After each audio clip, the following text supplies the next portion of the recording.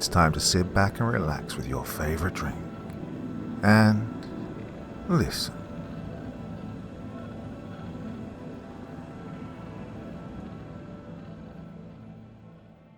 The Last Radio Call by Positive Tennis 6626. Chapter 1. Normal Day. 55 to dispatch. Show me 10-8 from that call. Put me on Highway 35 near mile marker 157 for radar, I said into my patrol car's radio. 10-4, 55. Have you cleared from the call and out at 35 for radar? The dispatcher replied in an always calm demeanor.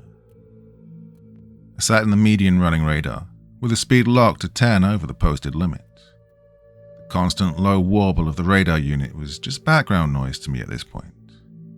I just opened up CAD, that's computer-aided dispatch, or as the general public like to call it, the laptop in the cop car. I just opened up the program to start my report, when my cell phone started to ring. The screen said, Erica. I answered. Hey babe, how you doing? That's good, I'm fine. I looked over at the clock. 16:21 hours, and my shift ended at 1700 hours. I have just over half an hour left pending any last-minute calls that come in. I love you two. Have fun on your girls' trip. Let me know when you get there. I'll miss you too, but don't worry, I'll be fine. I'm gonna see if I can pick up an extra shift this weekend. I gotta help pay for our wedding. It's only 3 months away.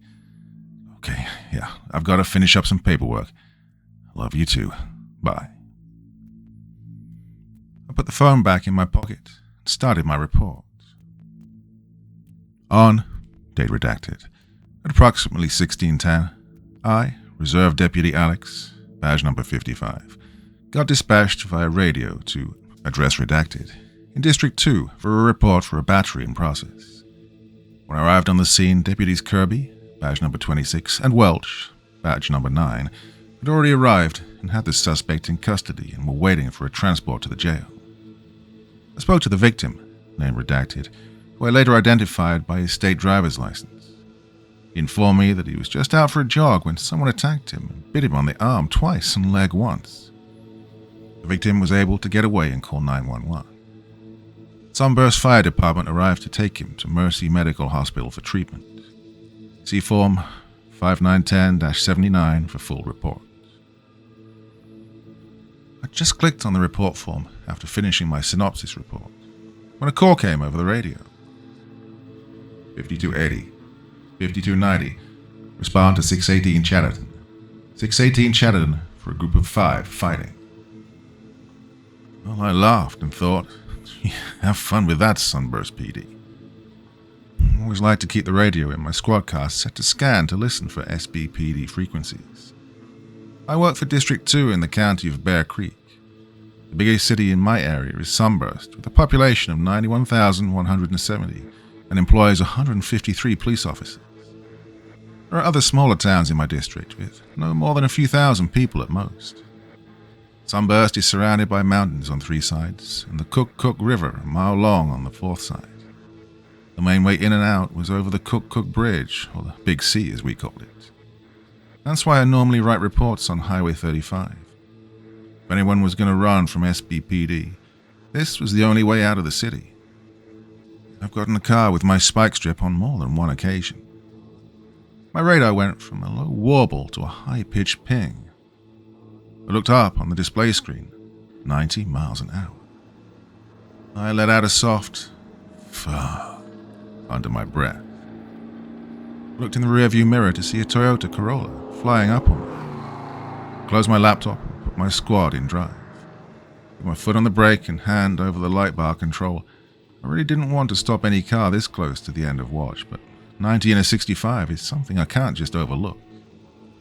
Toyota flew past me. I activated my emergency light, checked to make sure it was safe to pull out into the traffic, and floored it. The growl of the Crown Vic's V8 rumbled to life as I took off down the highway in pursuit of the speeder. As I sped away, I could hear my radio. Dispatch, this is 5290. Myself and 5280, 5 individuals at gunpoint. Send backup.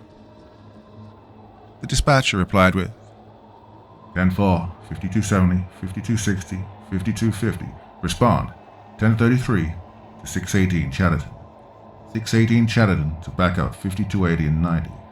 All other officers stay off the air until I hear back from 5280. I just caught up with a speeding vehicle and pulled it over. Our dispatcher for the county is different than the city, so I was able to radio my information to dispatch. 55 to dispatch, I said. Go ahead, 55, replied the dispatcher. Dispatch, can you run a 28 on a Toyota Corolla? License plate Boy Victor Adam 279 BVA 279.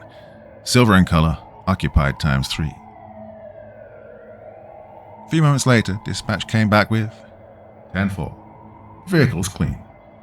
Which means it's not stolen. The tags are current, and the owner of the vehicle is not wanted in connection with a crime. I walked up to the vehicle and pressed my thumb onto the tail light, so if anything were to happen to me, they could dust the car for prints and find I was there. I walked up to the driver door, but stopped short just behind the A-pillar of the car. You never want to get right up in front of the window. That makes it way too easy to be killed. The driver rolled down his window, and I did my introduction. Hi, I'm Deputy Alex with the Bear Creek County Sheriff Department. The reason for my traffic stop is that you were going 90 in a posted 65. Any reason why you were speeding today? Also, can I see your driver's license, registration, and proof of insurance? I always like to have the driver talk to me and look for stuff at the same time. If they're drunk or nervous, they typically can't do both at the same time.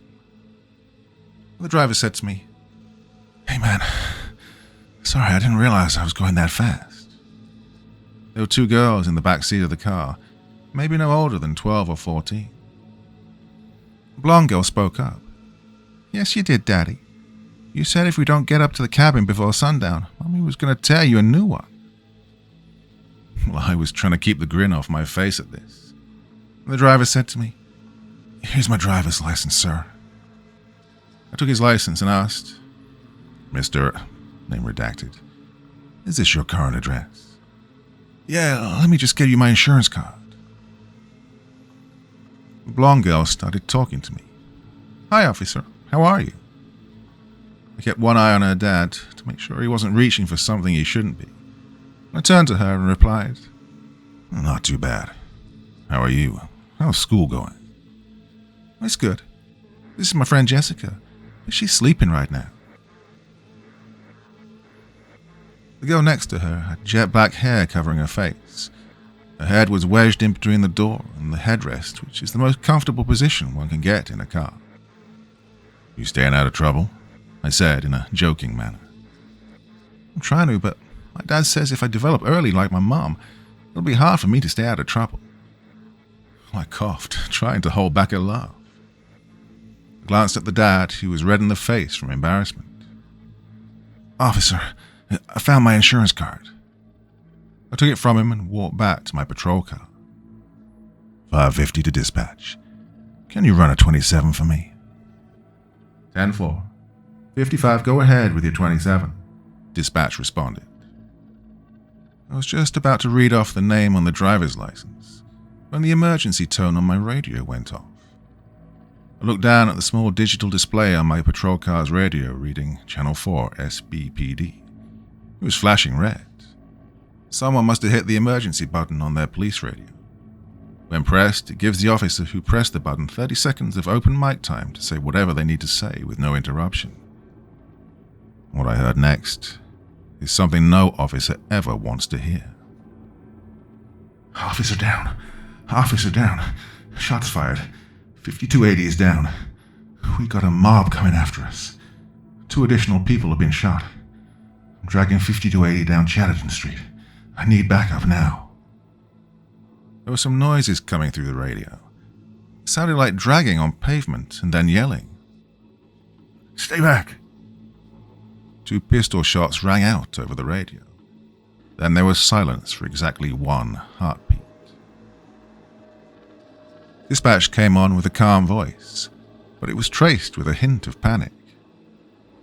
Tackle alert, tackle alert, tackle alert. Officers need immediate assistance. 618 Chatterton. 618 Chatterton. Officers down. Shots fired. This is an all units respond. 1033 TAC alert. Unknown conditions of the officer.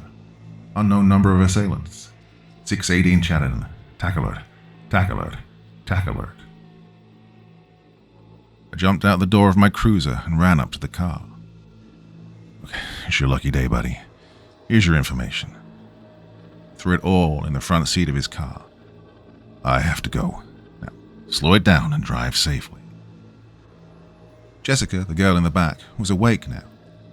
Our eyes locked for only a few seconds. She had the prettiest emerald green eyes I think I've ever seen. I knew I'd never forget them. I stumbled for a second. "Hi, officer," she said. Well, that traffic stop will be the last normal thing that would ever happen to me. Jumped back into my police car, slammed it into drive, and pushed the gas pedal to the floorboard. This was an officer down, a brother in blue, and I was going to go balls to the wall to get there. I grabbed my radio and called dispatch. 55 to dispatch. Clear me for that traffic stop. Show me 1017 en route to that TAC alert at 618 Chatterton. I'm going off frequency. We'll be on mutual aid 1 if you need me. Before I got a response back from dispatch, I changed to mutual aid 1 on my police radio. I did all this while driving at 120 miles an hour. Took the closest off-ramp, crossed over the highway, and got back on the highway, this time driving towards the city of Sunburst. In my rearview mirror, I saw the lights of another police vehicle. I slowed down so we could travel together. The police SUV was a state police vehicle. I quickly switched to the state police frequency and pressed the push-to-talk button on the radio. "State Police, on 35. This is Deputy Alex from BCSD. Are you responding to the TAC alert?" 10-4. "Do I need to take the lead?" asked the trooper. If you could. I'm not familiar enough with the area." 10-4. "Taking the lead now," replied the trooper. The trooper honked his air horn twice and passed me on the left. 10-4. "FYI, we're on mutual aid 1 frequency," I said before switching back over. 2 more squad cars fell in line behind us. One was a City of Bellevue police squad, which is a small city a few miles away from Sunburst. The other was a Bear Creek County deputy. Our convoy of 4 squad cars surged ahead with the emergency lights flashing and sirens wailing.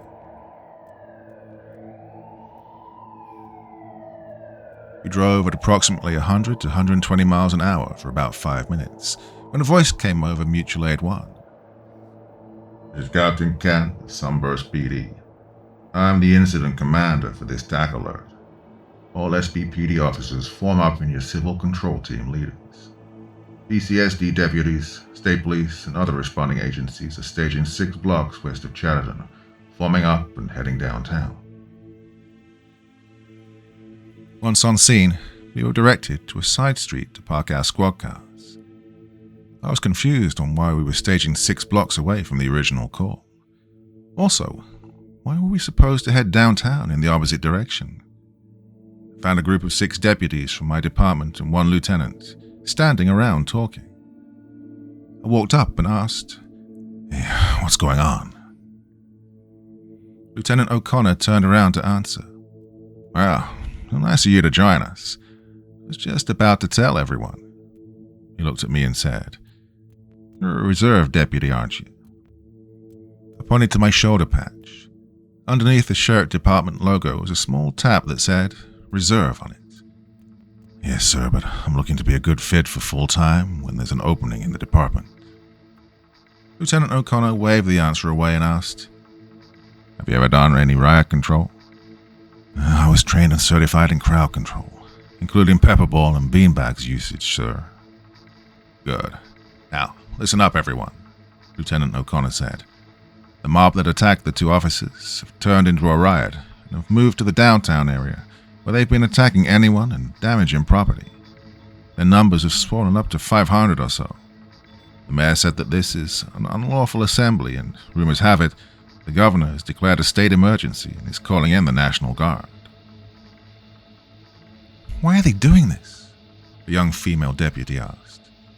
Lieutenant O'Connor replied, Well, there are 3 facts about riots. 1, crowds are anonymous. 2, anonymity breeds violence. 3, violence lowers consequences. You need a catalyst to set off the violence. I'm guessing the 2 officers shot someone who was well liked in the community. Do we know the status of the 2 officers? Asked the same female deputy. Last I heard, their backup showed up and pulled both of them out of there. They were in real tough condition, lots of bad cuts. People even bit them. They were transported to Mercy Medical Hospital for treatment, answered the lieutenant. There were a few murmurs from the deputies. One even did the sign of the cross over his chest. Now, let's get down to brass tacks and discuss our role in restoring peace, Lieutenant O'Connor announced. The front and second echelon of officers will be made up of SBPD and some of the smaller townships. SBPD has 6 of their CRT or Crisis Response Team, aka SWAT, with us. Their captain will be the team leader for the riot team. 3 of the CRT officers will be the gas officers in charge of using smoke and gas grenades. If needed, the last 2 will provide deadly force overwatch on top of the Bearcat. If one of the protesters gets ready to throw a Molotov cocktail or pull a firearm, these guys will be ready to shoot. State Police, along with our K9 and SBPD K9, will be on the arrest team. The Sheriff Department, that's us, will be rear guard and transport. We have 2 of our paddy wagons here that will be used for transport. Our job is to make sure no one slips in behind the group and tries to attack us from the rear. We'll also swap out with the arrest team if needed. Now everyone, don your riot gear. If you have less lethals with you, like the large cans of pepper spray or pepper ball guns, break them out now. Meet back here in 10 minutes. I'm going to check in with the incident commander and let him know the number of deputies I have. I walked back to my squad car, a little confused on how a riot could form so quickly. Emergency vehicles with their sirens blaring could be heard racing around the city in all different directions, no doubt answering 911 calls and doing their best to keep the city from falling apart. The CRT Bearcat armored car rolled past me as I got to my car. The throaty rumble of its diesel engine passed me. Its weight shook the ground, giving me a surge of confidence that we could restore order. I got into my riot gear as quickly as I could. Think of a suit of armor made of hard plastic plating with thick foam padding underneath, and then covered by Nomex, which is a very flame-resistant material. I clipped my drop-leg gas mask pouch on my left side. I then holstered my Monadnock Hardwood 2800. Now, that might sound fancy, but it's just a wooden riot baton. I had to do some digging around the truck of my squad, but found the hard plastic case and flipped it open. Inside, protected by foam, was a Tipman 98 custom paintball gun in bright yellow. I assembled the gun and loaded it with pepper ball rounds. Unlike normal paintball rounds, they were filled with pepper spray instead of paint. When the round hits someone or something, it breaks apart and sends pepper spray in a powder form everywhere. I put on my belt with 4 reloads of the pepper ball gun. Each reload holds 200 rounds of pepper ball. I checked to make sure the CO2 tank was screwed into the pistol grip of the gun and working properly. After ensuring that it was all in correct working order, the other deputies and I returned to the staging area. SBPD took over a parking ramp for the staging area, rally point. Their mobile command and control unit was a heavily modified RV complete with antennae, satellite dishes, and cameras protruding from all areas, along with a flushable toilet trailer and a large tractor trailer with an OWI, arrest processing center. I asked one of the local cops why there was a processing center. He told me it was for processing large numbers of people without overloading the jails. They can fingerprint, photograph, run names to search for warrants, and either give a citation, cut them loose, or load them directly onto the prison bus to be taken to the local jail.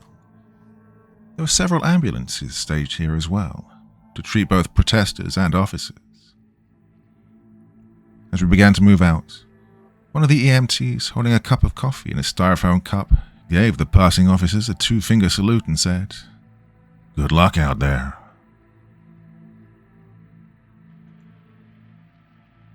Chapter 2. Chaos in the Streets. We marched a few blocks north, and I do mean march. The sound of all the boots hitting pavement at once has a psychological effect to any rioters.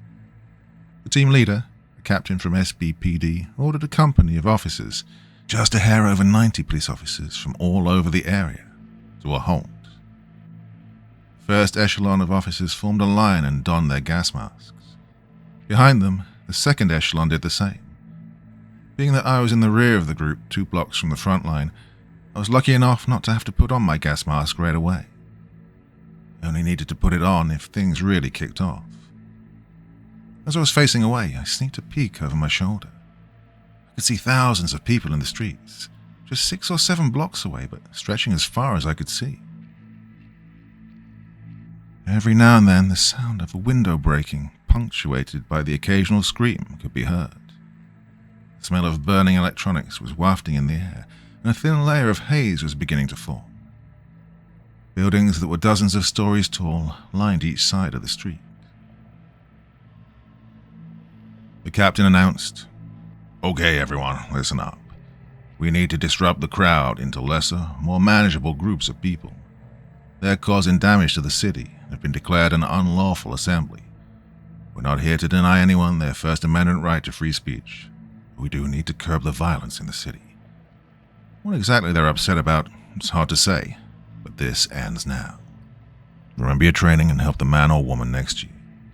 We'll push up 1 block at a time and clear each intersection, then move forward. We want to disperse and discourage the crowd from any violent actions.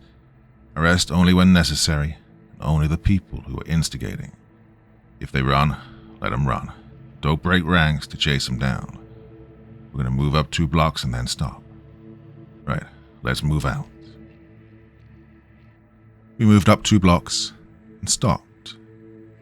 The captain started speaking to the crowd on his megaphone. "This is the Sunburst Police Department. This has been declared an unlawful assembly. You must disperse immediately. Use of smoke, tear gas, and pain compliance munitions have been authorized. You may be arrested." The captain repeated these messages a few more times. A female deputy next to me leaned over and said to me, "You know what's weird? I don't hear any chanting or people making demands. All I hear are moans." I listened closely. She was right. There was no chanting that people normally associate with protests, just a low, Then the command came to move up another block. I heard, "We're only 2 blocks away. We want 3 rounds of smoke between us and them. Fire when ready." The fast boom, boom, boom from the officers firing their Milcor 6-shot 40mm launcher could be heard. Within seconds, smoke filled the streets and blocked the view of any protesters that I could see. Lieutenant O'Connor yelled at me, "Alex, eyes front. Watch your sector." I could hear chanting coming from the street in front of me and coming out from one of the side aisles. I don't remember what they were protesting, and honestly, it doesn't really matter. About a dozen of them were walking up on us. A few were holding makeshift weapons, and the man out front with a megaphone was making a list of dumb demands to the police. Lieutenant O'Connor walked up to me and said, "Alex, fire on the man with the megaphone. He is the voice of the group. Stopping him or driving him back will discourage the rest." I raised my pepper ball gun and pointed at the man who was still a block away from me and yelled, "Turn around and leave or you'll be fired upon." Well, just kept coming at me. Mind does weird things in high-stress situations. I wasn't having any moral or ethical dilemmas about what I was about to do, though. I thought, hey, I used to be on a semi-pro paintball team. I wonder if I still have the skills. It's been a few years, but it's like riding a bike, right? Yeah, probably. I fired quick 6 shots, 4 of them hitting the man's megaphone, and the other 2 going wide to the right. Yep, I still got it. The man looked confused as to why his device stopped working. I fired at his face, and the pepper ball broke and sent the powder into the air. Lieutenant O'Connor came over and gave me a hard thwap on the helmet. "Alex, you don't aim at the face. You aim at the feet or the chest. Do you know the liability you just put yourself in?" Then he leaned in and whispered, "But off the record, that's a hell of a shot. God, I hate the people with the megaphones." The rest of the protesters formed phalanxes around the group's leader with umbrellas, shielding him from any more pepper balls. The female deputy next to me stepped forward with her 12-gauge beanbag shotgun and shouted, "Beanbag!" This signaled to everyone around her that the gunshot they were about to hear was coming from here and not anyone other than law enforcement. She fired, and the beanbag round punched right through the umbrellas, causing the small group to retreat around the block. This all went on for a short time. The group would approach us, and we'd fire at them, and they'd retreat. Lieutenant O'Connor came up at some point and said, "Mask for gas, mask for gas." Half of us put on our gas masks while the other half guarded them, and vice versa. I've been so focused on protecting the back of the riot team that I never took the time to look to see what was happening in front of the formation. No sooner had I put my mask on and checked for a good seal than I heard a dozen quick of the launchers, no doubt launching tear gas into the rioters in front of us. Then two more thumps as two canisters arched over our heads and towards a small group of protesters.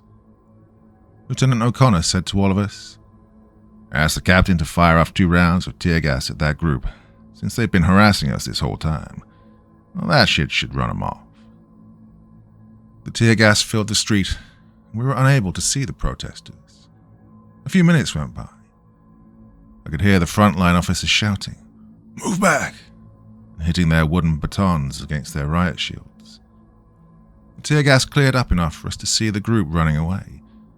As they hightailed it for the hills, a figure appeared from the side alley between 2 buildings. Shuffling towards us, his head resting on his right shoulder like his neck couldn't support his weight. His clothing was old and torn, and what I was hoping was motor oil clung to his shirt.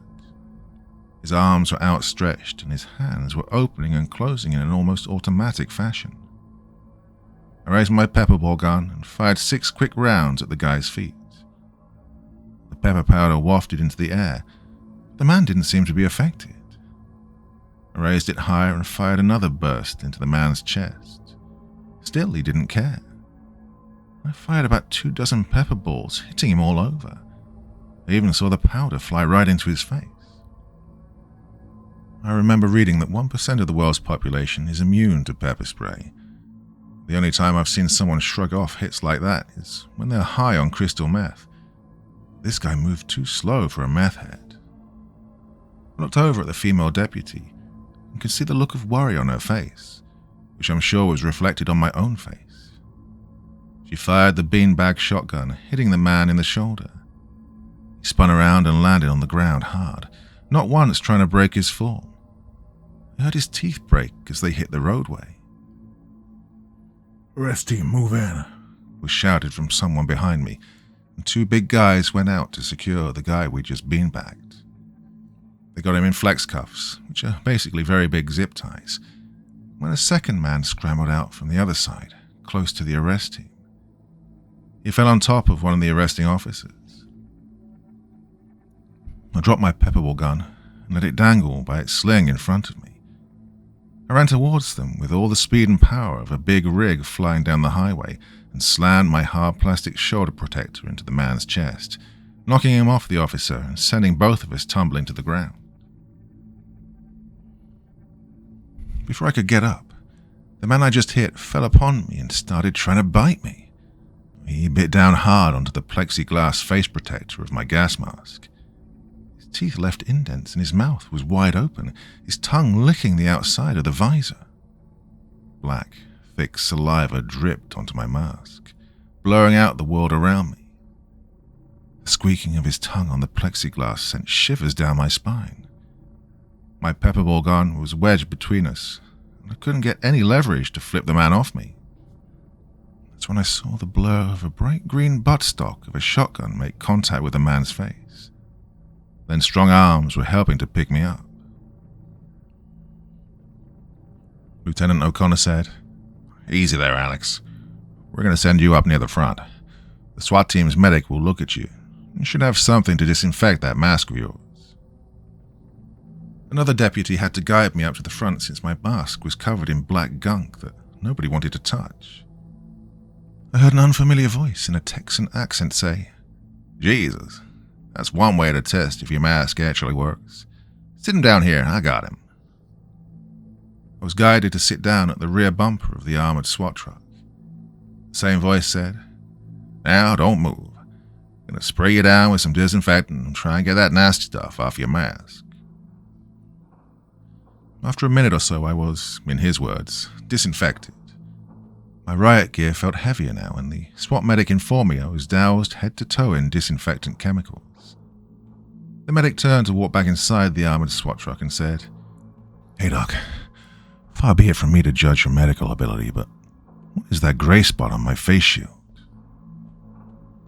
The medic came back out with a set of pliers and pulled on the mask until the grey spot was gone. The medic looked at the object between his pliers. Well, would you look at that? It was a human tooth. Damn, that man must have bitten down hard to get it stuck in the visor of your mask like that. Sure enough, it was a tooth. It wasn't a small piece either. It was most of the tooth. I looked at the medic and said, Hey man, do you have some water or something I can have? He nodded and said, Yeah, let me dig some out. We got a case of water inside that SWAT truck. He went back inside the armored SWAT truck then. I stood there and just took a second to let the situational awareness sink in. We heard the sound of smoke and tear gas grenades being fired, and a steady moaning could be heard over the SWAT truck's diesel engine. I leaned around the armored truck just enough to be able to see the other SWAT guys on the arrest team decked out in full battle rattle, beside the Milcor grenade launchers that looked like giant revolvers which held 6 40mm grenades. Each man had a heavily customized rifle slung on his back. No doubt they were fully automatic. Now, I'm a bit of a gun nerd, but the accessories they had looked like some alien technology hanging off their rifles. As they were firing the grenade launchers, the smoke became too thick to see much past the arrest team who headed into the smoke. I lost sight of them for a moment, and the next thing I knew, they were back with someone handcuffed and a bite hood over the offender's head. The bite hood was a thick cloth bag that was solid on the bottom and made of a mesh netting on the top. That way the person who was wearing it could still see where they were going. It prevented the wearer from biting or spitting on the officers. They walked the arrestee past me and put the person in the back of the paddy wagon, yelling, "Right, this one's full." The transport van left and another one took its place. I managed to talk to the two officers as they made their way back to the front before they were obscured by smoke. "Yeah, how's it going up there? I noticed we haven't moved in some time." One of the officers spoke up. "Yes, getting tough up there. We're holding one intersection, but they're coming at us from two sides. The front and the second echelon are almost 100% engaged, and the protesters are trying to push their way through with brute force. Yeah, we're scooping one or two of them up at a time and arresting them. But these fuckers are biting, and we're running low on bite hoods. Hey, do you guys have any in the rear?" I shook my head no. "Oh, we only made 2 arrests so far. We just tossed them in the wagon. I'm just guessing, but I wouldn't know. I was pretty much blind when they brought me up here for a medical." Cries for help could be heard coming from the front. The officer just looked at me and said, "I guess we're needed." Gave me a fist bump. Just then, the SWAT team medic poked his head out the back of the SWAT truck. "Hey man, I have your..." But his words were stopped mid-sentence, as a snip, followed closely by a ping, could be heard. He dropped my water bottle, which was disappointing since the cap was off of it, and it spilled everywhere on the pavement. The medic jumped out of the armored truck and looked up when another snip and ping could be heard. I looked up to where he was looking. I had no idea what that sound was or what was going on that caused the medic to jump out so fast. I saw the 2 SWAT officers on top of the truck who were the deadly force Overwatch. Their rifles had high-end suppressors and scopes, along with bipods extended as the two officers laid belly down out on the roof. I saw it happen. The first officer and then the other squeezed back on their trigger with the rifles tied up against their shoulders. They moved back ever so slightly that I almost missed it. The rifle barely made a sound, but I heard another soft snip. No doubt subsonic ammunition was being used. The only real indication that the rifle was even being fired was the ping from the ejected casing as it clanged on top of the armored roof. The medic said something into his radio, which I couldn't hear because the SWAT team was special and had their own radio frequency that was encrypted. This way no one with a police scanner could listen in. He jumped inside the SWAT truck like a man who'd just been set on fire and came out with a heckler and a Colt MP7. Oh, this was my dream gun. He extended the stock and shouldered the small rifle, pointing it forward towards the direction of the riot team. The shooting from the officers picked up with more urgency now. It was so fast that I couldn't even tell the difference between the two sounds. I heard the first unsuppressed shot ring out from somewhere ahead of us. The two canine dogs started to bark, the hackles on their back raised ready for orders to attack. Then another pistol shot rang out, followed by another. It went deathly quiet for a brief second. I looked over at the SWAT medic. I noticed that the barrel of his weapon was shaking. This rattled my nerves. I know he's just a SWAT medic, but he's still on the SWAT team and does all the same things the rest of the SWAT team does. Granted, he's normally towards the back of the team, but he went through the same training as everyone else. Watching someone like him get nervous is never a good thing. The SWAT officer with the grenade launchers slung them behind their backs and brought their rifles up. Then, it happened. It's like someone had flipped a switch. An almost instantaneous pop of pistols from all over could be heard. Through the smoke, I could see the muzzle flashes of over 36 pistols. It was as if every riot officer on the line got sick and tired of dealing with the rioters and just collectively said, "Screw this. This is much easier anyway," and then just started shooting them.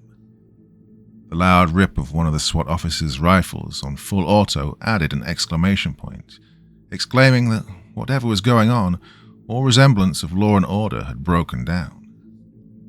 Two riot officers in full armor, bearing shields and wooden batons, sprinted past. They were covered in the black gunk. Then a group of 3 ran past yelling, "Fall back! The line has collapsed! Fall back to the rally point!" Pistol shots were still coming out from the front, but the firing had started to die down. Whether it was from running out of ammo or being taken down, I'll never know.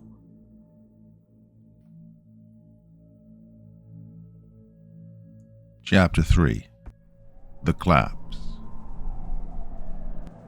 Sounds of moans shadowed the din of combat. They came shambling out of the smoke like some hellish nightmare. The SWAT team opened up. I watched as one of the rioters took over 12 rounds to the center mass and did not go down.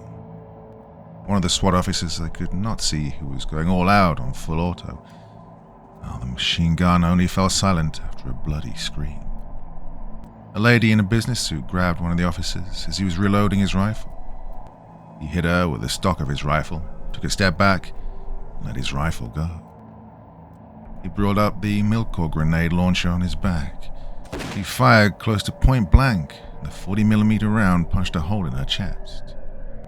The sternum completely caved in, and a loud snap sound echoed as the round hit her, spin snapping in and coming to a stop. The grenade went off and smoke started to billow out of her chest as she fell on top of the officer. I took off running, and a few other riot officers were running as well. I was trying to suck in as much air as I could, but was failing miserably due to the gas mask. I felt trapped and closed off. I wanted to rip off my mask and suck in the air, but with all the tear gas I knew, I'd be done for. I had to fight down the rising tension in my stomach. Vomiting with a gas mask on is an experience I didn't want to have, but the thought of all those officers firing into a crowd of unarmed civilians made me sick. I reached my old position, rear guard, and yelled, "Lieutenant! Lieutenant!" The other deputies were looking at me like I was a madman. I know the distance was only 4 blocks, but they had to hear all the shooting that took place. Lieutenant O'Connor ran over. "Alex, what the hell is going on? You just had a dozen guys from the front run past saying something like, 'They're not human.' What's with all the shooting?" "I don't know, man. I saw one of the rioters get hit a dozen times. They don't die. You can't kill them. I was told to fall back to the rally point." Lieutenant O'Connor said, "Just stay here. I'm going to see what's happening." He jogged into the dense smoke. The other 5 deputies and myself stood there looking at where the lieutenant had disappeared into the smoke. Pistol shots rang out. Lieutenant O'Connor ran back at us, yelling, "God, fall back to the rally point now." His hand was bleeding, and I could see a ragged wound on his arm. His service pistol was unholstered. All of us took off running. We were only 8 blocks away from the rally point. I figured we could regroup and go in more heavily armed if necessary. As we turned the corner, the scene that awaited us was in utter chaos and disarray. Officers were fighting with people. A paramedic was fighting someone off while a police officer hit him repeatedly with his baton. He hit the person so hard that the baton broke in half. A few of the deputies waded into the maelstrom to help. 2 officers were backed into the wall of the parking ramp while several people slowly shambled towards them. One of the officers had a large can of pepper spray and sprayed everyone in the face. Pepper spray was dripping off them, but no one in the group seemed to care. The other police officer pulled his service weapon and started shooting into the group. One of the rounds missed and actually struck another officer in the shoulder, causing him to fall down. As he fell, 3 of the things jumped on him. The door to the OWI Arrest Processing Center opened up and a bunch of them came walking out, the moans growing louder with each footstep. 2 deputies with beanbag shotguns started shooting into the crowd of them. As they made their way towards us, Lieutenant O'Connor began shooting his pistol at them. I noticed that every time a round struck their head, they'd go down and stay down. I pulled out my pistol but was hesitant to shoot. There were fellow officers and other first responders in the mix. I couldn't bring myself to shoot. Lieutenant O'Connor yelled over the battle raging in front of us. "Ditch the less lethals and head back to the car. We need to get out of there." The remaining deputies and I ran for our cars a few blocks away. There were only 4 of us left. We made it to our cruisers, huffing and puffing, trying to breathe. Everyone ditched their gas masks. The smell of death was in the air along with burning buildings and melting plastics. It was all an assault on the nostrils. One of these things was walking down the street alone. A single headshot put it down. "What's the plan, Elsie? Where do we go?" one of the deputies asked. Lieutenant O'Connor spoke. "I don't know. Get out of the city. If you have family in the city, get them and get out. If you can't get out, head towards the SBPD headquarters building. It should be safe there." The female deputy asked, "You mean get out and head back to the sheriff's department?" "No. These things, or whatever they are, have more than likely taken over the sheriff's department. The jail's attached to that building, and we've been transporting the rioters there. There have been more than a few of them." He pointed at the thing laying in the street. It was wearing a janitor outfit and had black blood covering the front of its body. "I don't know where you guys should go, but get out and be safe. I'm already done for."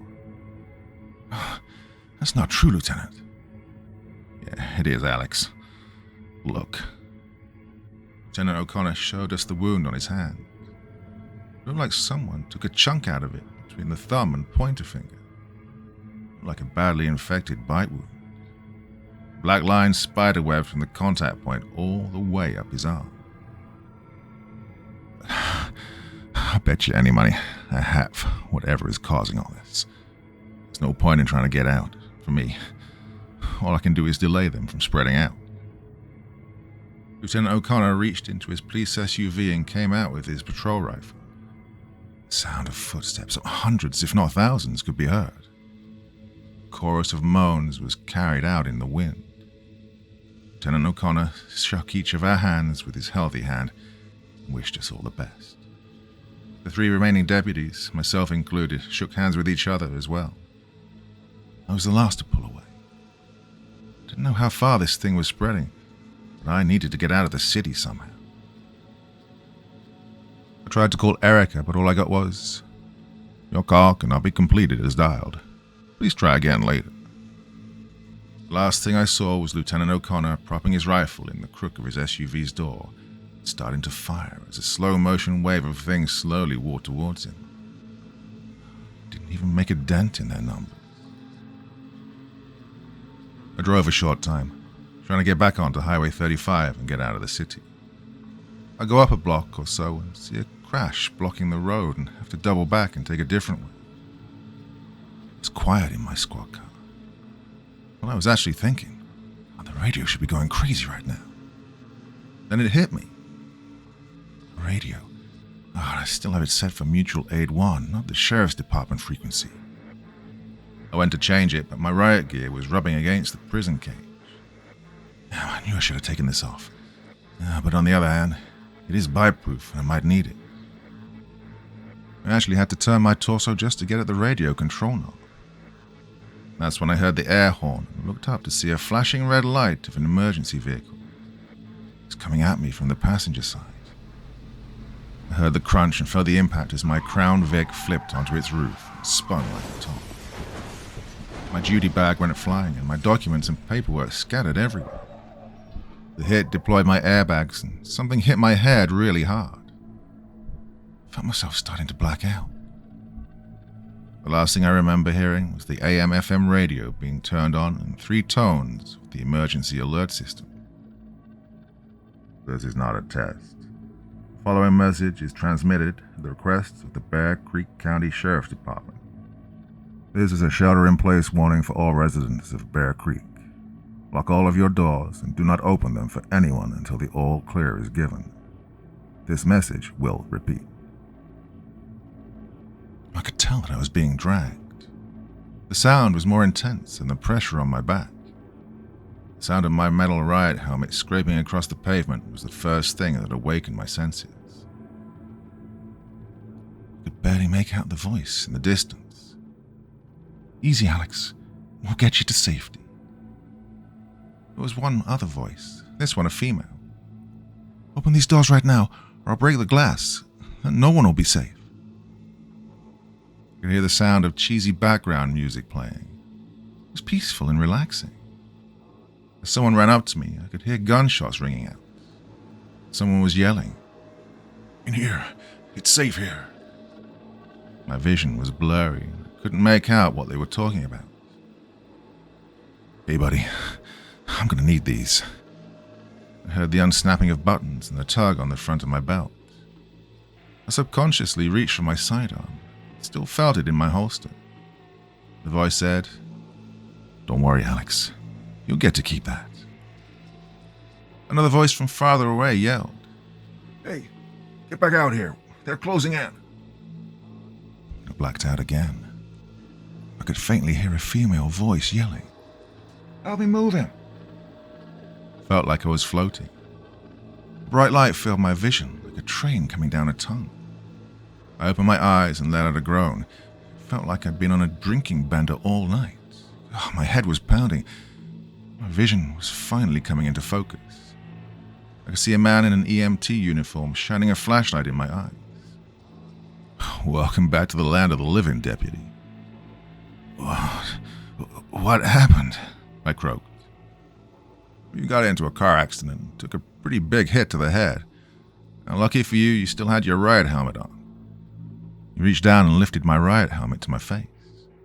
A big dent on the right side was clearly visible. "Yeah, where am I?" I asked as I tried to stand on shaky legs. "Well, deputy, you're on the 5th floor of the luxurious Sunburst downtown hotel and conference center." The room was large with big glass windows. The windows overlooked downtown. A small coffee shop with a sign that proudly stated, "Serving the city's best coffee," was displayed. Comfortable chairs and couches attuned the area. A handful of people were in the room. Most of them were wearing worried expressions while on their cell phones trying to make calls. Hey, I'm Peter, by the way. Alex, I said, shaking his hand. Yeah, you would have called me a few hours ago when that jogger got attacked. Hey, how is he? Well, he's probably dead, Peter answered. A voice called out from over by the windows. Hey, what up, brother?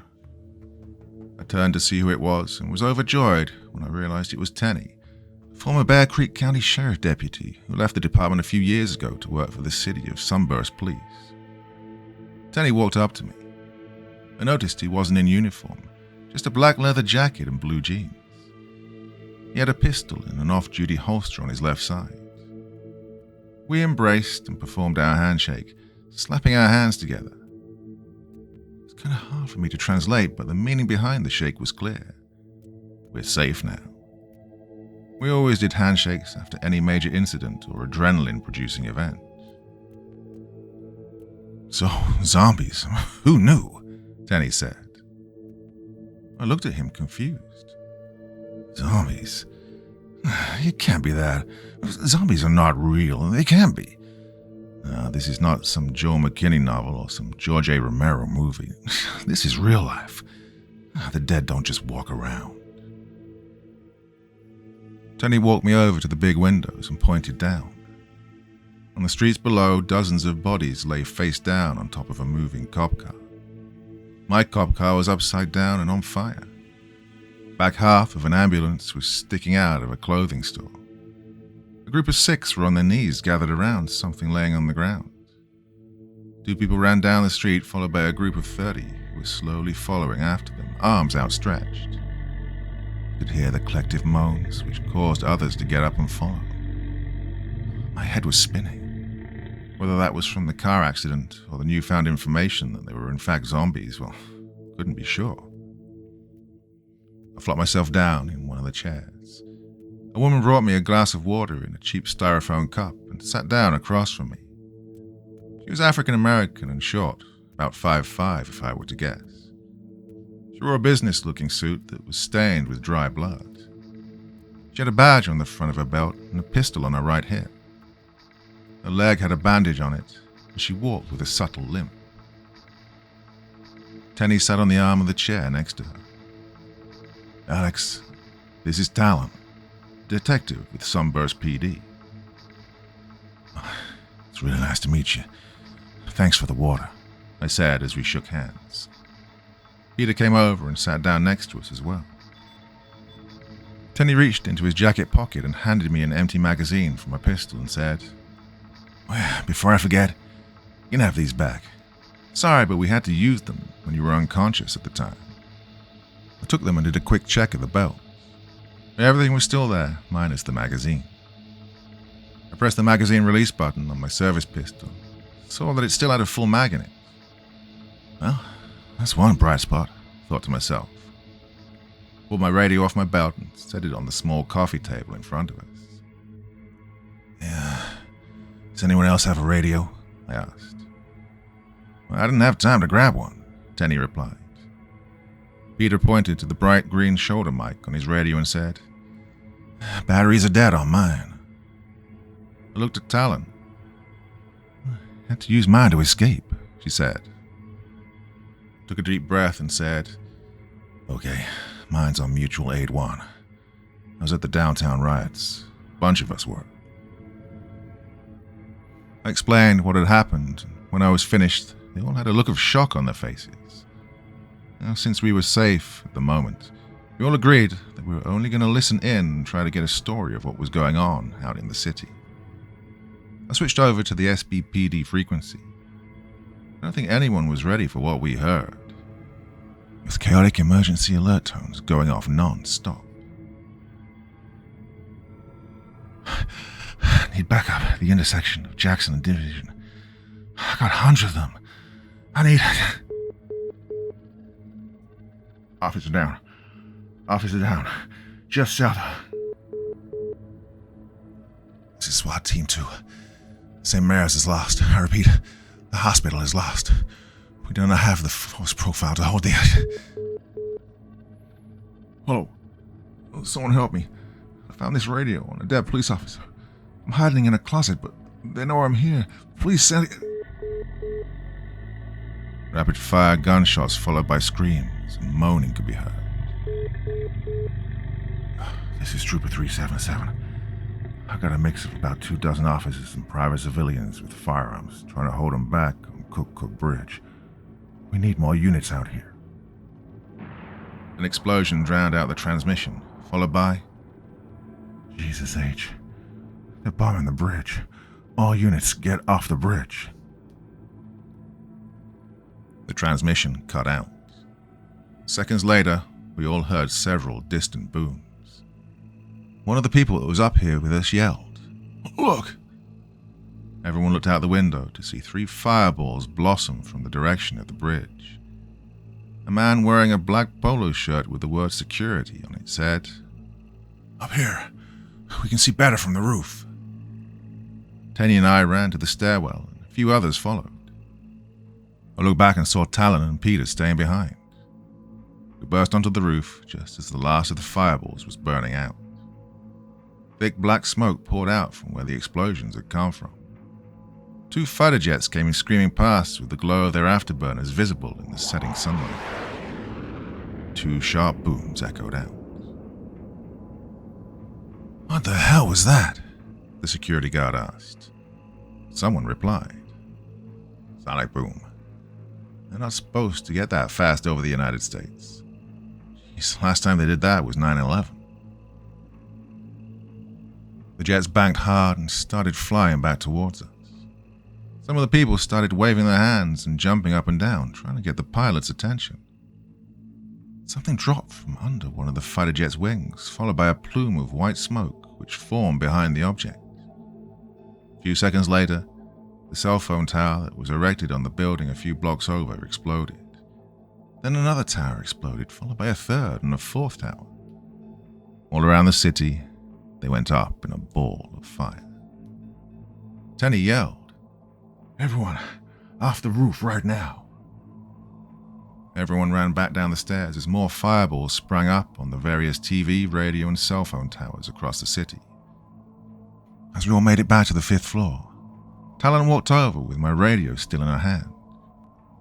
"So, what happened up there, boys?" she asked.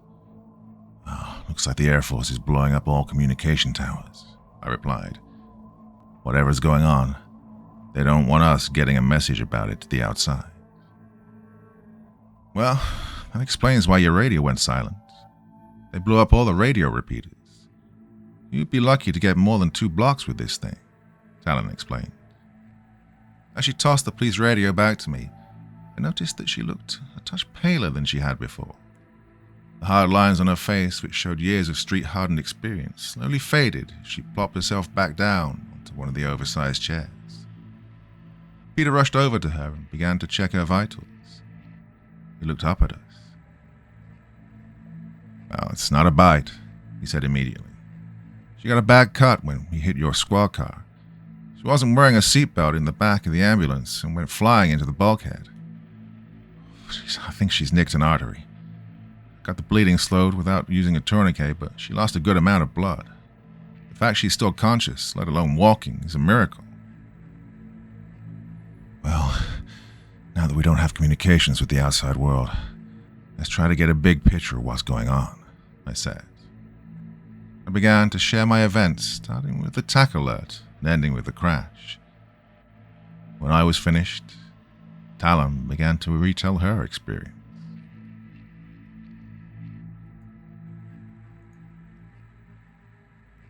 Chapter 4. Detective Talon. The phone rang on my office desk.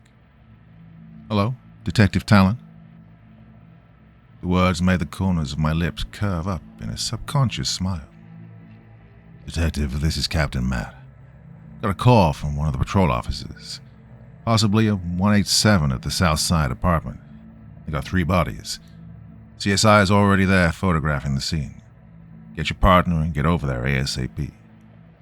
"Yes, sir," I said, while trying to keep the excitement out of my voice. I know it might sound bad to be excited about dead bodies. This was my first case. I was assigned after getting promoted to detective and going through all the classes and training. I sprang out of my seat. Still felt weird going from a full duty belt with every police tool under the sun to do my job. It's just a pistol, a spare mag, and one set of handcuffs. Trying to suppress my excitement, I calmly walked over to my partner's desk. My heart was racing 1,000,000 miles an hour. Detective Evan was my partner. He was out of shape. His 15 years behind a desk as a detective was obvious around his midsection. "Hey, Evan," I said. "We got one." Evan looked around the computer monitor at his desk and asked, "Well, what do we got?" Possible 187 homicide at the Southside Apartments with 3 victims. With a deep breath and a squeak of his office chair, he stood, tossing the keys to me, saying, "I'll bring the car around in front if you're driving." I pulled the unmarked maroon Crown Victoria to the front and Evan got in. We just pulled onto the street when the police radio in the car came to life. 5280, 5290, respond to 618 Chatterton. 618 Chatterton for a group of 5 fighting. We headed to the south side of the city when 2 marked police cars drove past us in the opposite direction with their lights and sirens activated. Well, I thought to myself, go get 'em, boys. We crossed the railroad tracks to the city's south side. Evan let out a grunt of disdain and said, "What a dumpster fire." "What do you mean by that?" I asked. "The south side is all ghetto. This is the 5th murder this month. You know how many drive-bys and how much gang shit happens over here? Yeah, not to mention the home invasions." "Yeah, this was my beat for 5 years. I know the area. Yeah, there are some neighborhoods that are bad. There's no denying that, but a lot of these people work hard. This is where poverty meets pride. The overwhelming majority of the people keep their yards clean and their houses looking spick and span. Don't let a few bad apples ruin it for everyone. With both parents working and kids off to school, criminals know no one will be home, so it's easy pickings. That's why most of the people here have bars over the windows, to deter the would-be home invaders." We got to the apartment complex. A police car with its emergency lights on was on the side of the road, and traffic cones blocked the roadway. I flashed our emergency lights hidden in the grille and visor, and the cop moved the traffic cones for us. We pulled up and put the car in park just as the police radio started back up. "Dispatch, this is 5290. Myself and 5280 have 5 individuals at gunpoint. Send backup." Dispatcher replied with, 10-4, 5270, 5260, 5250. Respond, 1033 to 618 Chatterton, 618 Chatterton to back up 5280 and 90. All other officers stay off the air until I hear back from 5280. I heard police sirens from different parts of the city as the officers were on their way to help another officer. We walked under the crime scene tape, which was super cool to do and makes you feel like you're important. I saw 2 ambulances with their back doors open and 2 gurneys with white sheets over them. The driver of one of the ambulances was chowing down on a sandwich. I recognized him from my time as a beat cop. A lot of the first responders get to know each other from all the different calls they go on. They normally end up becoming good friends. I walked up to the ambulance just as Peter beat down on his lunch. I held up my badge and said, "License and registration." Peter let out a laugh, which caused crumbs to fly out of his mouth and land all over the steering wheel. Peter then rolled down the window after swallowing his food. "Hey, Talon, how are you? It's been a while since I've seen you. I thought you switched patrol areas on me." No, nothing like that. But I did make detective. That's why I've been off the road for a few months. Haven't been to our book club meeting." "Well, I've been studying," I replied. "That's awesome. Congratulations. I'm guessing that's why you're here?" "Yeah, it's the first case they've assigned me. If you want to give me your take on it, my ears are open. I know you're a big mystery fan of those Who Did It books." "Yeah, sure can. When I arrived on the scene, we had 3 victims. Older male, older female, and a younger male. My best guess was a murder-suicide. Shot his wife and kid, then ate the licorice himself. Did 5 minutes of chest compression on the female and younger male, as they were pulseless, not breathing. We were unable to revive them. 2 gunshot wounds were located on both victims with no shell casing around. I'm guessing it was a revolver, maybe a .357. Definitely hollow points, as there were no exit wounds on the backside. Now I'm just waiting for them to load them up on the rig and take them to Mercy Medical for the examination. It's a very good deduction you have, I said. We'll, however, need an official statement from you and the other paramedics on scene that worked on the bodies. Also, hold up a second on loading them up. I'd like to take a look at them quickly. As my partner and I walked back to the ambulance, Evan said to me, "Good deduction on his part, but don't let his side of the story sway the way you gather information. I get he's your boyfriend and all, but I recommend seeing the crime scene first before you start questioning people. First off, he's not my boyfriend. And second, I know that. I just like to get insight on things." We got to the gurney and lifted up the sheet covering the victim. The female part of her shirt was cut away and 2 bullet wounds were visible in her chest. I had one of the EMTs help me roll her on the side, and just like Peter said, there were no exit wounds. I removed my examining gloves and said to Evan, "Possible hollow point rounds. It could be smaller FMJ round that struck the ribs and didn't go all the way through." I turned to the EMT. "Have the doctor email me the findings when he's done." And I handed him my business card. Just then, the sheet moved. I jumped back as the EMT and Evan let out a laugh. "These fresh corpses. You never ever seen a death twitch before, detective?" the EMT asked with a chuckle. I shrugged off the response, and Evan and I turned towards the apartment. A very young-looking officer was guarding the crime scene. The officer took our names and badge numbers and signed us in. Put on our hairnets, face masks, gloves, and shoe booties to avoid tracking any unwanted DNA to the crime scene. The CSI, crime scene investigators, were hard at work photographing everything. Small plastic number tents were strewn about the area. I talked to one of the CSI techs. He gave me a list and a brief description of what evidence was removed and what was still needed processing. I walked around paying particular attention to the blood splatter on the ceiling and walls. I saw a couch not too far from where the suspect had eaten his own gun. I asked the CSI techs if we could lift the couch up. They didn't see why not, since they'd already processed that room. Evan grabbed one side, and the other CSI tech grabbed the other, and they lifted. "Ah, there it is," I said. The CSI tech, not lifting the couch, looked over and said, "Yep," and began snapping away with his camera. After a few minutes, Evan let out a strained, "You two almost done? God, this pig is heavy." The CSI tech nodded at me. Using sterile metal tweezers, I grabbed the pistol and removed it from under the couch. Evan and the tech set it down with a thump. I examined it closely. It was a .357 revolver. Evan grabbed an evidence bag and I popped open the revolver cylinder and saw that all but one round had been fired. I dropped the rounds into the evidence bag, making the weapon safe for the CSI techs to handle. A voice called out from the front door. "Detectives, could you come here quick?" Evan looked at me and asked, "Did you see what kind of bullets they were before you sealed the evidence bag?" I took a second to think and realized I hadn't. "No, I didn't," I replied sheepishly. The voice called again. "Detectives?" Evan said, "Talon, these are the small details you need to remember to check. Now this is clearly an open and shut case, but remember to slow down and check. I'm glad you found the suspected murder weapon." Evan was cut off when the voice, almost in a panic, called out, "Detective, something's going on out here." Evan let out a sigh. "Probably the victim's family members. I'll go see what the deal is." A moment later, Evan called out to me.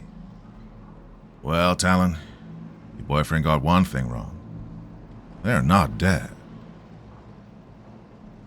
I stopped what I was doing and yelled back, "He's not my boyfriend, and yes they are. I examined them myself."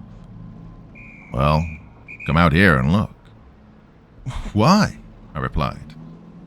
Well, I don't know what's going on. Can't be possible. It's not possible, I asked while making my way over to the window to look outside.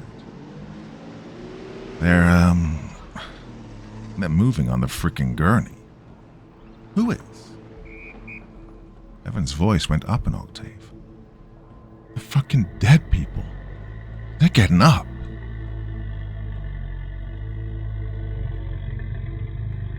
I looked outside to see the younger male starting to move. Female EMT was beginning to check for a heartbeat with the stethoscope when he sat up and bit the EMT on the arm. She let out a scream, and I saw skin and flesh get pulled away from her arm. A very large EMT, built like a lumberjack, rushed in and punched the teenager who just bit his co-worker in the face, sending him rolling off the gurney and onto the ground. The female EMT was spraying blood everywhere. Oh, the bite must have gotten the radial artery. The other EMT on scene rushed in to stop the bleeding. They put her in the back of the second ambulance and raced off. The female started to move as well. She got off the gurney and started walking toward the young officer guarding the crime scene. Evan was standing in the doorway behind him. The young officer fumbled around his belt line until he found his taser. In a shaky voice that cracked when he spoke, he said, "Don't come any closer, or you'll be tased." She was scrambling forward, getting closer and closer with each step. Evan yelled, "He's just tased her already. She's crazy." The officer pulled the trigger on his taser. The probe shot out with a pop and made contact with her flesh. The woman faltered for a second and kept walking forward with her arms extended towards the young officer. And Evan yelled, "Zap her again." The taser gives a 5-second zap. The back of it even has a countdown timer so the officer knows when it's safe to arrest the person or give them another zap if they're not complying to the officer's orders. I saw the timer count down from 5 to 0. That woman never stopped walking. The young officer looked back at Evan, eyes wide and scared. "What do I do now, sir?" "If you got pepper spray, now'd be the time to use it, son." The officer dropped the taser on the ground and found his can of OC pepper spray. A 1-second burst is all you need, but in his panic he emptied the whole can into her face. He did nothing to discourage the woman from coming forward. The officer, who never moved from his spot, let out a scream as the victim of a shooting no more than 30 minutes ago bit into the officer's neck. Evan pulled his pistol out and shot the woman point blank in the face, causing her to fall down and stay down. The officer was choking on his own blood. One of the EMTs ran up to help as the teen got up from the ground and made his way toward Evan. Evan turned and fired 3 rounds into the teenager. Watched the new holes form, right next to where the previous gunshots were. A fury of shots rang out as the officer, who was at the roadblock, ran up and emptied his pistol into the teen. Bullets ripped into his body, and he went down. The EMT working on the younger officer jumped back in alarm as the officer grabbed onto Evan's leg and bit down hard. Evan fell to the ground. I ran out with my pistol in my right hand, but before I could even raise it, Evan fired 1 round off, hitting the officer in the head. Blood began to pour out of the leg bites. Luckily, the other EMT and Peter jumped into action as the officer from the roadblock reloaded and moved forward, talking into his radio. They put a tourniquet onto Evan's leg and cinched it down tight. Evan let out a groan of pain. We put him in the back of the ambulance and sped off towards Mercy Medical Center. The last thing I saw out of the ambulance's back windows was the teenager getting back up and walking towards the officer. The 2 CSI techs ran out of the building.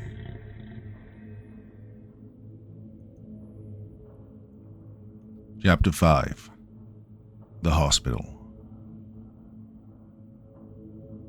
I got on my portable police radio. "This is Detective Talon. 1033, officer down. We need a police escort to Mercy Medical. We're on the south side of 9th Street, just north of the railroad track. Break. Send additional units to the south side apartment. An EMT from SBFD and an officer from SBPD have been attacked. Shots have been fired. Dispatch sounded frantic. It was like everything in the dispatch center decided to go tits up all at once. Message received. No units available at this time. They're downtown dealing with a riot. On other urgent calls or just not answering their radios. Hey, good luck. I looked at my radio in complete shock and yelled out loud. No units available? How the hell are there no units available? Shit, I'd take a meter maid blocking traffic to help up at this point. The ambulance with its lights flashing and a siren blaring raced down the empty streets. Peter, I yelled, how much longer do we have? Oh, we're 3 minutes out. I'll let them know we have an officer down and we're coming in hot, but no one's answering me at the hospital. Every now and then a cop car or fire truck would zoom past and an occasional gunshot could be heard. Peter's partner was calling vitals over the radio. Evan lost consciousness at some point. Blood sloshed back and forth with every turn we took. We heard the sounds of helicopter blades overhead as the Flight for Life helicopter ambulance was coming in to land on the roof. This brought forth a surge of hope for me. Hey, they're going to helicopter him to a different hospital, I thought. The parking lot was full of cars and people rushing other people into the front entrance of the building.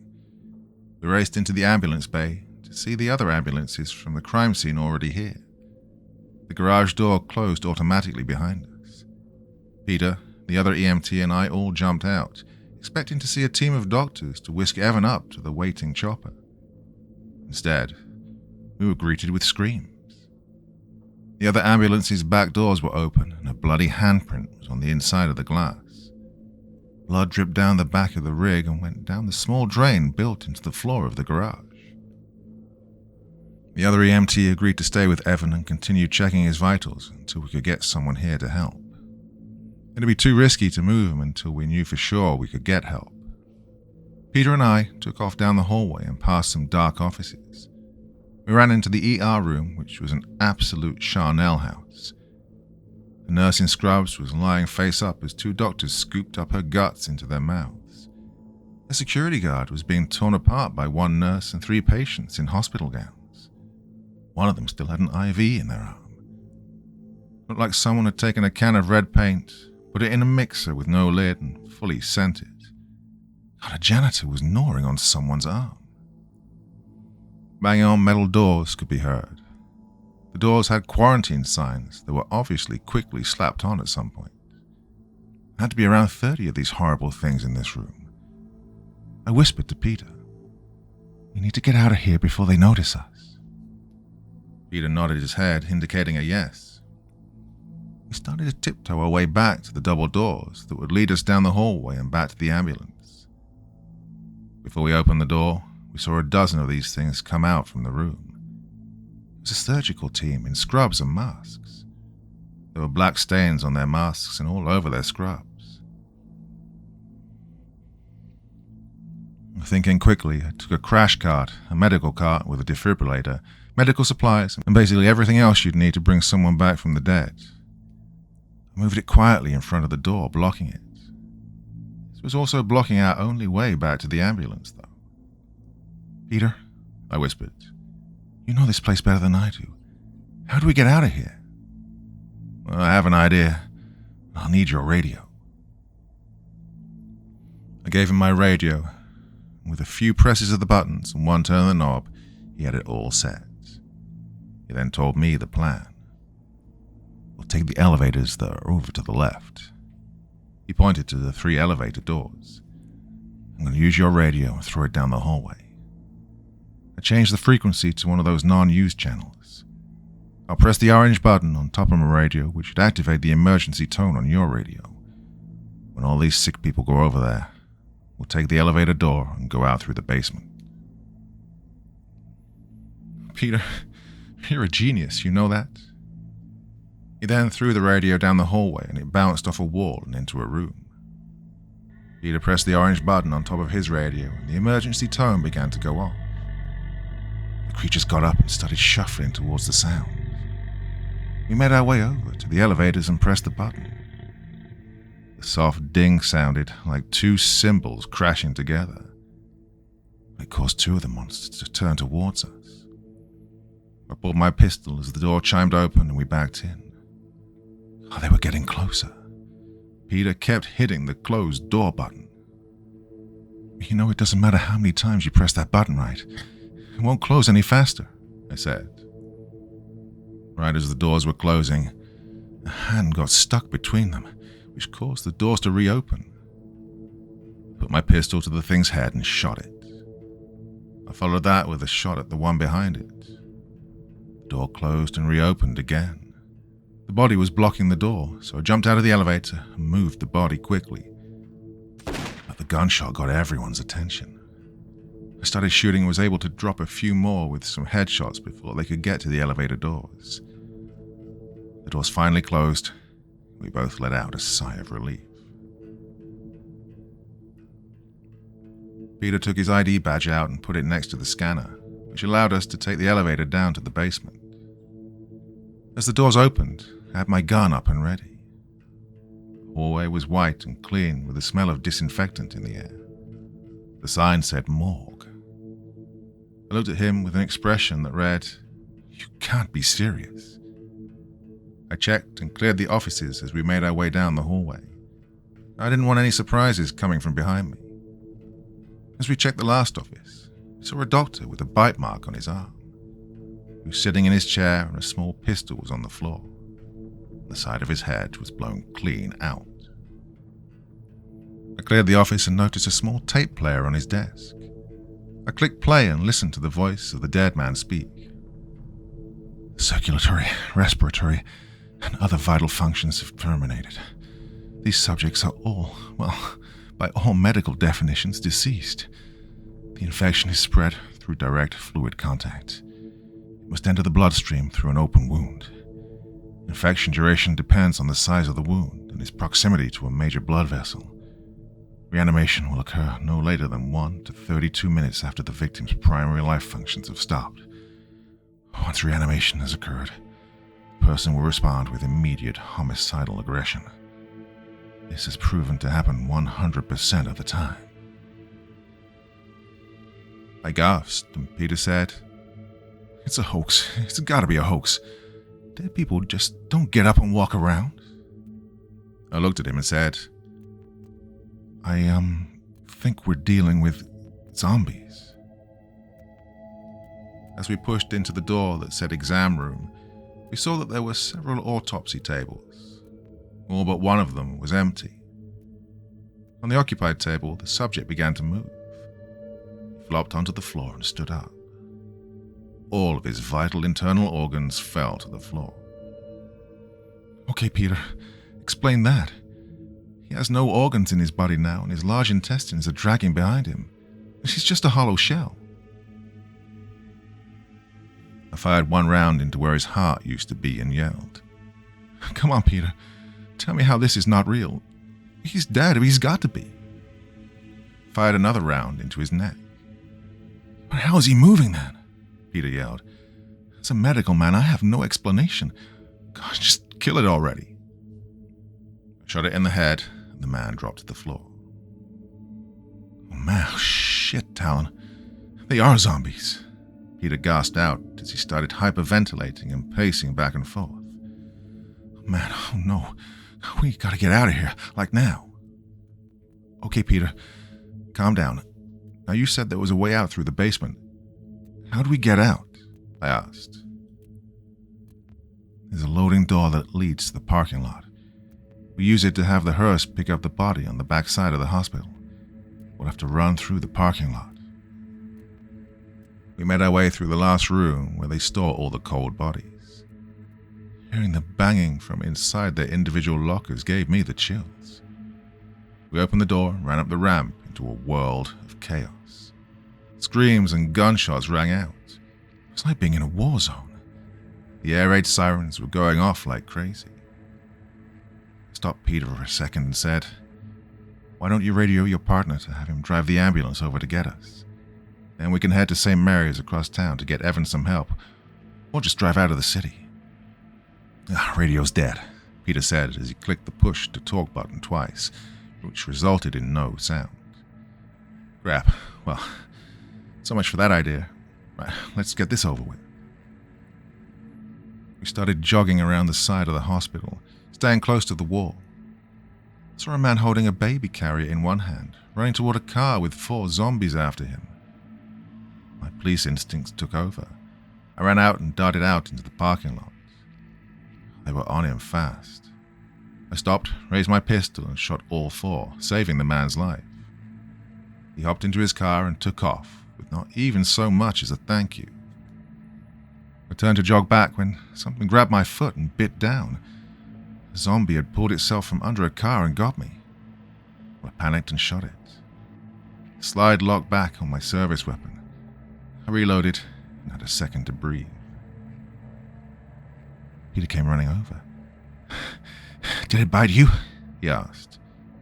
"Yeah, but only on my composite toe boot." I then kicked the twice-dead person in the head. I made a mad dash to the ambulance garage.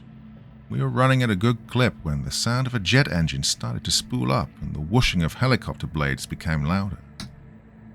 We both looked up in time to see the air ambulance lift off. I turned to Peter. "God, I'd love to be in there, above all this, safe in it." Before I could finish, the helicopter took off and shot out to the left, and then right back at the building. Well, there were 3 people hanging onto the skids of the chopper. The chopper was clawing for altitude, and the engine was screaming. The rotor blades were trying to beat the air into submission with each rotation. Then a lone, shambling figure stumbled next to the helicopter, which was almost level with the rooftop. We both watched as the zombie got sucked into the air intake and shot out the backside in a mess of gunk. The helicopter flamed out as the engine was starved of air and free fell to the ground below and exploded. Right at the entrance of the hospital, we stared for a moment as the zombies came out on fire, shambling around. Peter and I then sprinted to the ambulance garage, and Peter used his ID badge to unlock the door. We shut the door and saw Evan tearing chunks out of Peter's EMT partner. I said a short prayer, raised my pistol, and shot Evan in the back of the head. Then I shot Peter's partner as well, to be safe. I took Evan's gun, badge, and spare magazine. Peter started the ambulance, and I hopped in the back. As we made our way out of the city, we drove with the emergency lights on. It didn't matter that anyone who was on the road didn't care. We were coming up to an intersection. I was leaning into the front of the ambulance, telling Peter where to go when he suddenly locked up the brakes and we hit something hard. I was flung forward, my leg hitting the edge of the bulkhead. I remember feeling a deep, sharp pain and then nothing. I woke up to Peter yelling, "Talon, we need to move fast." I could also hear gunshots. I opened up the door to see someone dragging a sheriff deputy out of his cruiser. He got him halfway out and turned around to shoot 3 zombies in the face. He proceeded to drag him out and drag him over to a nearby hotel. I ran over to help. Peter grabbed his medical bag, slung it over his shoulder, and followed. The man was arguing with someone on the other side of the hotel's glass door. After everything I'd seen today, I was done dealing with people. I walked up and pointed my pistol at the glass and said, "Open these doors right now, or I'll break the glass, and then no one's safe." The pimply-faced kid was wearing a black shirt that said security. His eyes went wide as he stared down the barrel of my pistol. He locked the door and Peter helped the other guy carry the deputy inside. The man came back out and showed me his police badge. "Yeah, I'm Tenney," he said. I showed him mine and replied, "Detective Talon, Homicide Unit." I realized that the title had somewhat lost its meaning now that the dead were walking. Zombies started shambling towards us. Officer Tenney raced back to the upside-down squad car and came out with a deputy's patrol rifle and started blasting the walking dead back. A couple of survivors ran up and into the hotel. Tenney was walking back when the rifle went dry. He discarded the empty rifle and pulled his pistol back out and kept shooting until he ran out of ammo. But more continued to come. He ran back to the sheriff's deputy and pulled the pistol mags off his belt. He then ran back out shooting, thinning the horde that slowly made their way towards us. When he was down to his last mag, he ran back in and told the security guard to lock the doors. Peter and Tenney carried the deputy to the elevators, and we all rode up to the 5th floor.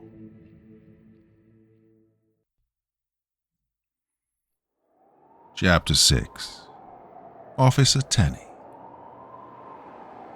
I was working the dog watch. That's 10 p.m. to 6 a.m., except it was more like 10 p.m. to 8 a.m. I was held over on a dumb 911 call that came in at 5:40 a.m. on the west side of the city. An old lady called 911 to report her stolen cats.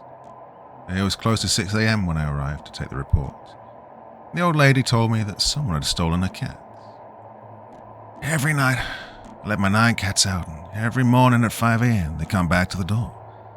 None of them came back, she explained. I think someone stole them. The names are Catrick, Fuzzinator, Cleocatra, Apollo, Porsolo, Jennifer, Winston Purchill, Gin Spur, and Prince Fluffy Bottom. I told her I would canvass the neighborhood. I did 2 slow laps in the patrol car and then parked in front of her house. I spent 10 minutes on the computer playing solitaire and then got out and told her I'd send one of our best animal control officers over to take a full statement as soon as they got in. Well, she was overjoyed. I drove back to the police station, punched out, and changed into my street clothes.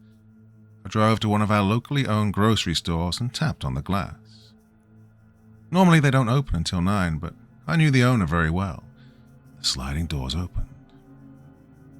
Hey, Tenney, got your bags right here, Lisa said.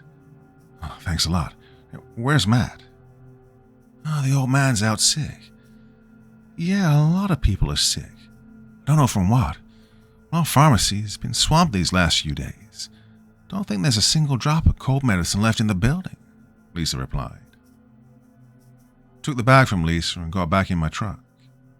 The bag consisted of 4 frozen hamburger patties and a 6-pack of ice-cold beer.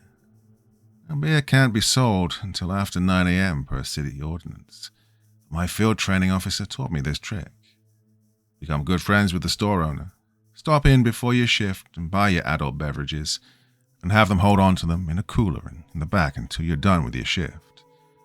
It's not uncommon to stop in after a shift and see 5 or 6 bags in the back with different officers' names on them. I entered my condo complex and parked my truck.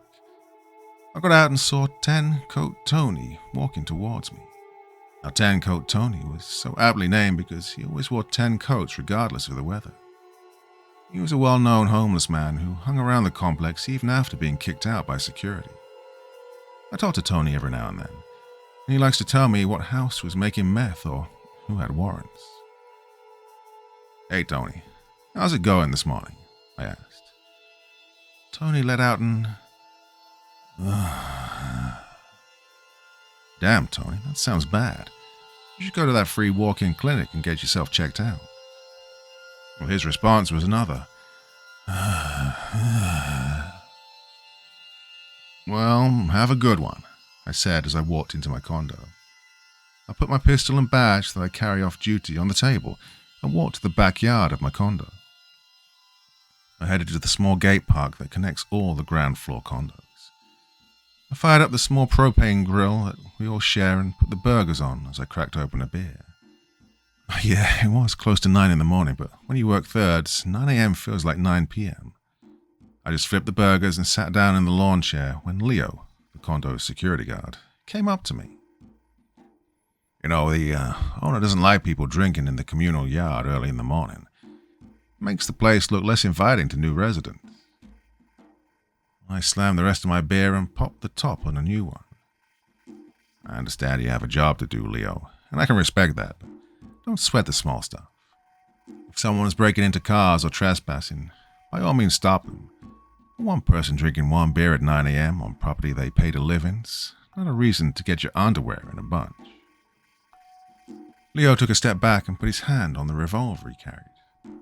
A voice from one of the other condos yelled out, "Leo, leave him alone, go deal with Tony. He's in the parking lot again." Dave, a third-shift worker at a steel mill, walked out of his place and up to me. "Hey, Tenney, can I bum one off you?" I handed Dave a beer and we clinked bottles and downed a third of it in one pull. With a satisfying, "Things are getting crazy out there, ain't they?" Dave said. It was a statement more than a fact. I wouldn't know. Got me working in the rich West Side. Bunch of old people with money. People who call the police if they see someone who has skin darker than that of an Irishman. Well, today I took a call about missing cats. That's what happens when you pay the city $8,000 a month. They make sure you have a cop right there when you need it. Or should I say, allegedly pay $8,000 to the city. Dave and I let out a laugh. Took the burgers off the grill and offered one to Dave, who politely declined, saying he'd already eaten. Dave continued. "You know, my wife works at the hospital." "Yes, I do. She had to do blood draws on more than one unruly person for me," I answered. "So, anyway, she got called into work early and she left me with some weird voice messages. We're not allowed to have our cell phones on the mill floor, so when I finished my shift at 6 a.m., well, you just listen to them," Dave said as he pulled his phone out of his pants pocket. After a few seconds, he hit play. Voice message. Time 3:27 a.m. "Hey, honey. Sorry to call you at work, but Dr. Fisher called our team in early about something. Didn't really hear him. I was half asleep." The shower turned on and the light hum of a bathroom fan could be heard in the background. "So, just stepping in the shower now. I don't know when I'll be done, but don't let the kids sleep too late. You know how teenagers are. Well, anyway, I love you. Anyway, I love you, and I'll see you when I get back home. Bye." Voicemail, time 4:49 a.m. "Hey, just got out of surgery. Well, kind of. The weirdest thing happened." There was a hesitant pause. The guy we were working on flatlined, and the anesthesiologist hit him with a high dose of adrenaline. The surgeon zapped him with the AED paddles, and he came back, but his vitals were still flatlining. The patient got up off the surgical table. Well, fortunately, we didn't start cutting into him yet. We all left the room and security's handling it right now. We were told his heart monitor was not working. Someone in the background was running, followed by someone shouting, Code Blue in the ICU. Look, I've got to go. I love you," was rapidly said before she hung up. Voicemail. Time 5:05 a.m. Muffled talking, running footsteps, and the sound of fabric against the microphone could be heard. Pocket dial, most likely," I said. Dave nodded in agreement. Then we heard a male's voice. "Okay, time of death is 5:07 a.m. Let's get him strapped down. We don't know exactly what's causing this, so let's get him down to the quarantine area and call the CDC and the MIDRP to let them know we got another one." There was a scream, followed by more footsteps and a woman yelling, "Where are you taking my husband?" There was some more arguing back and forth. "Doctor, we've got one moving in room 2. A male voice followed. "It's only been 2 minutes this time." Another male voice could be heard. "Oh, Jesus, it's speeding up. I'm calling security." The last voice we heard belonged to a female. "Forget that. Call the police." Then the line cut out. Voicemail, time 5:31 a.m. There was the sound of heavy breathing followed by the starting of a car. "Dave, they cancelled all vacationals and leaves. They're calling in everyone. The CDC, DHS, FBI, just everyone. There's no medical reasoning. Long story short, some of the other nurses and even a few doctors left. I don't know if I'm going to have a job tomorrow." Tires could be heard squealing as if someone was taking a turn at high speed. "I'm getting the kids, heading up to your parents' cabin up north. Please meet me there ASAP." Then there was a brief pause. I love you, Dave." "Wow, that's some heavy shit right there," I said. "I know. I feel bad for not going. I tried calling, but it went to voicemail. There's no cell service at the cabin.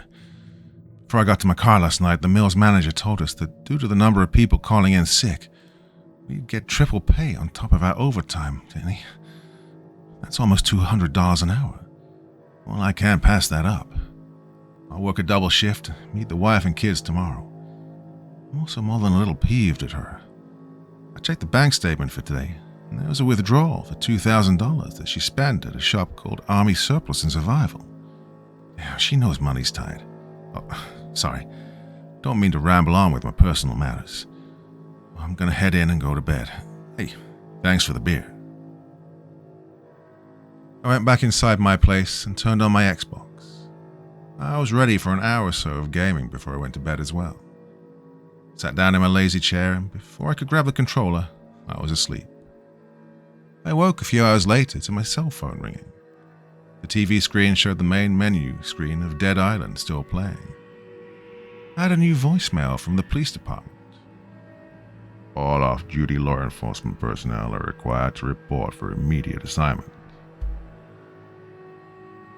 I turned the TV off and thought, well, there goes my day.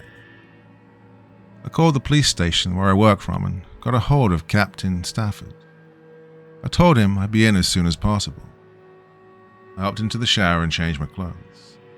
My uniform and duty belt stayed at the police substation in my locker. I grabbed my gun and badge and ran out the door. Got into my truck and saw that Davis's car was gone.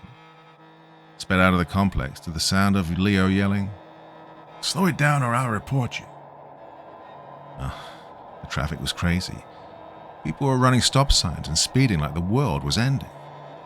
I saw a minivan with a family in it go onto the sidewalk. "The heck is going on?" I said out loud to myself. I was only a few blocks away from the substation when I saw a young woman trying to fend off a man from assaulting her. I threw my truck in park, jumped out and reached for my police badge in my pocket, put it around my neck. I ran at the man yelling, "Hey asshole, police, stop." I tackled the man to the ground and the woman ran away screaming. I thought with this guy for a minute. He was bigger than me, but a lot slower. Well, almost like he was drunk. He let out and tried to bite me a few times. I had him on his stomach with his hands behind his back. With no cuffs on me, there wasn't much I could do. I pinned his hands down with my legs and called dispatch, but it just kept ringing. A man from one of the stores came over with a roll of duct tape, and with his help, we were able to tape the man's hands behind his back. That's when I heard the sound of approaching police sirens. "Here come the boys in blue," I said. The two police cars raced right by me. I could see a third one coming down the street with its hood all dinged up and scrape marks along the push bumper, along with a cracked windshield. I jumped out into the street, partially in front of the cruiser, and held out my badge. The police car screeched to a halt. I ran up to the driver's side as the window was being rolled down.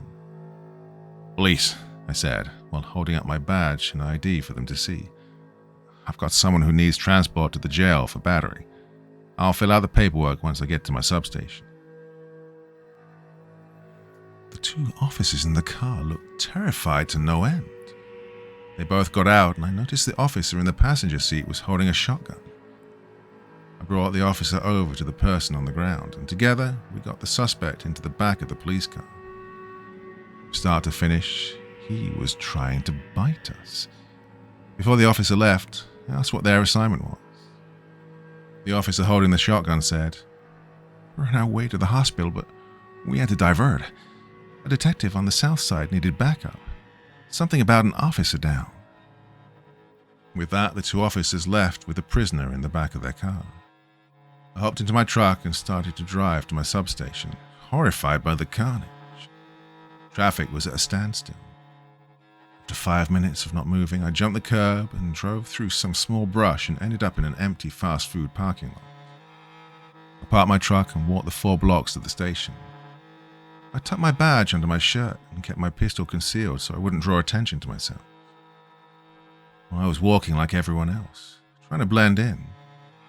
My situational awareness had skyrocketed up to the max. I saw a guy across the street pick up a brick and throw it through a pawn shop glass door. The man entered, and the sound of a shotgun being racked could be heard. I froze, waiting for the shot to ring out.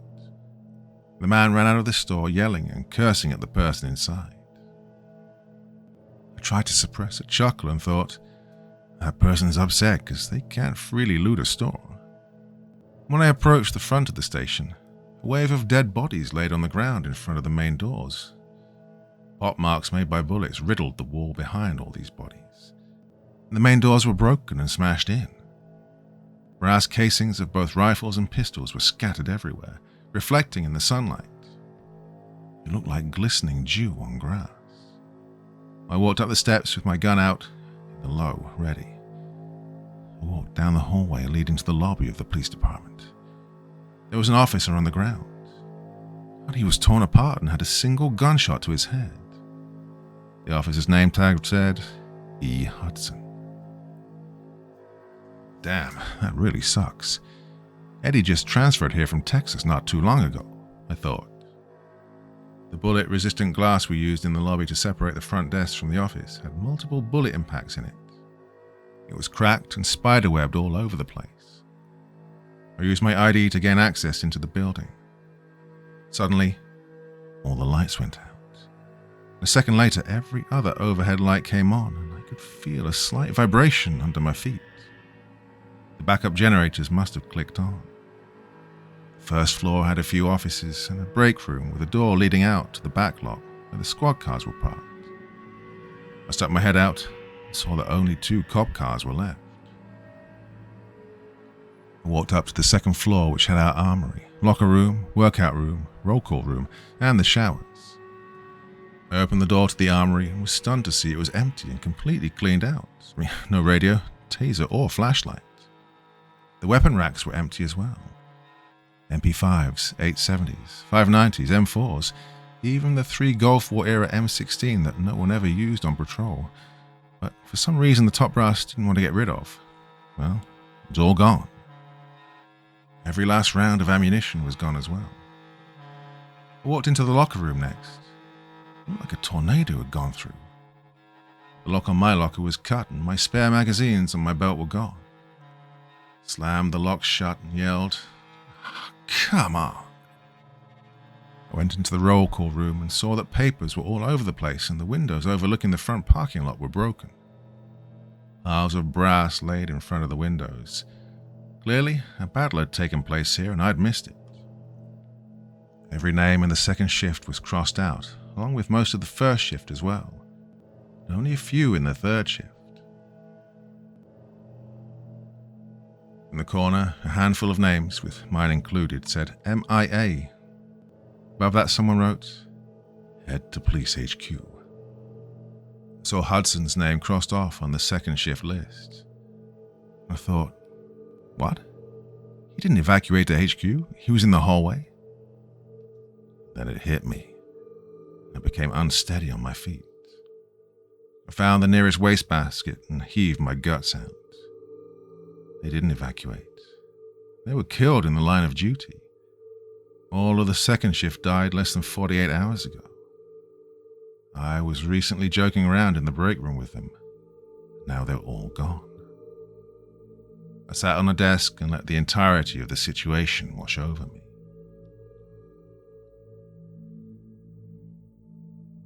Chapter 7. A drive through town. A scream, or a gunshot, I can't remember which, broke me out of my grieving trance. I searched the desks and found a spare squad car key. Luckily, all of our cars are keyed the same, so this key will work on all the cars in the fleet. I opted not to change into my uniform and instead stayed with what I had on. I went to the marked squad car and tried to start it, but got nothing but a click, click, click of a bad starter. The only other car left was a Ford Fusion unmarked car. It started and had a full tank of gas, which worked for me. The police headquarters building shares the same building as City Hall and sits on top of a small hill. Fortunately, I'd have to drive through most of the city to get there. I wanted to swing by the National Guard Armory. A few of the guys on the force were in the National Guard, and I wanted to see if we were going to get help from the big green machine. I took a side street in order to try to get a better view of the armory. I saw a large, lifted pickup truck smash through both sets of chain link and razor wire fencing and crashed into the building. Got stuck halfway out. Hundreds of people were walking through the hole in the fence. I reached into the center console of the squad car and found the binoculars that most undercover cops have with them. I saw the people walking, completely ignoring the razor wire on the ground. It was astounding to the point of sick fascination as one person became completely entangled in the razor wire and just kept trying to walk forward, even as the razors cut deep into their flesh. They all shambled their way into the building. I'd seen enough and left, never once getting close to the armory. I continued to drive, letting the images of people's limbs getting torn to ribbons occupy my thoughts. My peripheral vision caught a bright light. When I looked out the passenger side window, I saw the large flames engulfing the city's large indoor shopping center. I locked up the brakes and got out of the car. Got a good look at the mall and realized there were no firefighters around. A fire this size would have called for every firefighter, not only from the city, but everyone from the surrounding area as well. I was on the outer road of the mall. I saw something come out of the mall's entrance, which was blazing inferno. I reached into the passenger seat and grabbed the binoculars. The neck loop got caught on the siren control box, and when I gave it a yank to free them, it accidentally turned the siren on. I ignored it and turned my attention back to the flaming scene before me. I saw a few people walking about in a daze. Their clothing was smoking and singed. Their skin was charred black and appeared to be falling off. I turned off the siren and reached for the radio mic, but I couldn't find it. I panicked and looked around everywhere. Where the police radio was normally kept was an empty hole with wires sticking out and a post-it note that said, "Radio is broken, waiting on new one. Love, Fleet Management," along with a frowny face at the end of the note. That explains why it was so quiet in the car, I thought to myself. In my shock of realizing that most of my fellow officers were dead, I never once thought about using the radio. I lifted the binoculars to my face once again as the figures in the parking lot were now walking towards me. I could feel my blood turn to ice when a dozen, then 2 dozen, followed by too many for me to count, came walking out of the inferno of the mall. Some were smoking, but most of them were on fire, stiffly moving and walking straight towards me. They were all locked in on me, staring at me. Even the ones with no eyes were slowly marching towards me. The wind carried the smell of burning flesh and the sounds of moans. I panicked and took off. 2 black burnt-out masks on the road were the only traces of evidence I was ever there. I drove fast with my police training kicking in. I just wanted to get to the police headquarters. I could hear the screams and cries for help. It tore at my soul not to stop and investigate, but I slowed up at an intersection where 2 cars had hit head-on. The driver wasn't wearing a seatbelt and was sticking out of the windshield. The skin around their face and arms had been filleted. 2 people were eating the driver. I found a clear section of road and got up to 45 miles an hour when a lady with a baby stroller ran out in front of me. I hit the brakes, snapped the wheel to the left, and jumped onto the sidewalk, going airborne and hitting a telephone pole. The airbags deployed. I did not black out, thank God, but I was in a daze. Desperately wanted to check on this woman and her baby. I got out, still breathing in the powder from the airbags, and I managed to cough out. "Are you okay, ma'am?" The lady looked on in shock after just witnessing my car crash. "Yes, I am," she replied while slowly trying to walk away. Is your baby okay? She looked at me confused and asked, Baby? There was a long pause, then she said, Oh yeah, the baby. He's fine as well. I started walking towards her. Well, she looked scared, so I reached into my pocket and put my police badge around my neck. And I said, It's okay, ma'am, I'm a police officer. I'm worried about your baby. I'd just like to check to make sure he's okay. Her eyes went even wider when she saw the police badge. She hurriedly replied, No, it's okay, officer, he's fine. I need to go. Even in her daze, something wasn't adding up. When I got closer, I noticed her pupils were dilated. She had very quick and jerky eye movements, and her face had a slight twitch to it. Ma'am, you were in the middle of the road and not using a crosswalk. I'm going to need to see some identification so I can issue you a jaywalking citation. She had this look at me. You can't be serious. Failure to show ID when asked is obstruction, and you can go to jail, I said as the sounds of chaos continued all around us. People were running past, tires were squealing, and emergency vehicles could be heard all over. She mumbled something under her breath and turned to reach into her purse. I quickly walked over and looked inside the baby stroller. There was no baby in there. Only boxes of Sudafed, bottles of nail polish, and other common ingredients to make crystal meth. She pulled out a switchblade from her purse and screamed, Look, I'll cut you up good, and swung the blade at me. I grabbed the baby stroller and shoved it away and pulled out my gun. She looked on as the stroller rocketed into the curb and fell over, emptying all the contents onto the street and down the sewer drain. She emitted an unholy scream, so loud and shrill that I honestly thought her lungs were going to explode. She ran away from me as I took off after her. Don't know why I did. Maybe it was just instinct, or maybe it was because she pulled a knife on me. I made it a block before I lost sight of her. It took a second to get my bearings and saw that I was at the grocery store.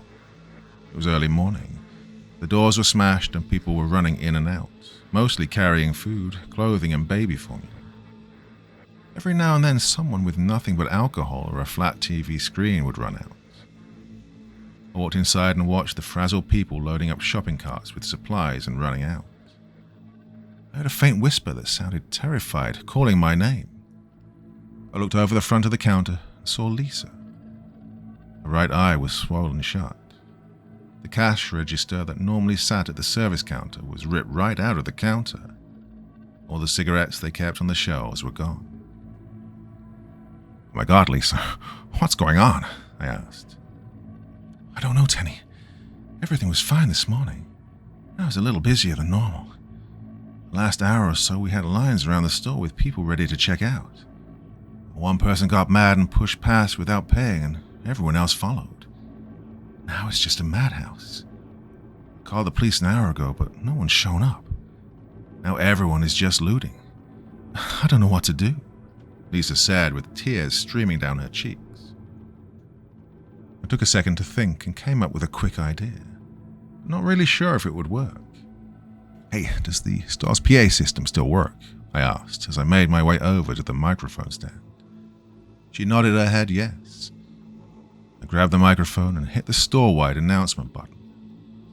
I leaned over to Lisa and said, Darling, you might want to cover your ears for this next part.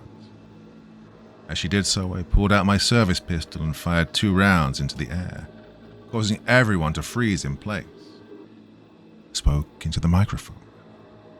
Attention shoppers. Attention shoppers. The police are here and shooting looters. Drop what you have now and leave or you will be killed. That is all. As if everyone had the same idea at once, the sounds of things hitting the floor could be heard, followed by feet slapping the floor. 40 or more people ran out of the store at lightning speed. After everyone was out of the store, Lisa and I walked around. We found one of the employees hiding behind the meat counter and a pharmacy tech hiding in the break room. We were just about to finish sweeping the back storage room when we all heard a wet smacking sound accompanied by groans and moans coming from a janitor closet. I opened the door to the closet and saw the two topless teenagers, a boy and a girl, frantically sucking face with each other like it was the end of the world.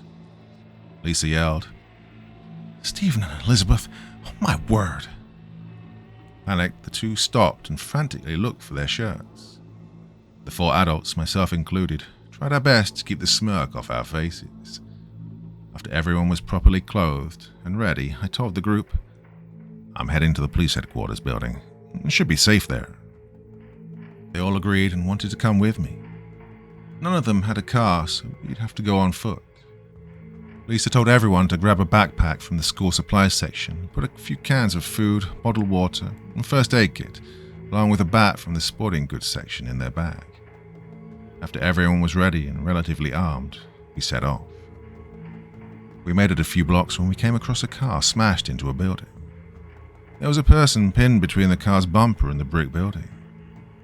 The person was moaning and trying to reach for us.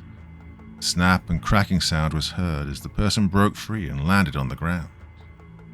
He started crawling his way towards us, organs and guts falling out as he continued to crawl our way.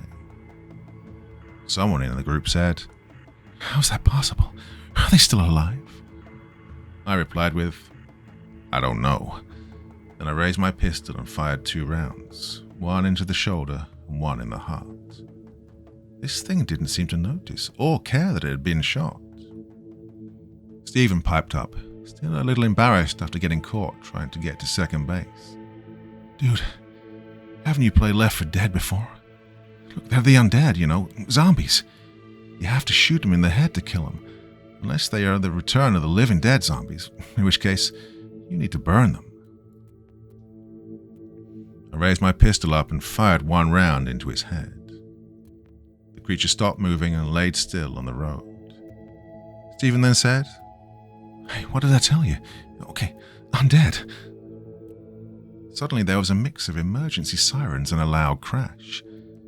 I looked up 2 blocks and saw a police car flip upside down and an ambulance crashing into a glass storefront.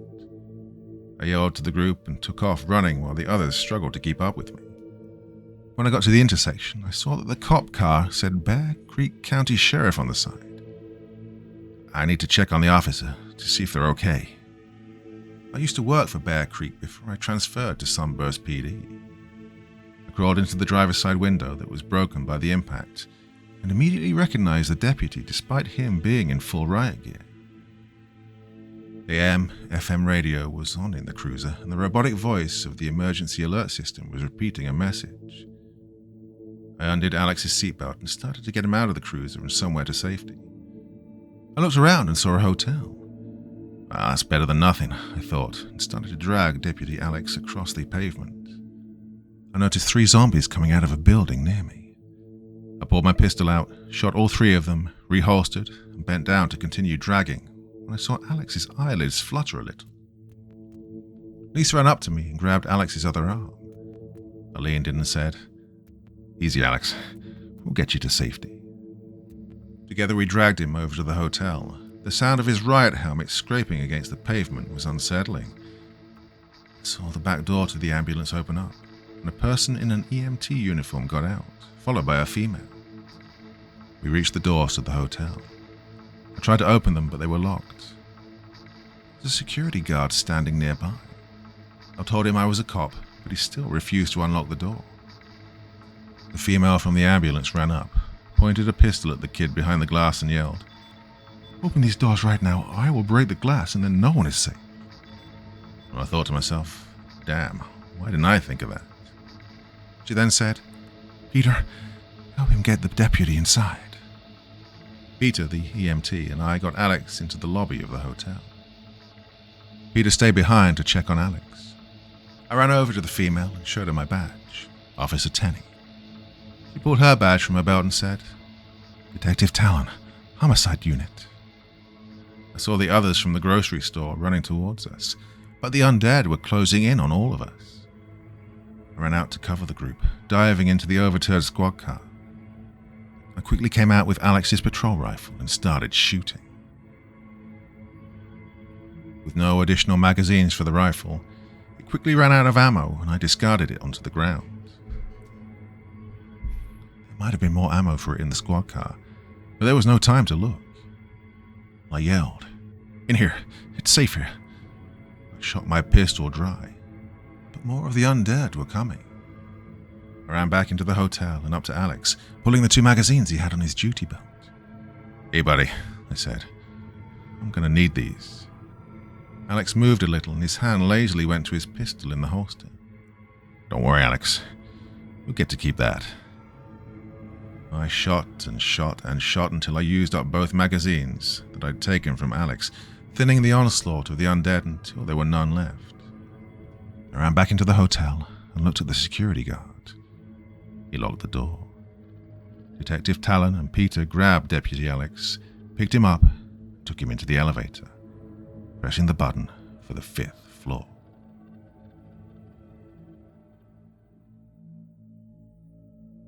Chapter 8. Deputy Alex. Well, damn, is all I could say. Tenney put his hands in his pocket and said, "Yep." Talon went to stand up but collapsed to the floor. "Shit," Peter said. "Yeah, she's losing blood. She needs plasma fast. Blood would be better, but I don't know her blood type." "Hey, any in your ambulance?" I asked Peter. He shook his head, no. We used it up trying to save our partner. Tenney stepped up and said, "Guessing the only place to get some is in a hospital. But that's also a place we do not want to go." Peter shook his head no and said, "Actually, there's a fire station nearby that might have some." Tenney jumped in. "Bullcrap. There's no fire station in the tourist district. I've responded to enough drunken fights and car accidents there. The closest station's on Walnut Street. It's at least a 30-minute walk from here." Peter put up a hand to stop Tenney. "Now, let me rephrase. It's the closest unmanned station. It's an old fire station they closed down and is now used as an auxiliary storage unit. It's mostly used for specialized equipment like hazmat trucks and brush trucks. It's also where we store the rescue boat for winter. We even had a helicopter landing pad for the air ambulance. Not to mention we use it as a resupply point for all our ambulances and fire trucks." Well, I cut in. "So, will there be plasma there?" "No doubt. I bet no one would have looted it. Looks like a warehouse only about 4 blocks from here if we cut through the park." "Oh, what about physical security?" Tenney asked. Peter replied, "Riot shutters. They look like heavy-duty garage doors that protect both first-floor doors and windows and second-floor windows when closed. Also has a fenced-in parking lot." Tenney raised an eyebrow and asked, "Overpressured, CBRN and PFBL?" "Yeah, that's correct," Peter said. I was confused as hell and spoke up. "Hey, can we stop talking in alphabet soup language?" Tenney and Peter laughed a little. "It's just a fancy way of saying it's safe," Tenney said. "Well, if we're going to do something, let's do it quickly. The sun's going to be going down soon and I don't want to move at night in the open," I replied. Tenney stood up on the small coffee table and began speaking to everyone in the room. "Everyone listen. Listen up. We need to get Detective Talon some medical treatment. Suffice to say, hospitals are a no-go. And there's a fire station 4 blocks from here." Tenney turned to look at Peter, who nodded his head yes. "Yeah, 4 blocks from here. Be a much better location to stay safe. Deputy Alex and myself will not force you to leave, but we are both going. We were leaving in 5 minutes." A lady ran up to me. I could see the anger in her eyes. "I'm not going anywhere." "That's fine, lady. Like Officer Tenney said, no one is making you." "Yeah, but you need to help us," she said, poking her fingers into my chest. I was trying to keep my professionalism, but it was getting harder to do so. She was targeting me because I was in uniform. "What would you like me to do?" She replied in a stern tone. "You are the police. You're supposed to protect us." It was then that I lost my cool. "Lady, one fucking cop who was 10 minutes away from clocking out when all this shit happened. This is not some PDA meeting where the louder voice gets heard. There are 2 options. 1, you come with us, or 2, don't come with us." The lady, who was steaming mad at this point, yelled, "I want your name and badge number. I'm going to be filing a complaint and speaking to your supervisor." Well, I started to laugh at her. I put my arm around her and walked her to the window. In a scarily calm voice, I said, "My supervisor's down there somewhere, shambling around with all the dead. But please go find him and tell him I hurt your feelings." Tenney put a hand on my shoulder. "Come on, man, let's go." Our small group, consisting of myself, Tenney, Peter, 5 people from the grocery store, 2 of which were carrying Detective Talon, got into the elevator and rode down to the ground floor. Tenney and Peter ran over to the ambulance and quickly got a folding stretcher out and raced back. Tenney dropped 2 of the zombies on his way back. He quickly got Talon onto the stretcher. At every intersection, I would peek my head out to make sure it was cleared. Tenney would dash across the street to secure the other side, and then the group would go across with me in the rear. We crossed the park with no problem. The occasional shouting and squealing of tires could be heard. The air smelled of structure fires. In the parking lot of the park, a school bus that said Sunshine Daycare was parked. The front windshield was covered in blood. Little bloody hands began slapping at the windows of the bus, and the doors began shaking. I looked at Tenney, and his look mirrored mine. No one wanted to deal with undead children. We left the bus alone and made it 1 more block up.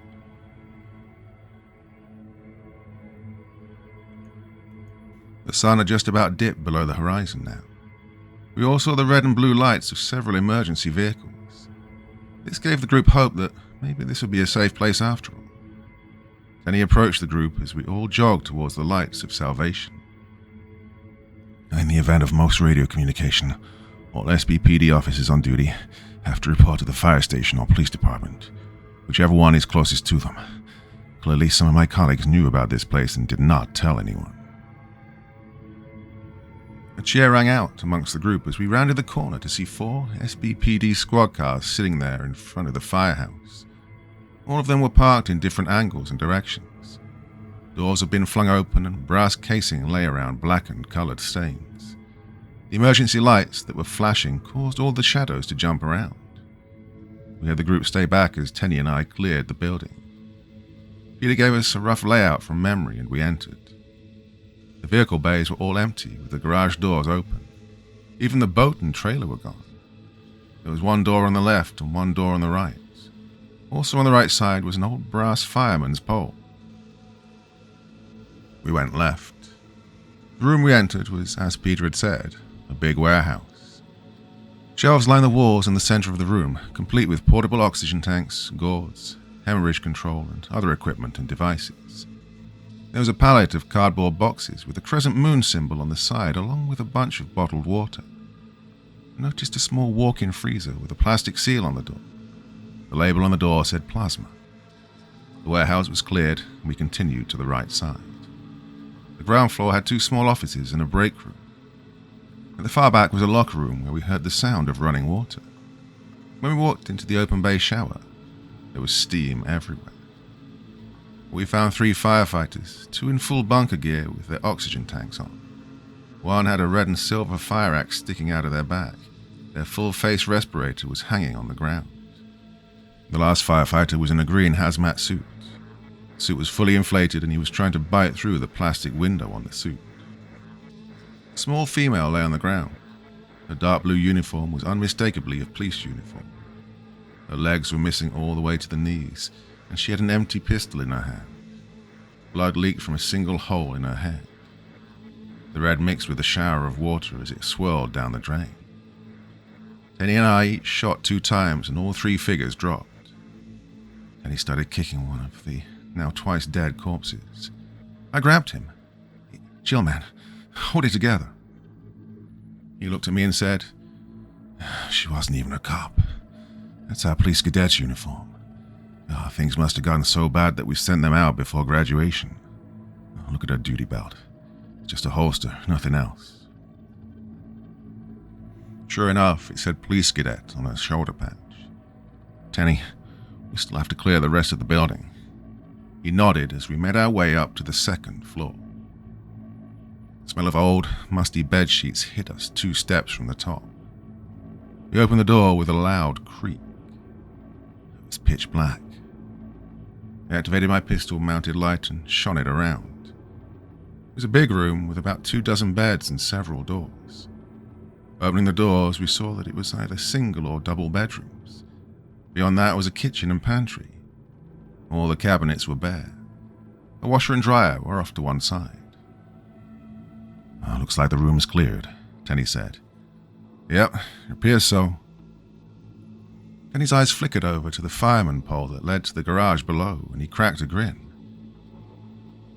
Yeah, you thinking what I'm thinking? I asked. Before I could finish, I heard a whoo. Tenney slid down the pole. I followed him, making the similar sound as we slid down the 12-foot pole. We signaled for everyone to come over. The place still had power running to it. Tenney and I turned off the emergency light in the squad car. Peter and the group got Talon into a bed and immediately got a bag of plasma and hooked her up to the IV. Lisa and another employee went to take care of the 4 bodies in the shower. Tenney closed the garage door and the Riot shutters. With Talon sedated, Peter, the pharmacist tech, and I went into the warehouse to see what kind of medication they had on hand. Peter, I gotta ask. I saw a pallet of MREs and a pallet of water. What's up with that? Peter turned to the pharmacy tech and rattled off a bunch of medication names that they'd need. Then he addressed my question. Well, this building, besides being a resupply point and storage area for the fire department, holds enough supplies to keep the city operational in case of a natural disaster for up to 3 days. After that, outside resources should arrive. That's interesting. Didn't know that, I said. Yep, most people don't, Peter replied. I walked out of the warehouse and up to the 2nd floor where I heard Tenney's frustrated voice. Oh, come on, man. I found him in a small room crammed full of radio gear.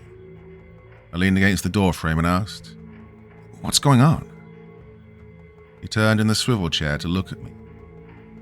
Nothing, Alex, nothing on the 2-way radio from low frequency to HF, civilian band, police, military, county to county, ground to air, local to state, even ham radio frequency.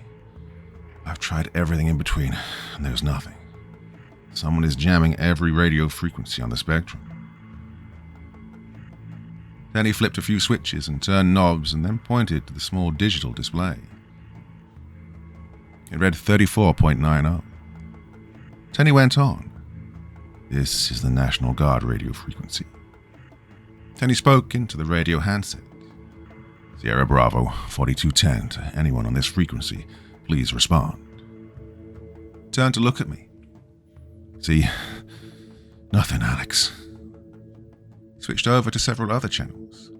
47.42, 52.525, 138.225, 156.80, and repeated the message. He looked at me again and said, See, nothing, except for here. This is where it gets weird. He moved the dial on the radio and the screen displayed 162.40. Static filled the speakers. So what? Every radio you've tried is full of static, I said. Yeah, Tenney replied. But this is a common radio frequency for the National Oceanic and Atmospheric Administration, NOAA. You know, the weather radios you can buy at any big box store. Well, this is the frequency they use. They're jamming the damn weather channel. Someone really does not want any information going in or coming out of Sunburst. I looked at him, and my mind was made up. Tenney, you need to get out of here. You need to get out of the city and find Erica. No one knows if this is an isolated event or if it's spread all over the county or state. You said everyone was falling back to police HQ. I'm going to head there, try and find information about this.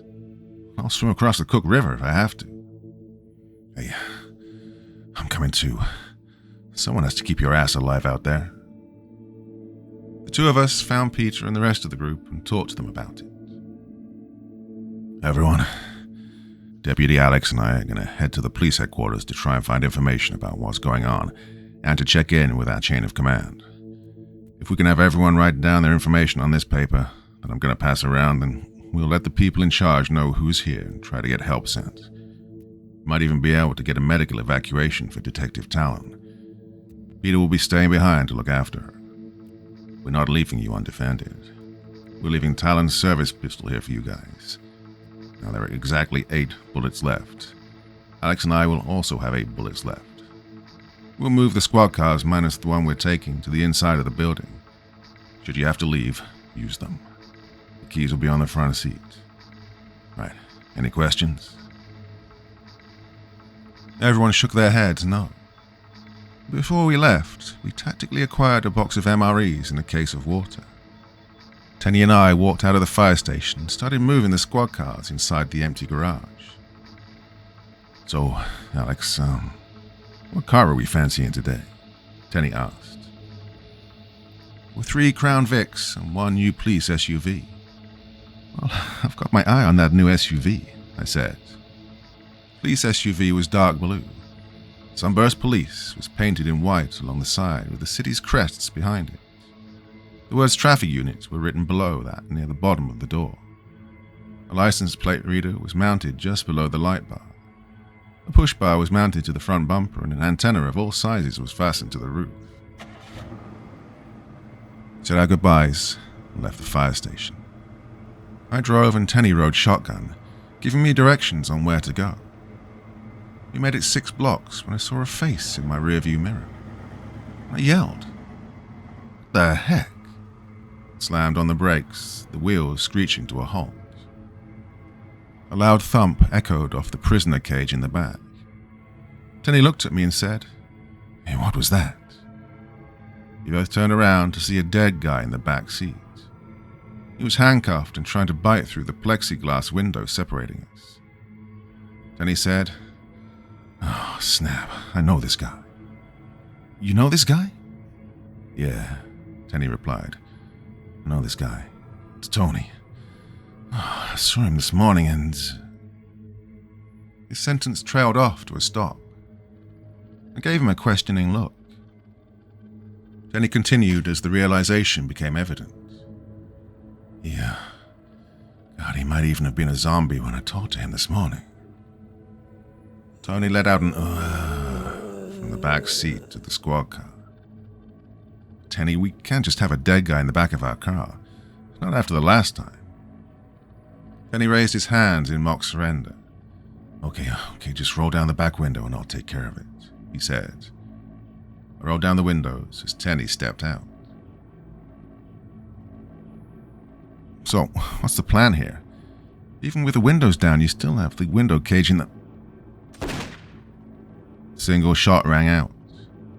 Tony's body went limp in the back seat. Tenney reholstered his pistol and hopped back into the passenger seat. He smacked the dash twice and said, "Okay, let's go." I rolled my eyes at him, got out and made my way to the trunk of the car. I began rummaging around. Road flares, kitty litter, traffic cones. Here it is, I said while reaching for the bottle of bleach and rubber gloves. I donned the gloves and started pulling the now twice dead Tony out of the squad car. Tenney got out and asked, "What are you doing?" I looked at him as I lifted Tony out of the car. "I'm working on my deadlift." Tenney let out a sarcastic laugh at this. I started pouring the small bottle of bleach onto the hard plastic seats. As I was pouring the harsh-smelling cleaning agent onto the footwell, I noticed something. "Hey man, come here for a second and look at this." What is it?" Tenney asked as he made his way over to my side of the squad car. I pointed to the floor of the prison cage. "Look, this one solid plastic piece, which means..." But Tenney finished the sentence for me. "When John Doe gets drunk and blows chunks in the back seat, it will no longer slosh its way under the driver's seat and onto my shoes." I nodded my head and replied, "Exactly, and look at this too." I pulled up on a small metal ring no bigger than a keychain ring. Instantly, the liquid bleach started spilling out from under the car. "Oh, it has a drain. Oh, Ford Motor Company, you do know how to make a squad car."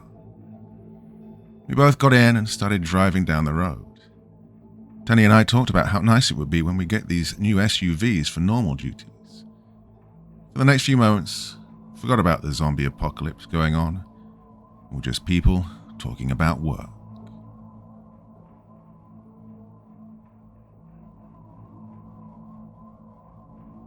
Chapter 9. Highway to Hell. Right, take the outer ring highway. It's only a 20-minute drive to police headquarters from here, Tenney said as he pointed for me to take the on-ramp. I made a right and got up to the top of the on-ramp only to be stopped by a line of cars that stretched as far as the eye could see. Well, now what? The road's blocked. Well, Alex, roads work in both directions. Just drive on the other side of the highway, see? He said while pointing. It's clear. No traffic or accidents. Wouldn't that take twice as long looping around the whole city? I asked. Not if you drive against the traffic, Tenney replied. I went red in the face and admitted I didn't even think about doing that. I drove down the ramp, made a turn and started going up the exit ramp. I activated the police car's takedown lights on the light bar, along with the emergency lights and the high beams. This would illuminate anything in front of us for a good distance out and warn any oncoming motorists. I was driving 45 miles an hour. Then he leaned over the center console and said, Hey, Grandma, speed limit's 70. Let's pick up the speed. Well, excuse me for wanting to be safe as we do something incredibly dangerous, I replied. What'll happen if we hit an oncoming driver? Tenney gestured with his hand out of the window and said, What driver? Everyone's dead. We then drove in silence. The only sound was the SUV's wheels on the roadway. The tension was high in the squad car. Tenney spoke. Hey, Alex, there's that deputy, I forget his name, one who had the devil on night watch. Does he still work there? I shook my head no and said, He transferred back to Texas shortly after you left. Okay, Tenney said, and turned to look out the passenger window. It was my turn to speak up now. Hey, Tenney, you know who would absolutely love what's happening right now? No. Who? Remember a few years back that we had that in-service training with the other departments, and we all went out drinking after. I looked over to see Tenney start to crack a grin. I continued. Yeah, that female deputy who told us her whole job is to babysit the gas station at the edge of town. All those weird stories she told us after pounding back those shots. Now this would be a normal day for her. We both let out a laugh. Tenney pointed at all the cars on the other side of the highway and said, Man, so many cars. People are either trying to escape or just trying to get home. Didn't help that this all took off around rush hour. Yeah, that's for sure. This highway's notorious for traffic backups on a good day, I replied. Then he shone the police car passenger spotlight on all the cars parked bumper to bumper. A lot of the cars had their doors open, with the driver no longer there. Some of the windows were smashed while others had zombies still stuck in the car with seatbelts on. A few even had the insides covered with blood as if a red can of paint had exploded. You know what this reminds me of with all these cars? Tenney asked. Not a clue. Remember when we got called in early to assess the neighboring county because of those chemicals that leaked into the town's drinking water? Everyone who drank it was hallucinating that monsters in purple fog were out to get them. I was in the middle of taking a drink of water and almost choked on it. I nodded my head yes and said, Yeah, and we had to put that tiny town on lockdown. Good times indeed. I looked over and saw spotlights illuminating a fenced yard with guard towers. I pointed and said, Well, if worse comes to worse, we can always hole up in the prison. Tenney looked at me and said, Yeah, Prison of the Undead sounds like a winner to me. Tenney went back to looking out his window. You know what's weird?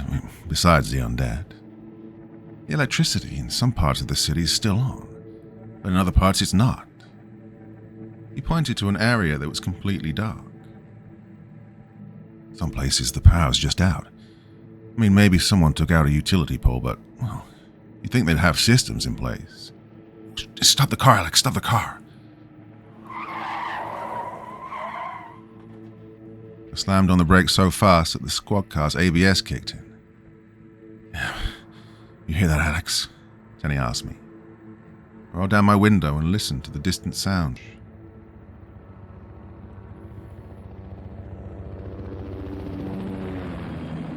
I looked around and saw the flashing anti-collision lights on top of a roof close to downtown. There's a helicopter at 2 o'clock in that section of the building with no power, I answered. The helicopter started to slowly lift off into the air and head toward us.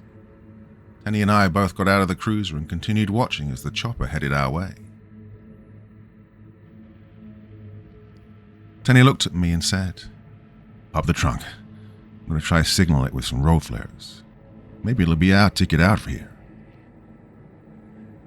A few seconds later, Tenney came back to the front of the squad car with a flare in each hand and set them off, waving them back and forth to get the pilot's attention. The helicopter flew right in front of us. Out of the corner of my eye, I saw a fast-moving dart with a long flaming tail smack into the top of the helicopter and explode. The chopper went into a fireball and fell to the earth, hitting the elevated highway in front of us and collapsing the roadway. Half a second after the crash, we heard the sound of a jet flying overhead. I saw the glow of 2 engines banking hard to the left. Well, screw me. Did the military just shoot down a helicopter? Tenney shouted. Yeah, it would appear so. We both walked to the edge of the hole in the highway. I continued on. Right, let me guess. Turned on my flashlight and shone it. There was the ramp only a few hundred feet away on the other side of the 50-foot hole. That's our exit we need to take to get to the HQ building. Tenney just nodded his head yes. I let out a growl and we started walking back to the car. We got in, turned around and headed to the last ramp off a few miles back. Tenney got the CAD opened and went through things on it. Hey, get this. There are 97 911 calls pending right now. Also, make a left here, Tenney said. Is there anyone logged in? Can you send messages on point-to-point? I asked. Point-to-point is the messaging program that officers use to send messages from squad computer to squad computer. No one's on. The network's down. Go up 2 blocks and make a right. Well, what are some of the calls? I asked. Tenney started typing on the CAD. Let's see. Assault in progress. Assault in progress. Home invasion. Home invasion. Car accident. Car theft. Home invasion. Oh, no frickin' way. Tenney shouted. What? What is it? Tenney looked up. Make a left and keep going on straight. A person in the middle of a complete societal breakdown called 911 to report his neighbor's grass is over 7 inches long, and then it violates the city ordinance. Tenney sighed out loud and then said, God, there's always one. Hey, Tenney, the helicopter crash is right in front of us. Am I going right or left? Tenney looked up. The squad car's laptop was telling us to turn left. He then turned on the spotlight and shone it on the still burning wreck of the helicopter. It was brown with gold colors. The logo on the side said GON. The pilot was dead, hanging half out of the cockpit with his headset dangling around his neck and a pool of blood on the ground below him. Tenney looked at me and said, I figured it was the GON traffic chopper. Not many helicopters fly around the city. We continued on, reaching the main avenue that was a straight shot to the police headquarters building. We were in a traffic jam like no other. Cars were flipped over and a fire truck with its lights on, slow rotation lay on its side. Fire hoses and other equipment were hanging out of it like organs from a great beast. A semi-truck carrying live cows jackknifed the trailer and rocked back and forth violently. Desperate moves from the cows inside could be heard as hundreds of zombies surrounded the trailer, reaching into the slots and banging the sides.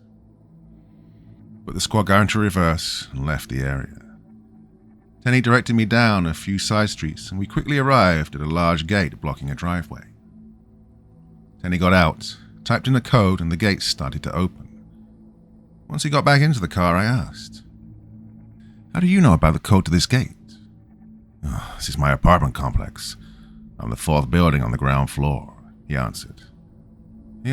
We stopping at your place?" "Yeah," Tenney said. "Got to pick up a few things and I need to use the bathroom. You know everyone likes a home field advantage." While Tenney was inside doing his business, I started flipping through radio stations. I kept getting the same robotic EAS message. "Stay inside. Lock all of your doors and windows. Turn off all heating and ventilation systems. Remain quiet. Stay tuned for further details." I had the window of the squad car rolled down, trying to soak in the cool night air. My eyelids started to feel heavy. It wasn't until we stopped in a relatively safe area that I got a minute to soak in all that had happened. The clock on the dash read 1:23 a.m. Tenney walked out with a plastic bag in one hand and got in the passenger seat. "Hey buddy, got you something," he said. Tenney reached in and pulled out a bag of beef jerky, a can of Riot, and a box of bullets. I greedily grabbed the ammo from him. I counted 20 rounds left in the box. I forgot I had some ammo left after my last pistol recoil day. They're FMJ and technically not supposed to be used on duty, only for training, but I figured we could just ignore that policy today. 10 for you, 10 for me. That'll make 1 full mag each and 1 magazine with only 2 rounds in it. You must be tired after working the 2nd shift. Go ahead and have this Riot.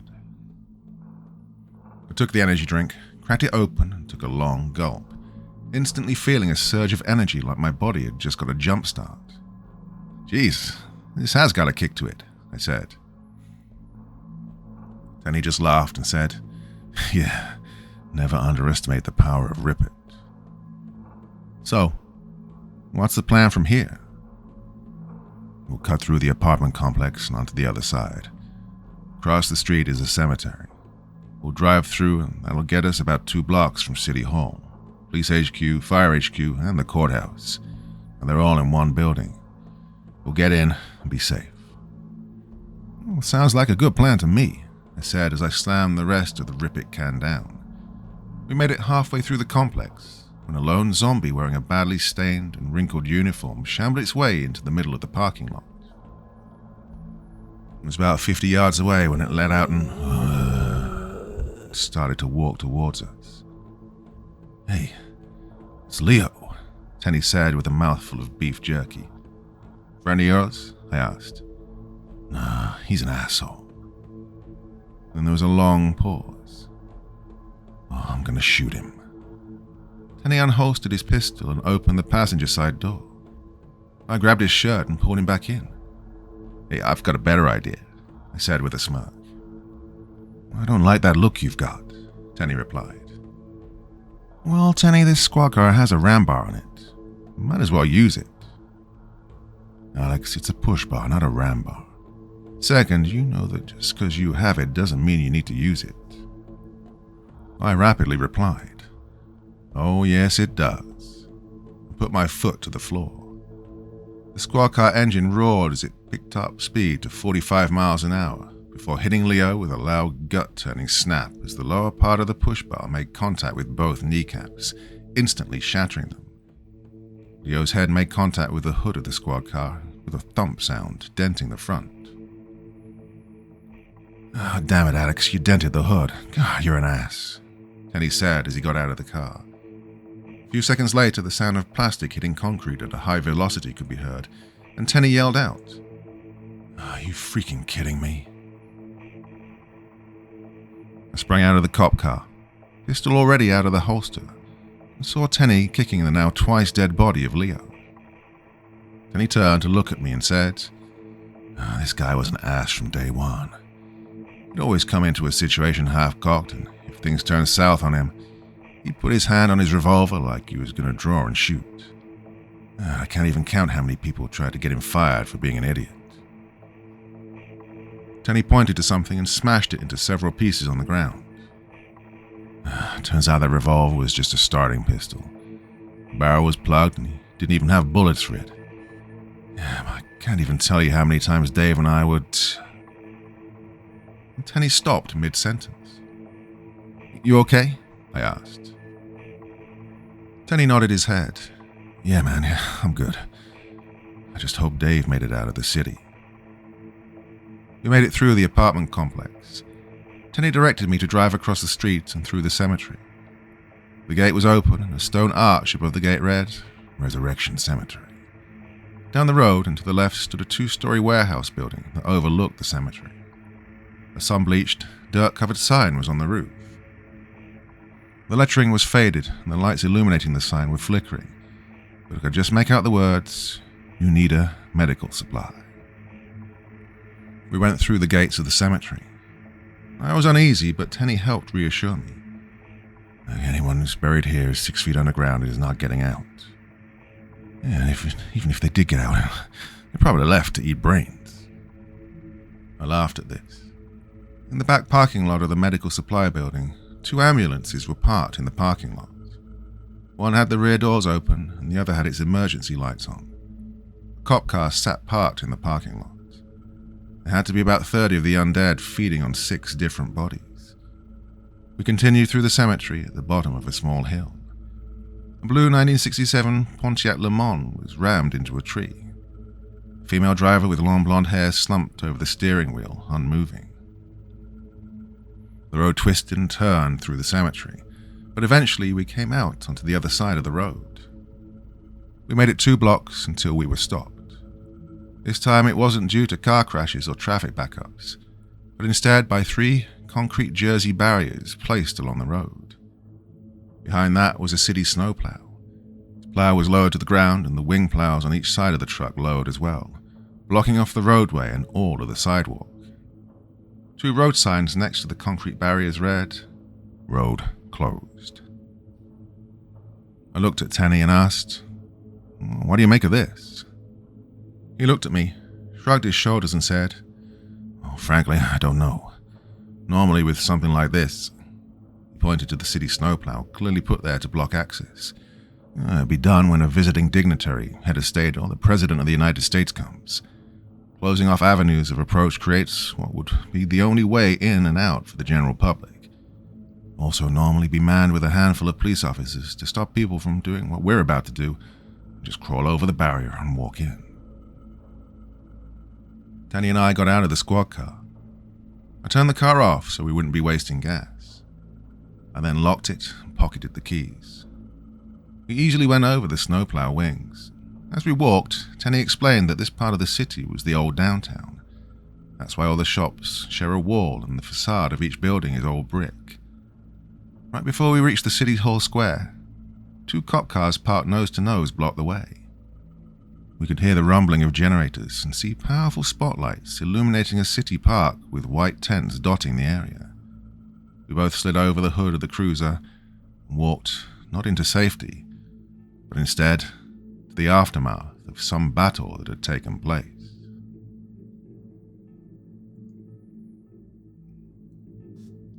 Chapter 10. Overrun. Started walking towards the City Hall building. The area we were in took up 4 square city blocks with City Hall, the police and fire headquarters, along with the courthouse taking up the center. A big white inflatable tent with a red cross on it was erected in the middle of City Hall Park. We entered the tent from one of the side doors and walked inside to see desks that were flipped over and papers laying all over the place. It was as if everyone just got up and left in a hurry. There was a large water, coffee and tea dispenser in one corner, along with some styrofoam cups. A torn red cross vest lay over the back of a folding chair.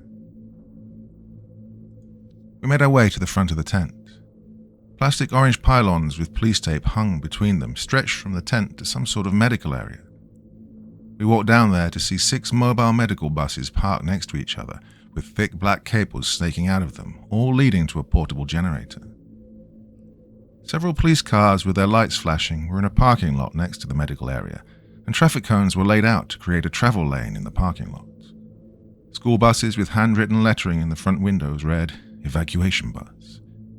The buses were idling nearby as if they were ready to whisk people to safety or to bring them in from danger. 2 city buses along with city construction vehicles blocked the roadway into the City Hall Park. Hello, the distant thumps of hands slapping the side of the bus could be heard. Looking back towards City Hall, I noticed that there was temporary fencing, roughly 7 feet high and topped with razor wire stretching along the back side of City Hall. It ran from one end of the street around City Hall to the other end of the street. As we got closer, heavy concrete blocks held the fencing in place. Tenney was able to find a section of fence that was acting as a gate with a set of handcuffs as the lock. Using his handcuff key, we pushed open the gate and closed it behind us, locking it back up with the handcuffs. We made our way to the front of City Hall. If the backside looked like the humanitarian rescue effort, the front of the building looked like a war zone. Mounds of bodies lay on one side with city dump trucks in a line waiting to get filled with more. Heavy earth-moving equipment, some owned by the city and some painted army green, was sitting around abandoned. There was evidence as a bulldozer that was now stationary had a pile of bodies in front of its blade and was ready to push it into the larger pile. I was left speechless by this carnage. Unlike all the other roads that blocked the main road, a 4-lane avenue that led to the front of City Hall was wide open. Concrete barriers were set up in a way to direct traffic to head towards a vehicle gate, which led to the back side of City Hall. Looks like that's how people were going to be brought in, Tenney said. Bodies lay all over the avenue. Flashing lights from emergency vehicles blocked every side street on the avenue. Brass casings, empty rifle and pistol magazines, along with discarded weapons, lay all around. I picked up the dropped M4 with an underslung grenade launcher. Tenney looked at me with speculation. The weapon felt damp. I opened up the underslung grenade launcher and a 40mm empty casing dropped out. I picked it up off the ground and my eyes went wide. This was not a 40mm smoke or gas round, but a fragmentation round. I felt queasy, my head swimming. "Hey, what's wrong, brother?" Tenney asked. "Tenney, how bad did things get here when they started popping off grenades?" "I don't know, man. I don't know," he replied as he put his hand on my shoulder. I let the M4 clatter to the ground. My hands came back dark red with blood. I wiped it off the best I could on the grass and continued on. A tan 8-wheeled truck with the word Oshkosh written on the front, with a large fuel tank on the back, was parked next to a portable generator that was hooked into City Hall and was running dozens of floodlights in the area. Bodies lay on the ground everywhere around City Hall. The closer we got to the steps, the more we noticed dead bodies in police and digital camo uniforms. 2 Humvees with mounted .50 caliber machine guns on their roofs were parked behind a row of concrete jersey barricades. Piles of .50 caliber brass casings lay all over the hood and ground around the Humvees, and dozens on top of dozens of empty ammo cans lay beside them. On the steps leading to the main doors of City Hall were sandbags that covered the front steps. 2 belt-fed machine guns lay abandoned on top of the sandbag wall. Their barrels blown out of the overheating brass and disintegration links lay everywhere. The doors to City Hall were smashed off the hinges and the glass in the doorframe was broken. Benches, chairs, and office furniture lay in a mountain in front of us, blocking off access at the end of the hallway to the main building. Only the security checkpoint was still open. Tenney walked behind the desk at the security station and waved his wallet in front of the card reader attached to the door. The light went green. We both stepped in, bypassing the last desperate attempt to keep the dead out. We emerged from the backside of the security room and into the main corridor of City Hall behind the makeshift barricade. National Guardsmen, police, and other city employees lay everywhere. Dark red and black blood coated the floor and parts of the walls. Metal police batons and combat knives lay on the ground. Tenney spoke. "Damn, dude. These guys were fighting hand to hand near the end. All these bodies in this close of a space. No thank you." All the lights were on in the building, and that made it all the more creepy. It gave off this vibe like everything's normal. Just ignore the dead bodies on the floor. We made our way down one of the hallways to a blue sign that said Police Headquarters. Both saw movement in the door across the hallway. Media Relations Room is what the sign said. A small glass window inside the door showed 5 TV cameras on their side, each with their own brightly colored logo displayed on the camera. Journalists, cameramen, and a few cops were inside, all shambling around and clearly dead. A small wooden podium was on its side. In the background was a large city crest with American flags on each side that were smeared in blood. We made a note of it, but headed inside to the police headquarters building, hoping to find someone in charge or away. Behind the bullet-resistant glass, 3 zombies with blue police record keeper shirts were banging against it.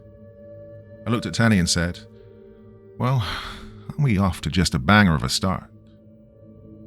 I got a short laugh for this. The second floor was the 911 dispatch center. The same fate awaited our dispatchers. All of them were zombies walking around with their headsets still on their head. Unfortunately, this room was behind glass and afforded us the luxury of not having to go in there. The 4th floor had a few interview rooms, and floor 5 was all offices. The interview rooms were all empty and the office doors were all locked. Tenney and I didn't feel like spending a lot of time kicking in doors, so we continued on. We arrived on the rooftop where the helicopter pad was located. Dozens of bodies lay all around us. Tenney walked over to an air conditioning unit and said, "Hey, there's a TV camera here and it's still recording." "Well, that's nice, man, but can we just get off the roof and figure out our next move? Maybe the marina still has some boats. We can get one and get to the other side of the Cook River," I replied as we started making our way back down. Tenney went into one of the interview rooms with a TV in it. This TV was mainly to show people that they got you on camera doing the crime. Tenney started to mess with the camera and hooked it up to the TV. "What are you doing? We need to get out of here. This place gives me the creeps." Tenney waved his hand at me in a "just 1 minute" motion and said, "Yeah, I just want to see what's on this camera. Maybe it'll give us some clues on where everyone is." "Yeah, Tenney, I know where everyone is. They're dead and walking around. Now, can we just go?" I begged. "Hold on. Yeah, I got it," Tenney said as the TV screen went from blue to video. This is what was on the camera.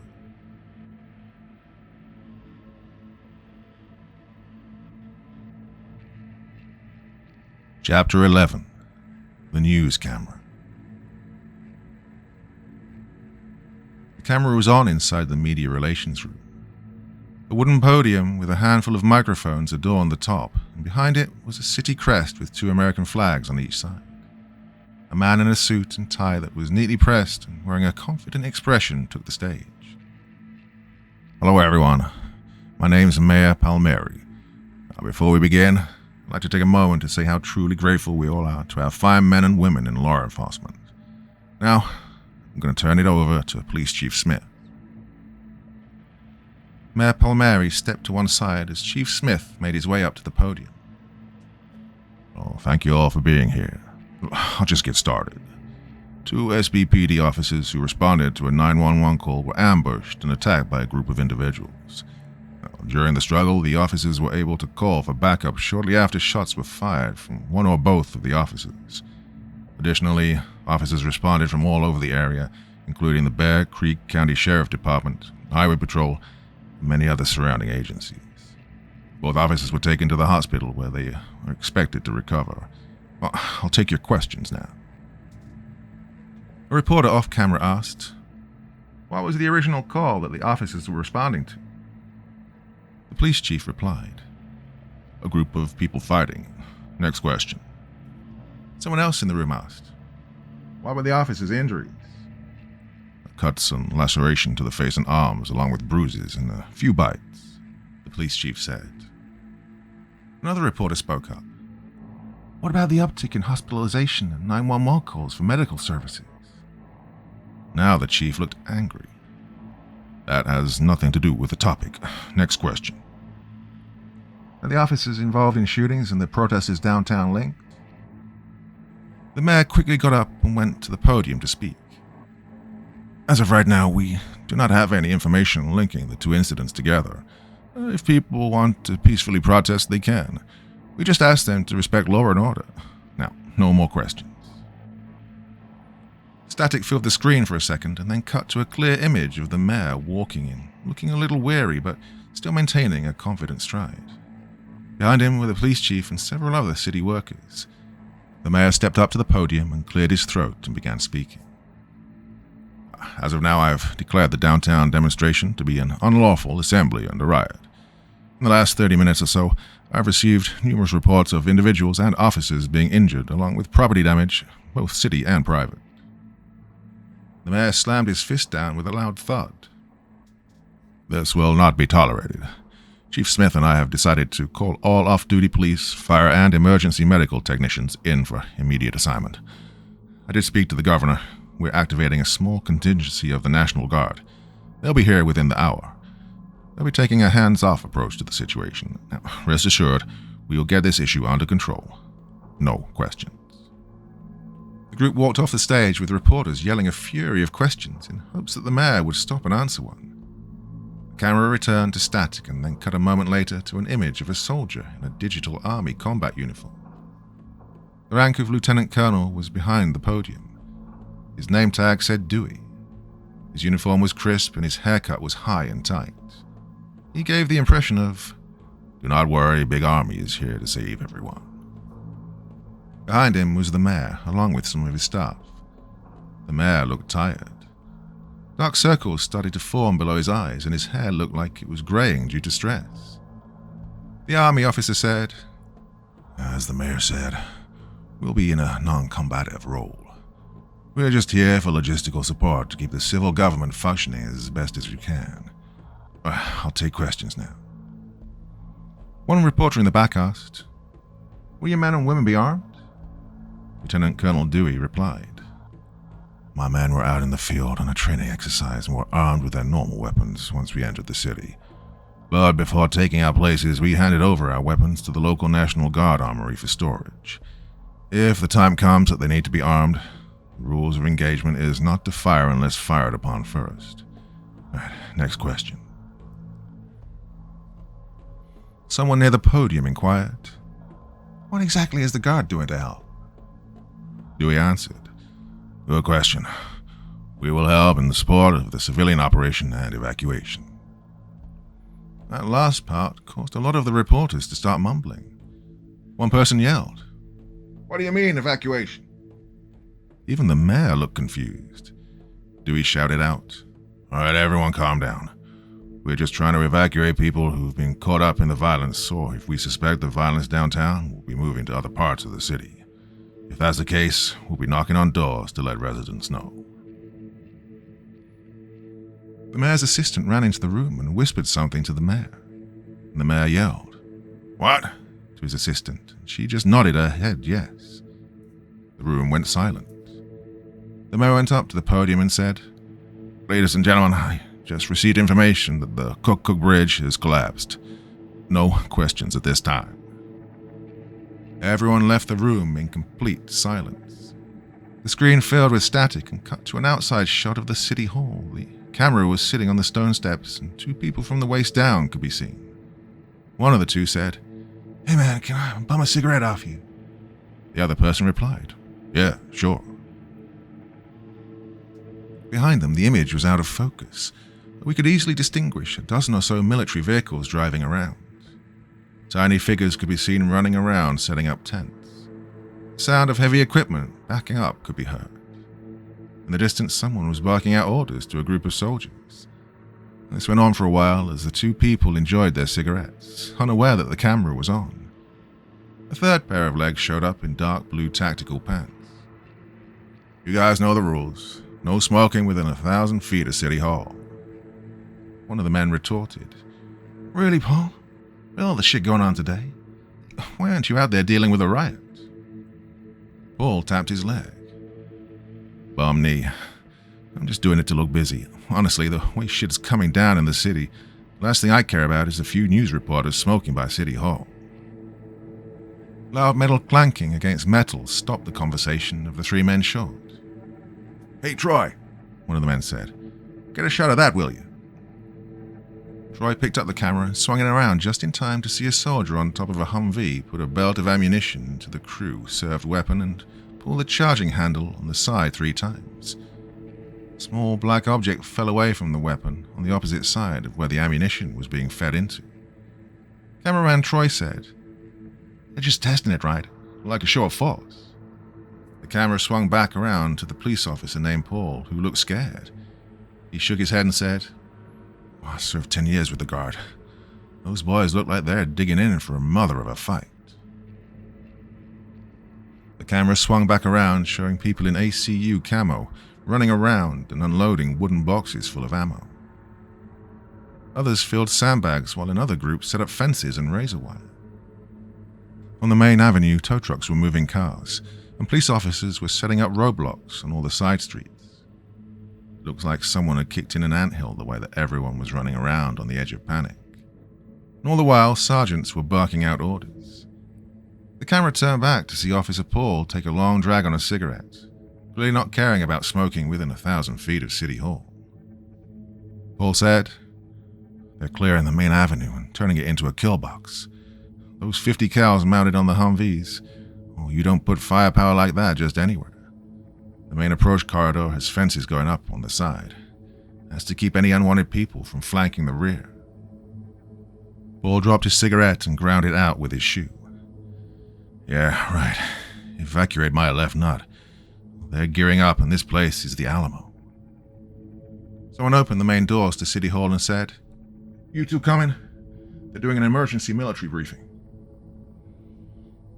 The camera cut to the media room where Lieutenant Colonel Dewey was standing behind the podium next to the mayor, the chief of police, and a few other City Hall staff members.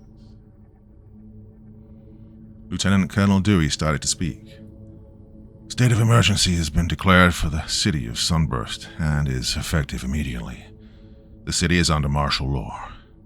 Curfew from 8 p.m. tonight until 8 a.m. will be enforced. Anyone who's caught outside during these times will be arrested and detained without counsel. Looters will be prosecuted with deadly force. All reserve military personnel, the National Guard, along with anyone who was discharged from the military within the last 6 months, or any active military personnel on leave inside the city, required to report to City Hall or to the National Guard Armory for deployment. Telephone networks, including landlines, are to be used for rescue efforts only. With that being said, rescue efforts are being made to help the civilian population. We will come for you and bring you to City Hall where it's safe. You'll be allowed 1 personal bag when the time comes for evacuation.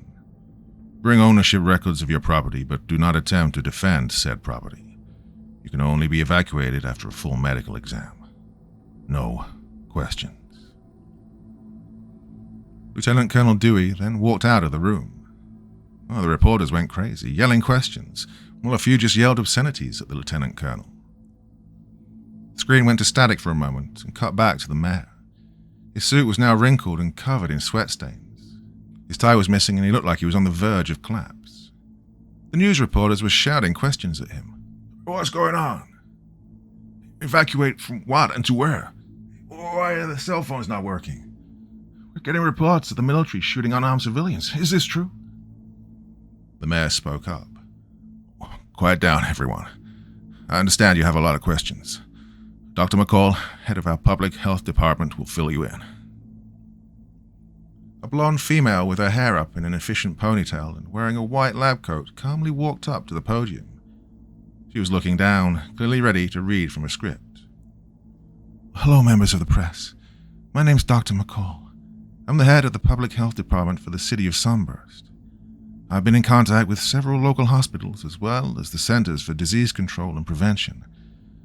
Our analysis is that..." Dr. McCall paused. "Our analysis is..." There was a longer pause, followed by the shuffling of note cards. The mayor, who was standing off to the side, said, "Doctor, just read the notes in front of you." McCall gripped the sides of the podium, her knuckles turning white and her left eye began to twitch. She took one deep breath as she grabbed the note cards and threw them in the mayor's face. "No, Jim. I'm done with this shit. These people have the right to know what the fuck is going on. No more lies, no more cover-ups. This thing has spread too big and too far. ladies and gentlemen of the press." The mayor began to yell. "I'll have you arrested for instigating panic." McCall quipped back. "Then arrest me." She turned back to the cameras and continued. "Now, for reasons yet to be determined." The mayor jumped in front, trying to physically stop her. A small struggle ensued until a police officer ran up and separated the two. The mayor shouted, "We are under martial law. I'll have you shot." The mayor lunged for the officer's pistol. The two went to the ground, fighting for control of the weapon. 3 news reporters ran up and helped subdue the mayor until the officer could get handcuffs on him. The room went silent as the ratcheting sound of handcuffs could be heard. Someone brought the doctor a glass of water, and as she drank it, she had a 1,000-yard stare on her face. Someone from the back of the room softly said, "Please, doctor, go on." McCall cleared her throat and said, "For reasons yet to be determined by medical sciences, the bodies of the recently deceased are returned to life and attacking the living. The scope of this epidemic has reached its tipping point as over half the population has succumbed to this disease. With the phone lines down or taken over for military use, it's impossible to know if this has spread across the Cook River into the surrounding cities. We do not know if the original disease is a virus, a bacteria, parasite, or whatever. We do know the people that the undead kill get up and kill, and then those people get up and kill. Right. Any questions?" The room was silent for a moment as the cameraman moved his camera around. Every reporter had their mouth open, stunned by the news they'd just heard. Someone near the stage slowly raised their hand like a kid in school who wanted to ask a question but was too scared to do so. "Is there, any way to stop them?" Dr. McCall answered. "Blunt force trauma to the head, particularly around the prefrontal cortex, frontal lobe, or somatosensory cortex. Although these things are dead, we speculate parts of their cerebellum, brainstem, and motor cortex are still active but very fragile." There was yelling coming from off-camera. "Stay back, right there." We could hear the sound of a door opening and gunshots ringing out. The camera that was on the tripod fell over. The officer who'd arrested the mayor ran over behind the camera and said, "Get off of him." The sound of flesh and skin tearing was followed by, "Damn it, he bit me." The camera was picked up as a gunshot rang out.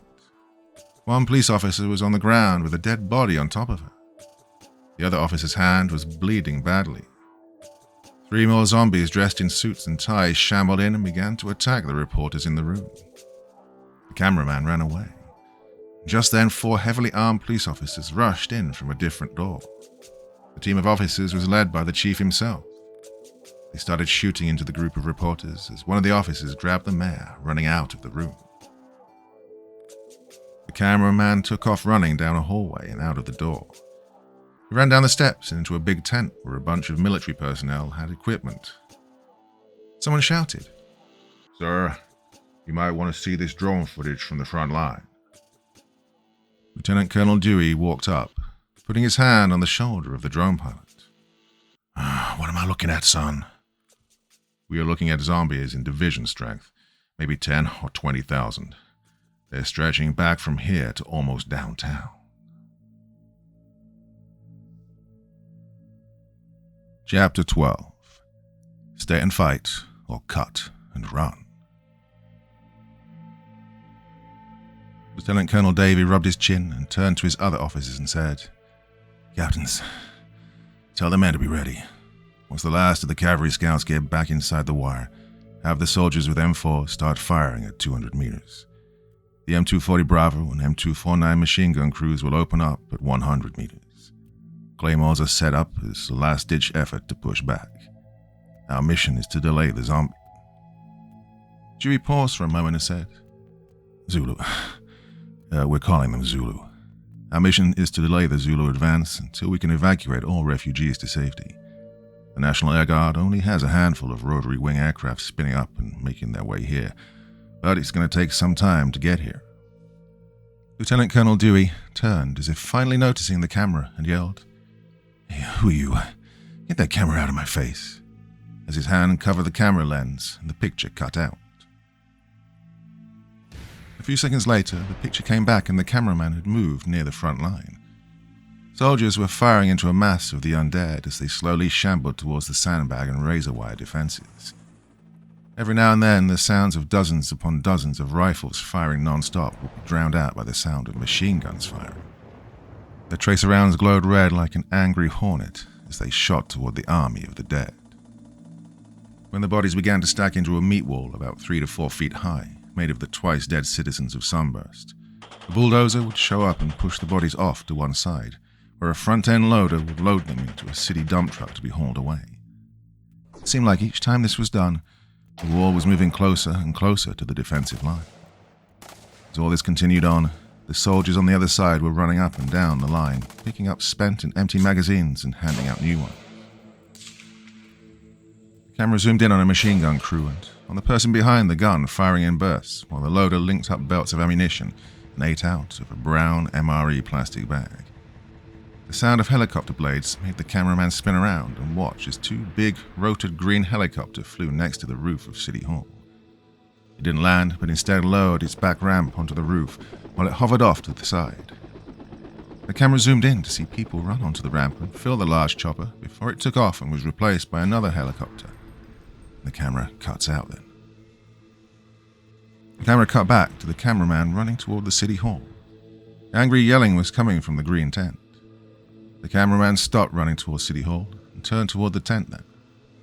Sticking the lens into the opening, the camera picked up the voices. Lieutenant Colonel Dewey was talking to his radio telephone operator, or RTO. Do we have any air assets available to use? What about those F-15 that were flying around before? The RTO replied. They got recalled back to base to rearm and flying combat air patrol around the state capital. We have anything that big army can chop our way? A-10s or maybe some F-22 out of Riot pad? Hell, I'll take a kid on a hang glider with a slingshot at this point. Well, sir, we have an E-3 Sentry based out of Tinker FB, doing figure eights above us, but that's just a surveillance aircraft and not armed. There was a brief pause as the RTO spoke into the radio. He came back with, "We have thunder, sir." "What's thunder?" Lieutenant Colonel Dewey demanded. The RTO replied, "Not what, sir. Thunder is a call sign for the M109 Paladin platoon self-propelled artillery. They got set up and ready maybe 15 minutes ago." Lieutenant Colonel Dewey scratched his chin and turned to another Army officer and said, "Captain, go and find out if we have any trained forward observer in our unit.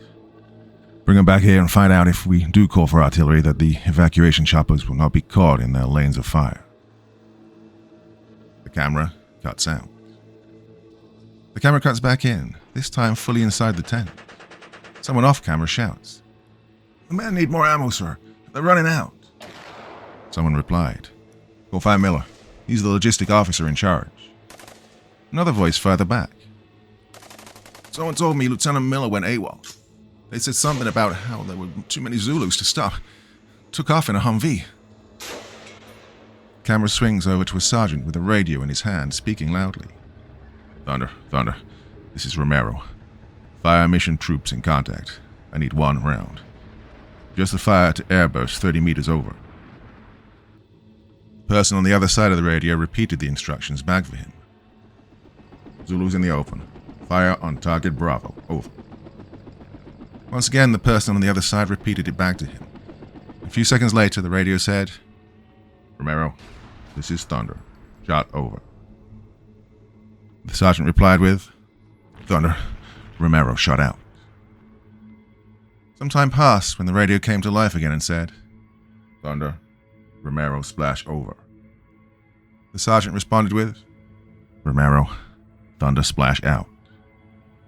The sound of a distant whistling could be heard as the artillery shell went overhead. The camera zoomed in on the front line as an explosion took place and hundreds of zombies could be seen falling down. A cheer could be heard coming from the front line of soldiers. The sergeant grabbed the radio and said, Thunder. Good effect on target. Same location. Start at target Bravo and walk your fire back to target Sierra. Fire for effect." The person on the radio reported the same message. Shortly after, multiple whistling sounds could be heard as explosions filled the sky.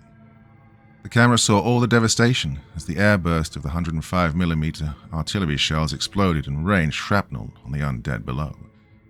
The artillery bombardment was shredding the zombies, and internal organs became external very quickly. Bones were pulverized and turned into a fine powder which hung in the air like a foggy haze. The camera cuts out. The camera comes back to Lieutenant Colonel Dewey, yelling into the radio. "Thunder, what do you mean you're out of ammunition? I need you to put warheads on foreheads.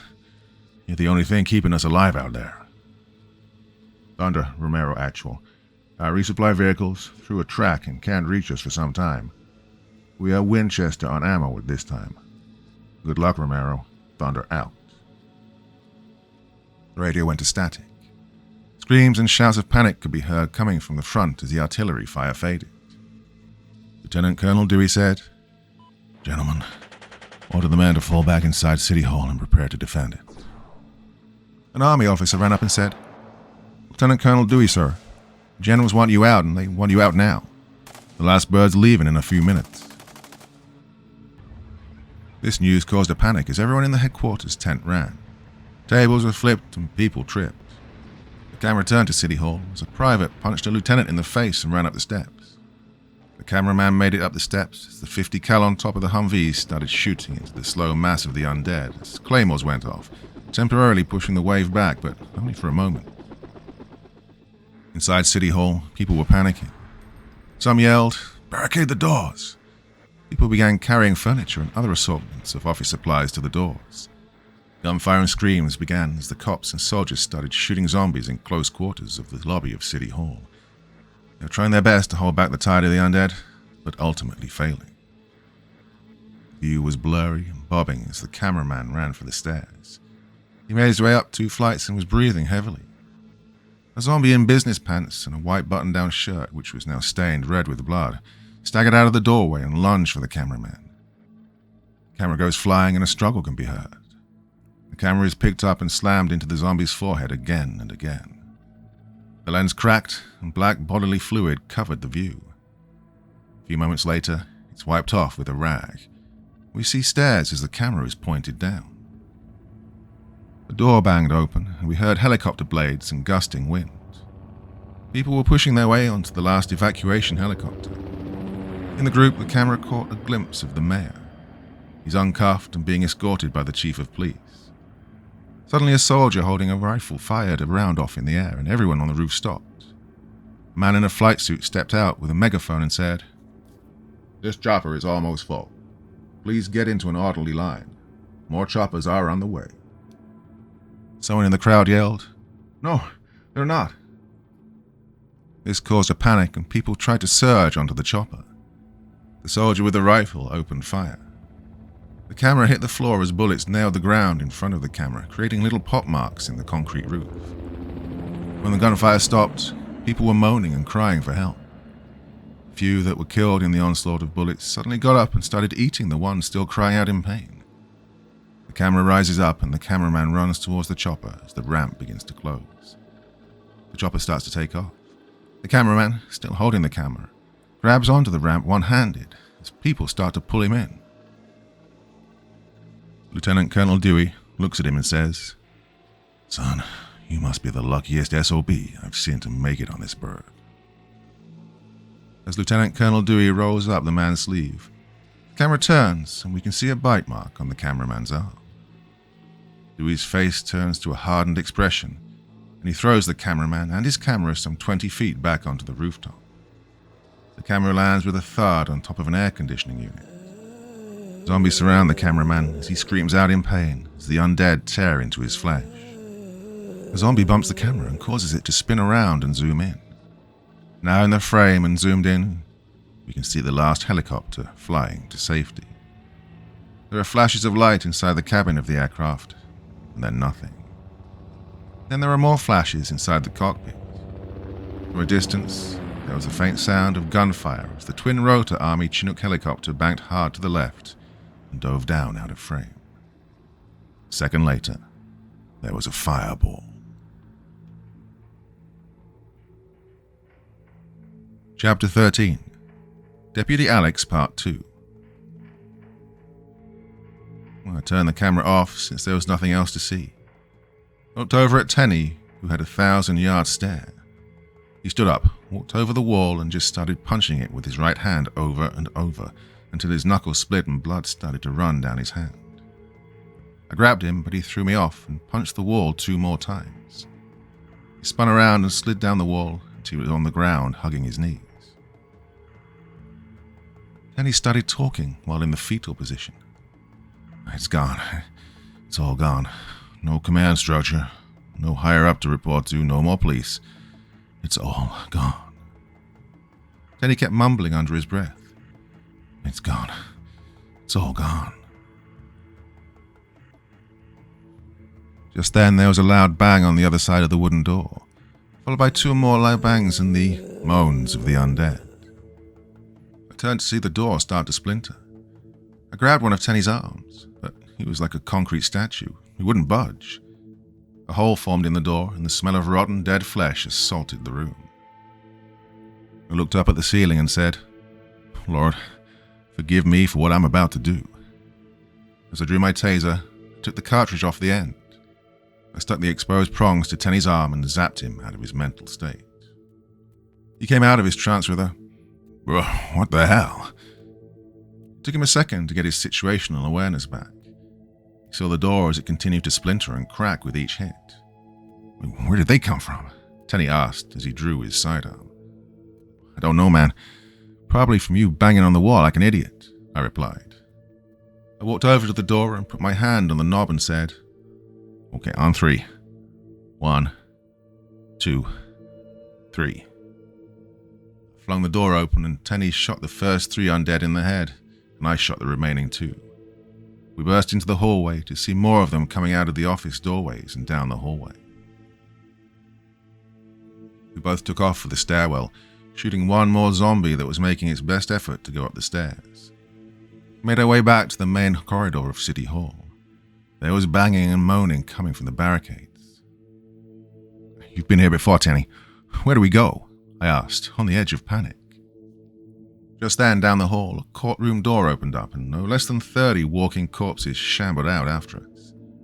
We ran the other way past the media room, and we continued down a hallway through a small break room and out a side entrance. We started running around the building to head back to the squad car, and I'll admit it, I thought I was in pretty good shape. Tenney and I were huffing and puffing as we straddled over the snowplow blade as we stopped by the car to catch our breath. It was then that we heard it. Hundreds of footsteps slowly approaching us and being drowned out by the wet moaning. Tenney got in the driver's seat while I hopped in the passenger seat. We got out of there. Tires squealed as my face got pushed up against the window due to the centripetal force.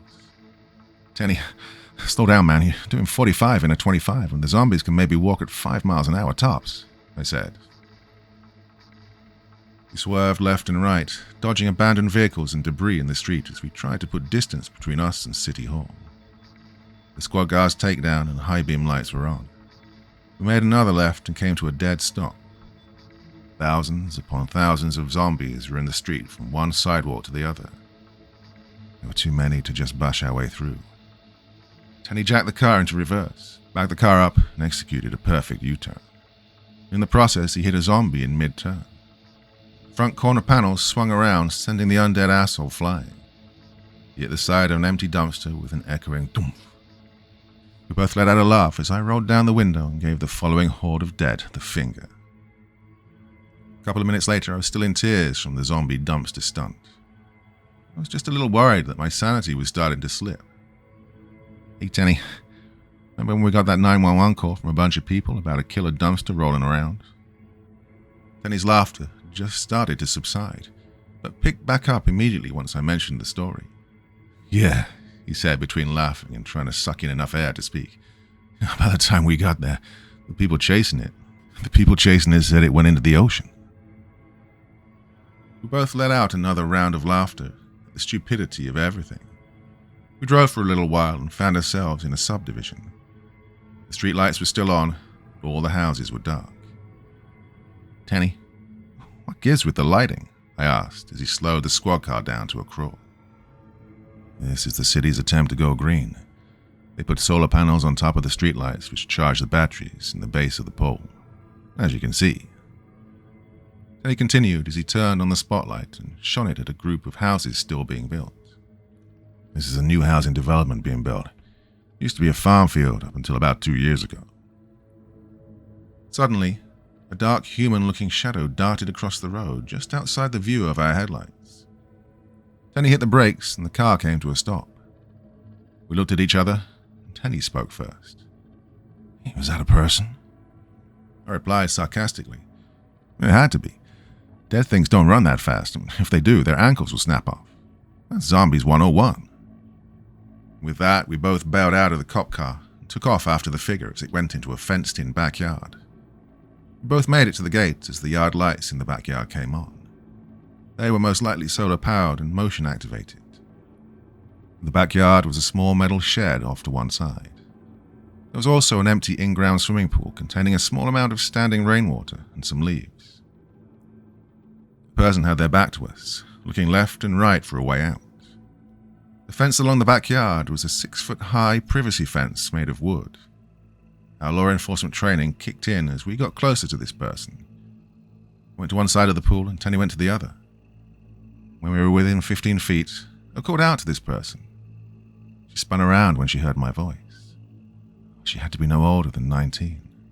Had blonde hair and brown eyes.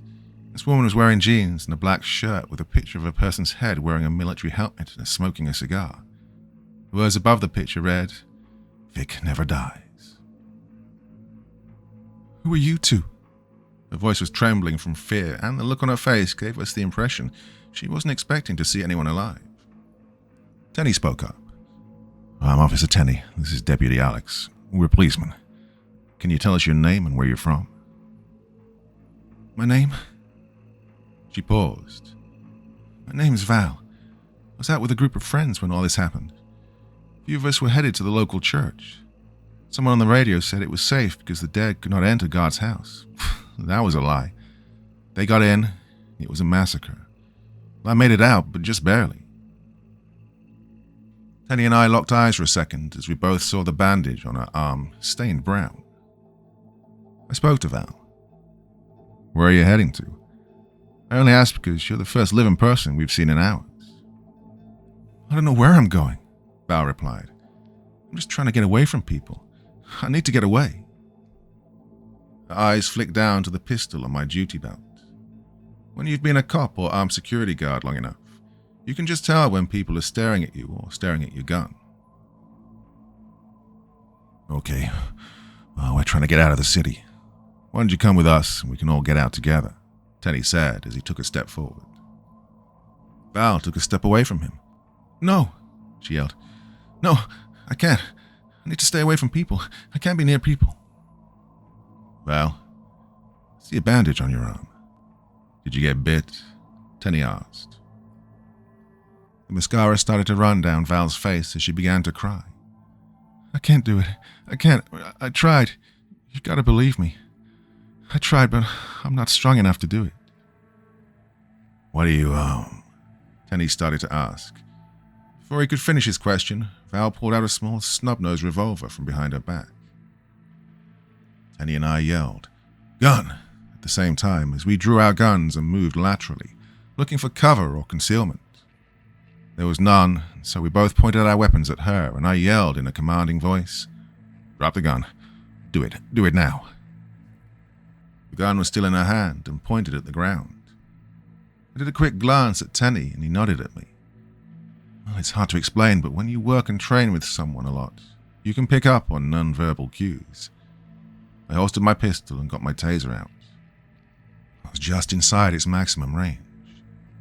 Val saw me bring out my taser, and the look on her face said she was dying today.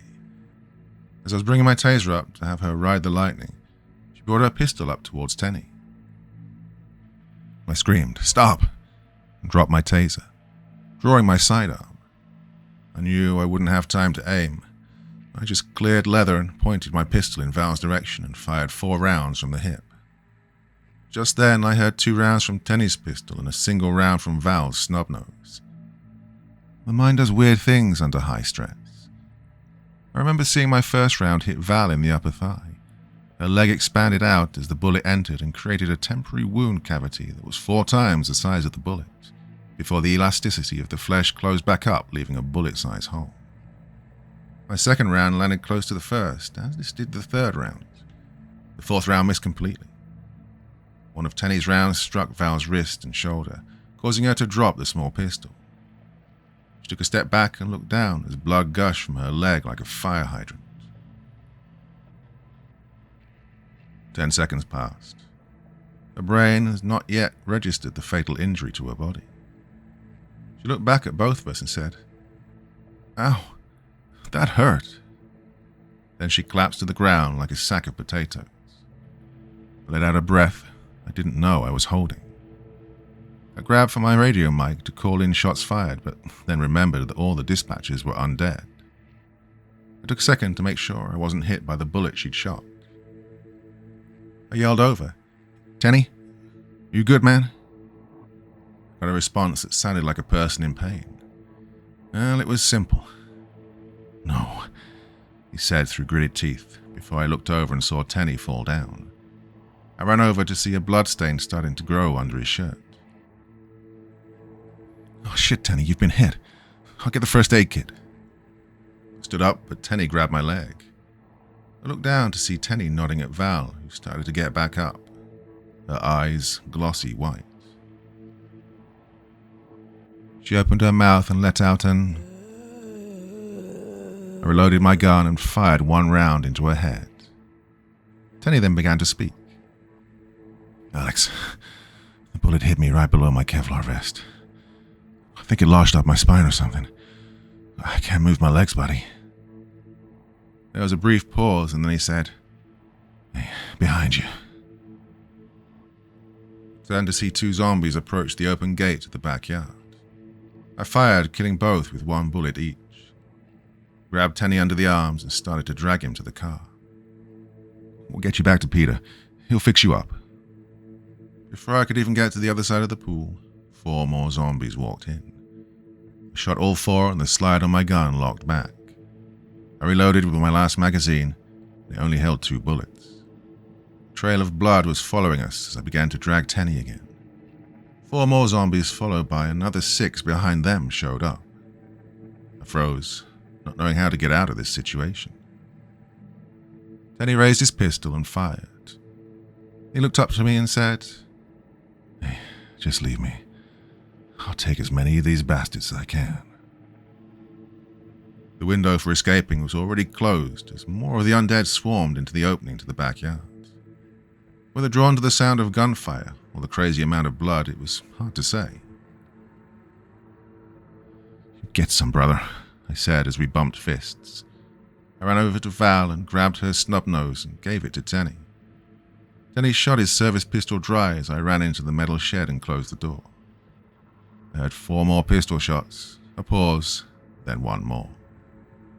That last gunshot hung in the air like a trumpet blast welcoming a great warrior into Valhalla. I looked around the small metal shed with my flashlight. There was a riding lawnmower, some holiday yard decorations, 1 blue 5-gallon jerry can filled with kerosene, 2 red jerry cans filled with gasoline. One was full, and the other had about 1/4 of the gas left in it. There were no windows, and with the door closed, only a small crack of light shone in. I turned off my flashlight, not wanting to attract the undead to my whereabouts.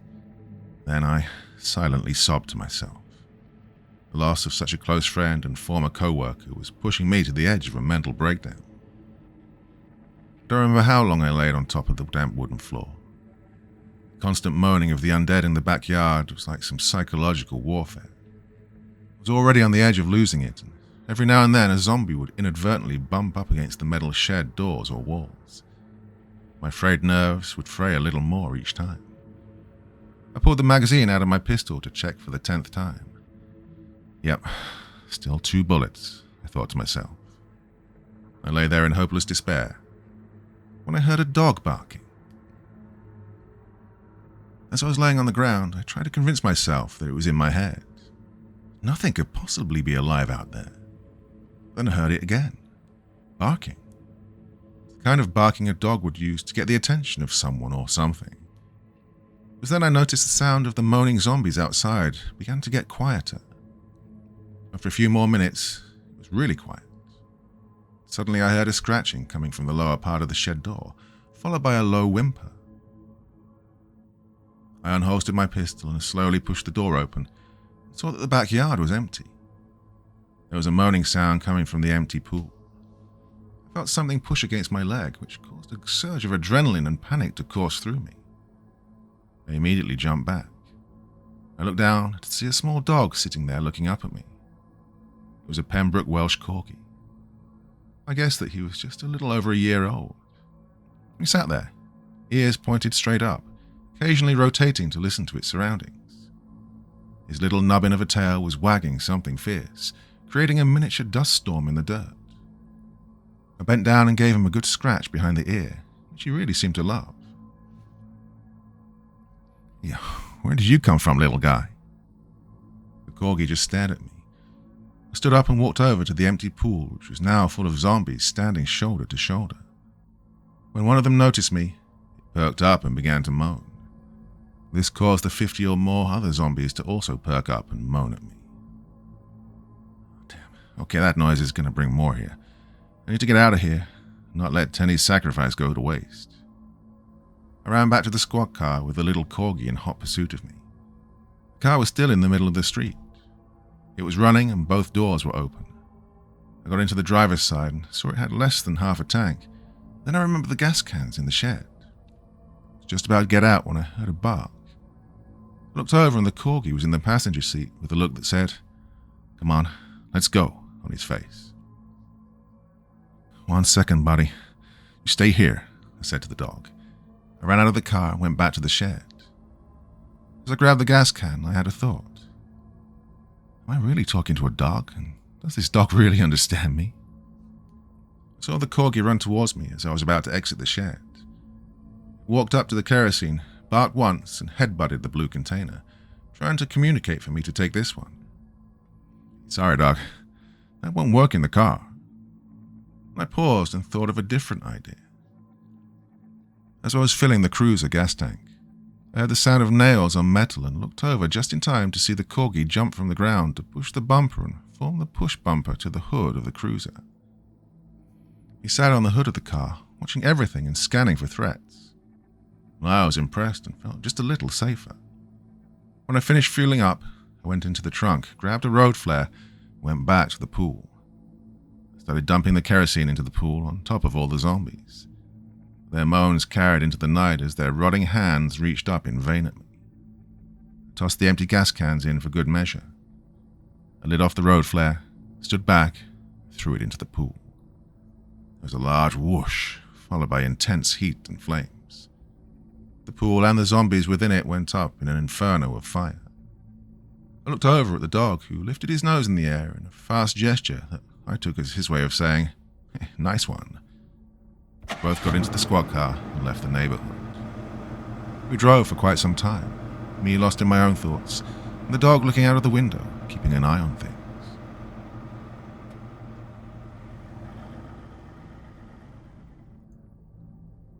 Chapter 14. Tactical Corgi. I heard a licking sound and looked over to see the dog licking the empty water bottle. He was panting a lot and his gums and nose were dry. I stopped the car in the middle of the street. "You thirsty, buddy? Hang on, I've got some water in the back." Cutting the empty water bottle in half to make a makeshift bowl, I filled it up for him, and within seconds he drank it all down.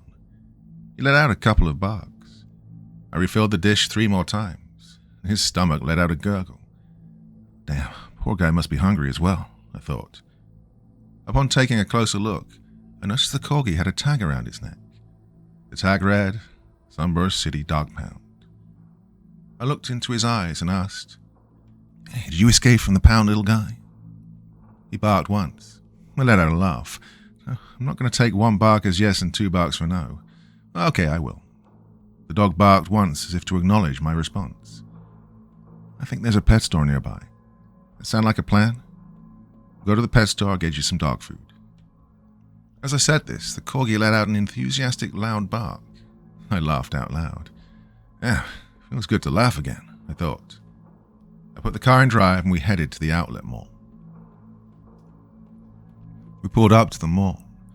The parking lot was damn near empty with only a few cars and one pickup truck that said Brush It LLC on the side. The outlet mall mainly consisted of clothing stores and home decor stores. There was a small pharmacy and an electronics store. The windows and doors on both were smashed and appeared to be picked clean by looters. We found the pet store, Hometown Pet Supplies. The store next to it was called Mountain Outfitters. The pet store had its front glass door broken and a few bullet holes in the glass. Next to Mountain Outfitters sat a delivery box with the words BP Trucking and Shipping painted in green on the side. The truck was empty and the ramp leading from the back of the truck to the ground was out. A handcart used for bringing in deliveries was on the ground. Next to the ramp there was a pool of dried blood staining the area. I got out of the squad car with the corgi following me. He trotted up to the broken doors and started to growl. The hackles on his back were raised up in alarm. The corgi ran over to me, jumped on my leg, and used his nose to boop the holster on my hip. I looked at him. He booped it again. I realized what he was getting at and said, "Oh, buddy, I only have 2 bullets left." I pulled out one of my empty mags to show him and felt kind of silly for doing it. He sniffed the empty mag, looked at me and rolled his eyes. He let out a huff and walked back to the entrance of the pet store and started barking. I stood there for a second and thought, did this freaking dog just roll his eyes and huff at me like I'm the issue here? That dog's too smart for his own good. In the blink of an eye, the corgi shot into the dark pet supply store, running around and barking. I could hear the movement and the sound of the undead. With the takedown light shining into the building, I could make out a corgi-sized fur missile running back and forth. 4, maybe 5 zombies slowly chasing after him. I called out to the dog just above a whisper. "Come on, boy. Come here, boy. We need to go. We can go someplace else and find food for you." And the corgi shot out of the store like a hellhound out for blood and ran up the ramp for the delivery truck. The zombies from the store started to file out. I ran back into the car. Well, if I had to leave this dog, so be it. I'm not dying tonight for something like a dog. I sat in the car and watched as the 5 zombies filed up the ramp towards the still barking corgi as he backed further into the delivery truck. The barks became more echo-enhanced in the confines of the empty truck. When the last zombie made its way into the truck, the dog sent by the Deus Ex Machina gods ran down the ramp, jumped onto the hood of my car, and locked eyes with me. Well, it's hard to explain, but at that moment I knew exactly what to do. I ran the car up the ramp of the truck, jumped, grabbed onto the truck's back door and closed it just as the first of the Walking Dead got to me. The door closed with a loud crunch as I locked it. I tried to move, but it was stuck. I began to panic that something had a hold of me. I spun around and broke free to see a rioting hand. The forearm snapped off at the elbow, sticking out from under the heavy truck door. I looked at the hand as it opened and closed, desperately trying to find something to grab. The corgi looked at me, tilted its head, and let out a little howl in laughter. I was more taken aback than anything. I know dogs howl, but to hear it come from such a small dog was almost comical. I walked towards the Hometown Pet Supply sign in the window when something caught my eye. In the window of the Mountain Outfitters, a poster said, "Mountain hiking trail maps available inside. Trails for all types, beginner to expert hiker. We have what you need for the day hiker to the over-the-mountain hiker and everything in between." Well, an idea formed in my head. I looked at the corgi and said, "Hey, let's go shopping." The dog and I walked into the pet store. I had my pistol out even though the dog gave no signs that any undead were nearby. The first aisle we went down had one of those rotating shelves with a bunch of name tags on it. I looked down at the corgi and said, "Hey, let's give you a name. I can't keep calling you dog or buddy. Now, 1 bark for yes and 2 barks for no." The dog barked once. I started going through the names on the shelves. "Bartholomew?" I asked. The dog barked twice. I replied with a, double yes? The dog growled at me. "Hey, how about this? I'll just read the names and you bark when you like it. The dog barked once. Toby. Peanut butter. Hey, how about Lucky? No? How about Charlie? The dog barked once. Oh, so you like the name Charlie? The corgi started to bark excitedly and jump around. Okay, calm down. Charlie it is. I put the name tag on Charlie's collar. I stood up and put my hands on my hips and said, "Well, Charlie, let's get you some food. You're probably starving." Charlie barked and ran down the dog food aisle. I took off after him at a brisk walk. I pulled out my flashlight since the squad car's headlights did not illuminate much past the first rows of the shelf. Charlie ran past a bag of dog food that was torn open and had been spilled all over the floor. He went right up to a bag called Royal K9. The image on that bag was of a corgi in fancy attire, sitting on a throne. The wording under the picture said, "Royal K9 for dogs with a more refined palate." It was the most expensive bag on the shelf. Charlie kept pawing at the bag and let out a few little whimpers. I said, "Just because you're a corgi, you think you're a descendant of the Queen or something?" Charlie replied with a bark. I rolled my eyes and grabbed a food bowl off the adjacent shelf. I opened the bag, filled the bowl up, and set it down. Charlie attacked the food like the undead attack the living. He ravenously devoured the food in less than a minute. He looked up at me, sat down on his butt, let out a small burp, and smiled at me. All the while, his little nub tail was wagging back and forth. I grabbed a 50-pound bag of dog food, carried it out to the squad car, put it in the trunk, went back inside the pet store. I could hear a squeak, squeak, squeak coming from one of the aisles. I turned down the aisles where the sound was coming from. Cotton stuffing and bits of fabric were everywhere, and there was Charlie in the middle of it, laying on his back, tummy up in the air with a blue plastic squeaker in his mouth. I let him be. Every dog deserves to have some fun. I made my way over to the small outdoor section where I picked up 2 leashes, 2 collapsible water dishes, a pair of dog socks and hiking boots. Just then, Charlie trotted around the corner, sat next to me looking on in confusion. I began looking for the harnesses. After finding one that fit Charlie, I loaded up the stuff I grabbed into the pocket of the harness. I asked Charlie how it felt. He walked around a little awkwardly. I adjusted the weight and added a doggy first aid kit, which was his idea, not mine. Now Charlie was running around the store like the harness with his equipment on it was nothing. I turned to Charlie and said, "Oh, now it's my turn to go shopping, but first let's pay for all this stuff." On the way to the front of the store, I stopped and grabbed a handful of tennis balls. Charlie's eyes lit up in delight. I went up to the counter, opened up my wallet and took out 3 $20 bills, my sheriff deputy business card, and a note that said, "Had to use some of the items. Hope this covers it. If not, please call me and I'll reimburse you for the rest. Deputy Alex." I put the money and the note on the counter when my eyes caught sight of 2 glowing green dots. I reached up and pulled out a Sig Sauer P229 in 9mm. I dropped the magazine and racked the slide and was rewarded with a single bullet flying out of the chamber and a magazine full of ammunition. I looked at Charlie. Well, not the same ammo as my service pistol, but it'll do. Do you think the owner would be mad if I took it? Charlie replied with a couple of barks. We walked out of the store, gun in hand, and headed into the Mountain Outfitters. I opened the doors and Charlie walked in with his nose up in the air, sniffing for any zombies in the building. After a few minutes, with no growling or barking, I figured it was safe to enter the store. The store looked like a tornado had gone through it. I managed to find a large hiking backpack, a small 2-person tent, a sleeping bag in a compression bag, a small air mattress, and some hiking clothes, along with some other odds and ends such as matches, bug spray, and sunscreen. All the camping food was gone, along with the water filters. I did manage to find a small backpack stove and 2 fuel canisters. I checked the back storage room. It was also picked clean except for a flare gun. The last thing I grabbed before we left was a trail map and a compass. I put everything in the back seat, looked at Charlie and said, "If there's anything else you want, go get it now before we leave."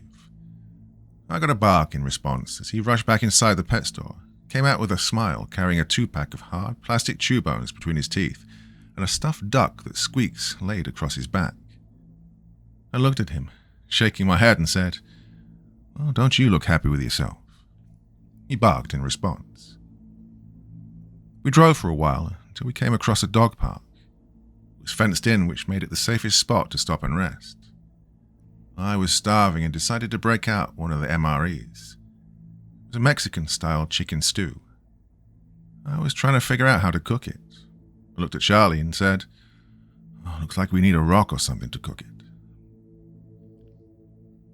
After a few minutes, I got the food cooking inside the plastic container. I spread out the map on one of the picnic tables and I started talking through the plan to Charlie. "Okay, so here's the plan. We're going to head to the marina, get a boat, get across the Cook River. If that doesn't work, we'll move on to plan B. And the airport sounds like that's where they were going to evacuate people from. Plan C is to drive as far as we can into the mountains, then hike the rest of the way. We're looking at 4 to 6 days, depending on how far we go each day." Charlie just tilted his head in confusion. I gave him a noodle pat and said, "Don't worry. Come hell or high water, we're getting out of here." After finishing my food and throwing the tennis ball for Charlie quite a lot, I put the remaining MREs in the backpack along with some of Charlie's food as well. We set out for the marina. Charlie was curled up in the front seat, sleeping without a care in the world. Meanwhile, I was fighting sleep. Sunrise was only a few hours away. My eyelids were heavy. I opened the window to get some fresh air. The night's cool air felt good on my face. As we approached the marina, my hope began to fade. Even though we were still 2 blocks away, I could hear the unmistakable sound of the undead. Charlie awoke and immediately started to growl. The parking lot was full of cars. Now, incidentally, everyone else had had the same idea as me. I pulled up to the end of the lot overlooking the river from boat docks. It was covered in a veil of darkness. Charlie was on the edge, his ears perked up and his nose was sniffing the air. Forget it, Charlie," I said. "It's full of the dead. Listen, you can hear it over the sound of the engine." I flipped on the spotlight and pointed it down towards the docks. The inky black water reflected the light. As I moved the beam to one of the docks, we could see the zombies were shoulder to shoulder. Most of the boats were gone, but a few were still moored to the docks. Their hulls spilled over with the undead. We heard a loud splash as a zombie fell into the water. Moving the beam farther out into the water, I saw a few zombies that were floating with life vests on. Charlie let out a loud warning bark and I moved the spotlight beam closer to us. There were a handful of zombies maybe 25 yards away, shambling up the small grassy hill towards us. One of them had a harpoon sticking out of his chest. Another was missing an arm. It was almost too gross to look away. There was another loud bark from Charlie at the same time that an undead face smashed against the passenger side window. It smeared black gunk all over it, and Charlie started barking uncontrollably. But the squad car into reverse, backed up, put it into drive, and ran over the undead before peeling out of the parking lot.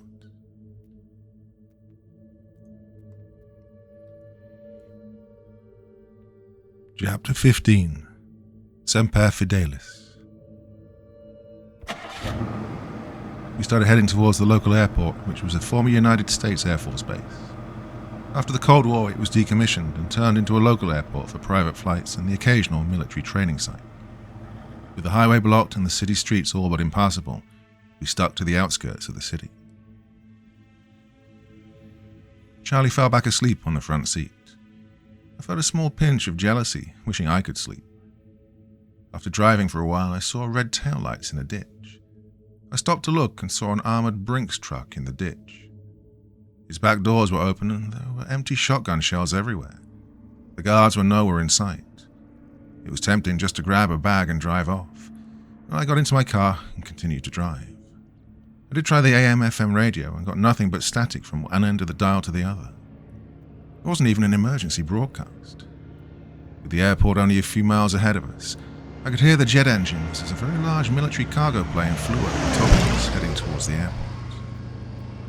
But damn, we're saved. Charlie let out a celebratory bark. The road leading towards the main gate was full of abandoned cars and trucks, with just a sprinkling of the undead roaming around. I did a quick turnaround and headed towards a side gate that led to the fire roads that surrounded the airport. The gate was locked and I didn't have a key. I nosed the push bumper agents at the gate and put my foot to the floor. The squad car's engine roared as the wheels squealed in protest, but the lock broke and I was in. The fire roads are old dirt roads used by the fire department to reach aircrafts that have crashed inside the large airport. The road twisted and turned through tall trees in a low spot. The car almost got stuck, but I was able to make it through. With the high beams and takedown light on, everything was cast into long shadows as we drove through the woods. The sound of another large aircraft coming into land was causing me to get more excited. I unconsciously pushed harder down on the gas pedal. We emerged from the woods and into a marshy swamp. The fire road was slightly elevated above the marsh, but not by much. Charlie let out a bark and I looked around. About a mile away was the runway. Bright white work lights were set up as several dark green vehicles wheeled out of the back of a grey cargo plane. I was looking at our salvation. The only thing separating us was a second chain-link fence topped with razor wire and a mile of wet marshland. I turned to Charlie and said, "This road should lead us to the airport fire station, and from there we just..." I was interrupted with a loud warning bark.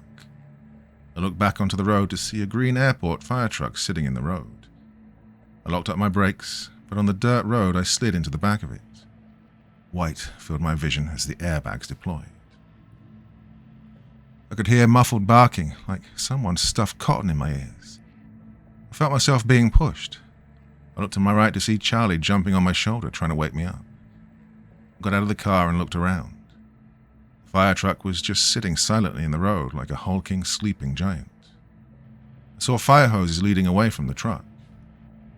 I turned on my flashlight and noticed a small two-engine plane that had crashed into the marsh.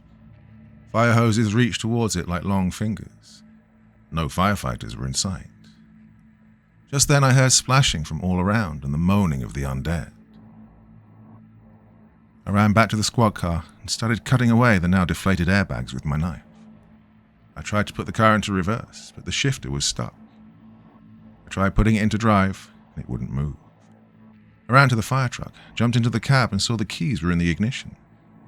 The truck wouldn't turn over, though. The battery was long dead. I dashed back to the squad car as the moans got louder. Charlie was barking and pawing at the window to get out. I opened the driver door, and Charlie ran across the central console and activated all the emergency lights. Between the flashes of red and blue light, I could make out dark shadows shambling towards us. There was no time to turn them off. I just grabbed the backpack out of the trunk. Charlie and I took off into the marsh just as hundreds of feet could be heard on the gravel road. I started running as fast as I could. The mud and water made it slow going. It was like trying to run through syrup. A few times I looked over to see Charlie actually swimming as his short, corgi legs couldn't reach the muddy ground. The zombies were moving just as slow as us in the marsh. We had the distance on them, but for how long, no one would know. I saw a small mound of land in the moonlight and put my head down, determined to get the hell out of there. I made it to the small dry spot and heard a bark of panic coming from back inside the muddy swamp. I dropped the backpack and waded back into the marsh. I shone my flashlight around and yelled, Charlie, where are you, boy?" I heard him bark several times in reply. I found him stuck in the mud up to his neck. Only his face, nose, and ears were visible. He had a look of panic on his face.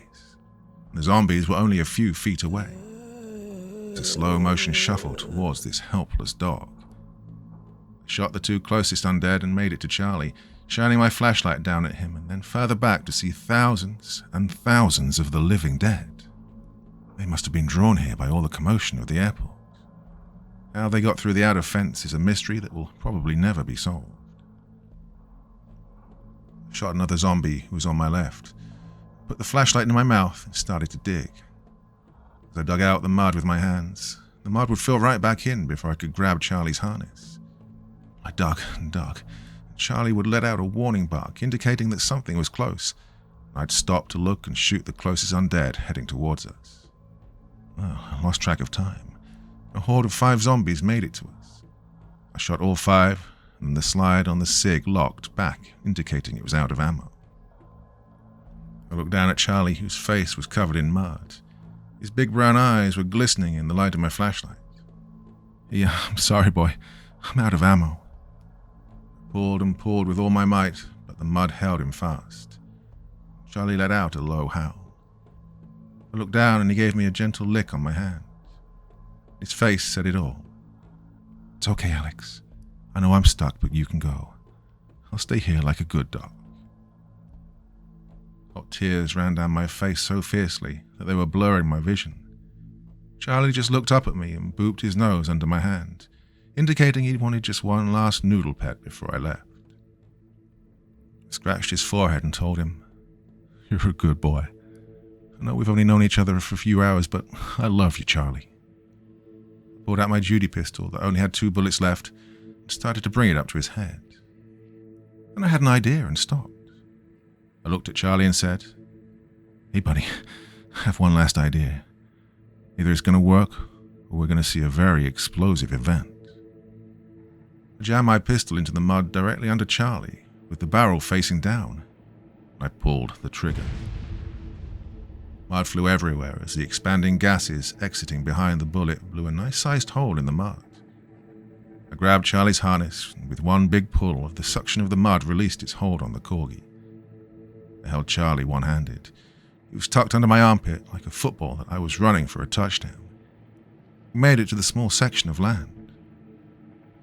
I set Charlie down, and he shook mud everywhere. I grabbed my backpack and opened it up. Put Charlie inside so only his head was sticking out and ran the rest of the way to the fence. Once I got to the fence, I realized I had no way to get into the airport itself. Luckily, the fence sat on a raised dirt mound and was above the marsh. Small miracles, I thought to myself. I could hear the whoosh of rotor blades as the biggest helicopter I'd ever seen flew overhead.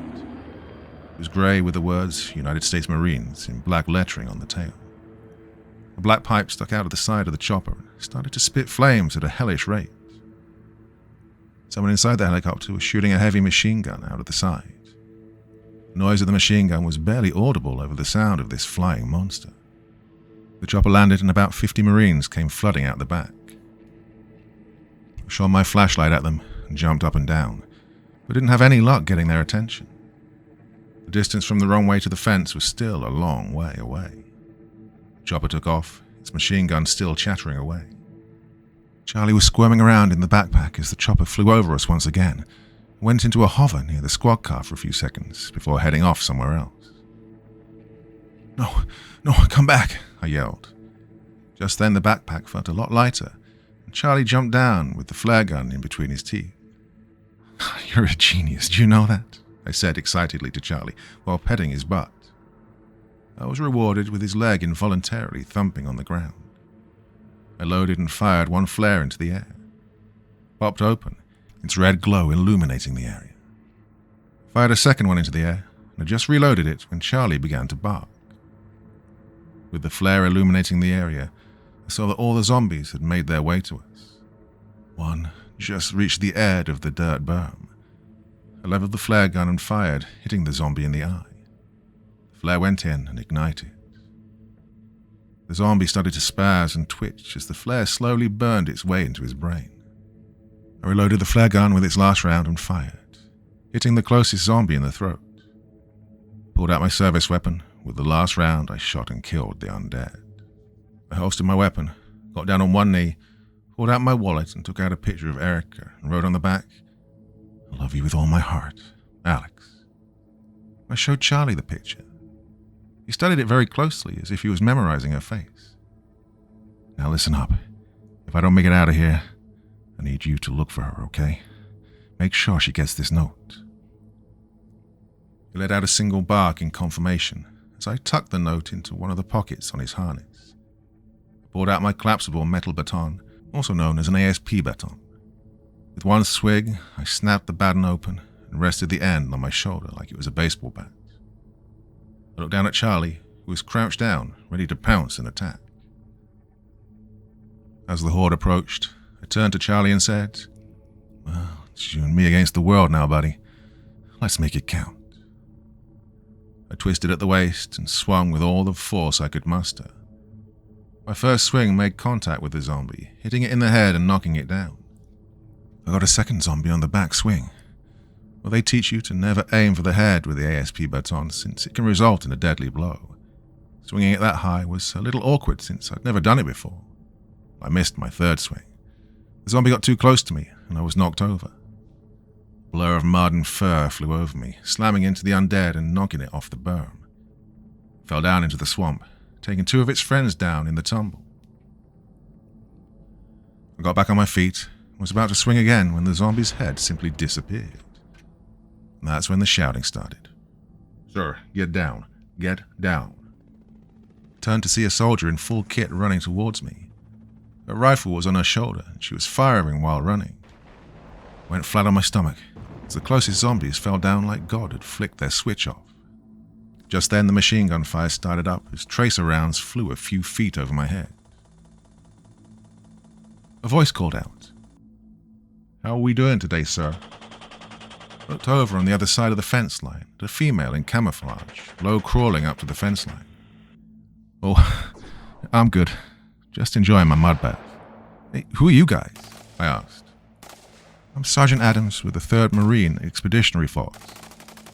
I looked her right in the eyes and yelled, "It's about fucking time you guys got here." "Who are you?" Sergeant Adams asked. "Deputy Alex, Bear Creek County Sheriff Department, badge number 55. I shouted over the sound of machine guns and rifle fire. She looked back at me with a gobsmacked expression on her face. She turned to look behind her and yelled, "Hey, Martinez, look! It's Rick Grimes!" There was a loud bang from somewhere further back, followed by intense white light floating in the sky. The marsh around me turned from night to day in a second, as someone fired off an illumination round into the air. The bright white flare hung in the air. Someone who I assumed was Martinez glanced over the top of his rifle's optic and looked at me. "Holy shit, it is Rick Grimes. Hey, Corporal Sanchez, looks like you owe me $5. Corporal Sanchez looked at me, shook his head and yelled, "Whatever, Martinez. You got lucky with that one." Before getting back onto his belt-fed machine gun, he let loose with a long burst. The sound of a large turbo diesel engine rumbling towards us drowned out any more of the conversation. Pulling up a few yards short from where the Marines were in place, shooting the undead, was a huge green 8-wheeled vehicle with what looked like a small cannon mounted in the middle of it. On top sat a person with a very large helmet talking into a microphone. "What the hell is that thing?" I asked Sergeant Adams, who, for the time being, was my guardian angel, shooting any undead that got close to me. "LAV-25. She pointed to the top of it and continued. 25mm Bushmaster cannon is going to create a lot of zombie pudding." She paused for a second and then said, "Oh yeah, you might want to cover your..."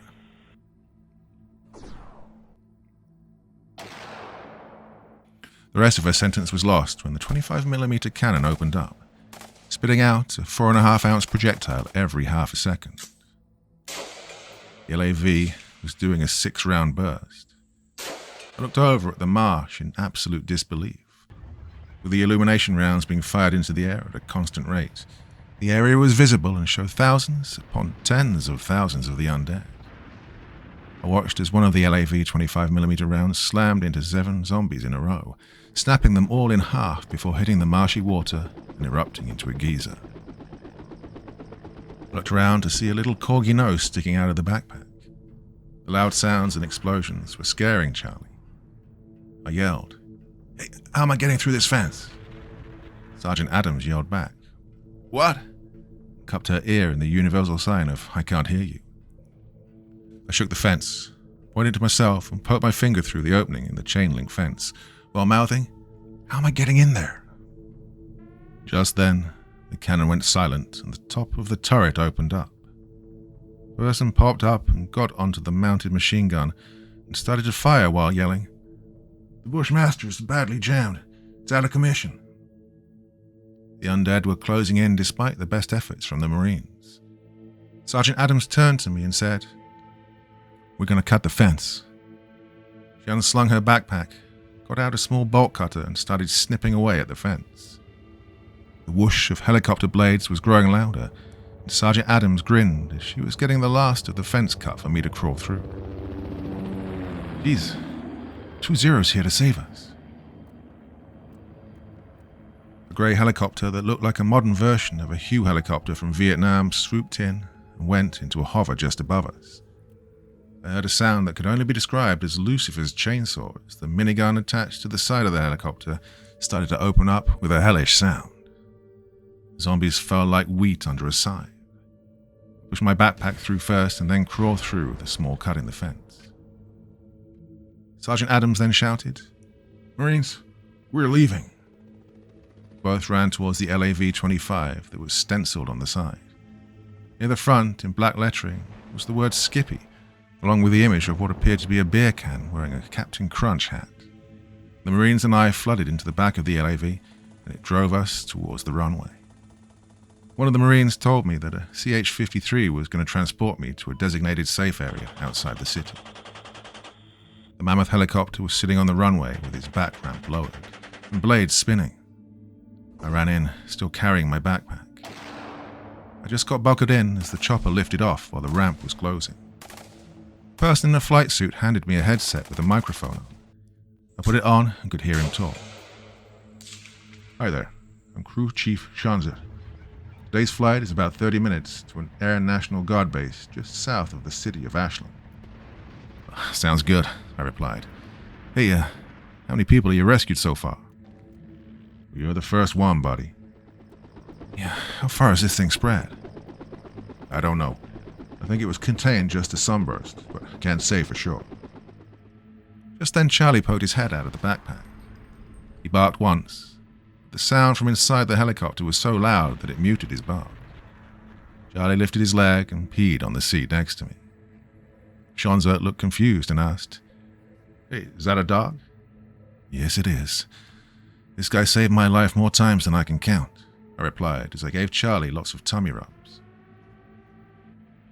"I was told only humans are allowed to leave the city. They don't know if it can spread to animals or not. I'm sorry, man, but I'm going to have to euthanize it." I looked up as Shanzert was reaching for his pistol that was in a shoulder holster on his arm.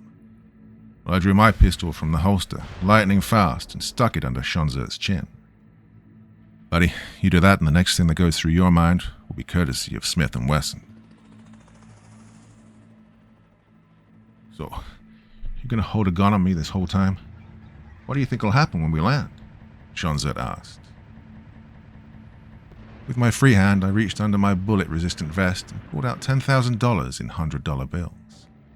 The golden strap was stamped with the word Brinks across it. I tossed it onto his lap and said, "This is for you to stay quiet and pretend you didn't see anything.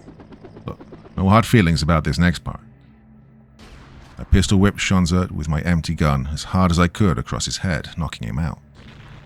I removed his pistol and thumbed every round out from his magazines and put them in my backpack.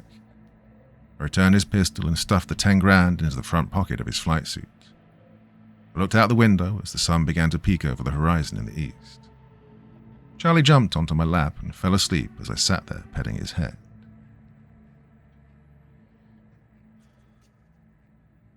Chapter 16.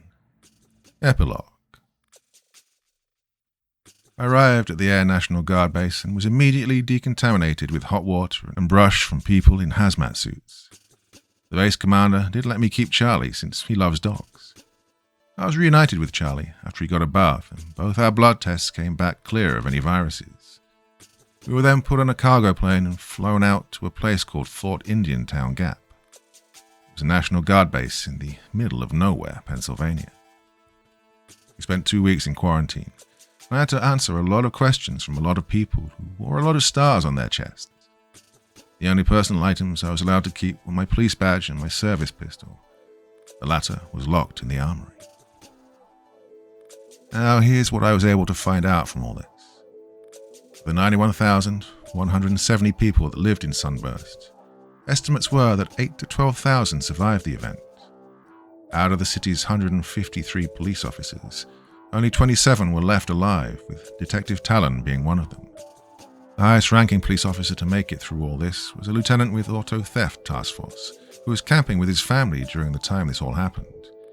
He was quickly promoted to interim police chief. Only 4 police officers from outside agencies survived.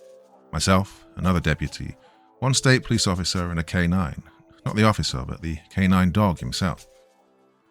The official statement says that the Cook Bridge collapsed due to an earthquake, although the United States Geological Survey has no seismograph recordings from that day. 4 weeks after I was rescued, the last living person was located. It took another 6 weeks to clear the city, and another 3 months to clean up the mess that had happened. Everyone who survived had their phone or other recording device confiscated. No known pictures or videos existed from this event. The event that caused the undead to walk is still unknown, or at least unknown to me. It's contained inside the city of Sunburst. After I was released from quarantine, I reunited with Erica, and she instantly fell in love with Charlie. We got married shortly after. It was the perfect wedding. Erica got a job working for a small-town newspaper, and I stayed with the sheriff's department for another 3 months. I ended up resigning due to psychological reasons. I almost shot a sleeping drunk who made this sound when waking up. Since my resignation, I've gotten a job as an armoured truck guard. At least nothing crazy will happen to me there, right?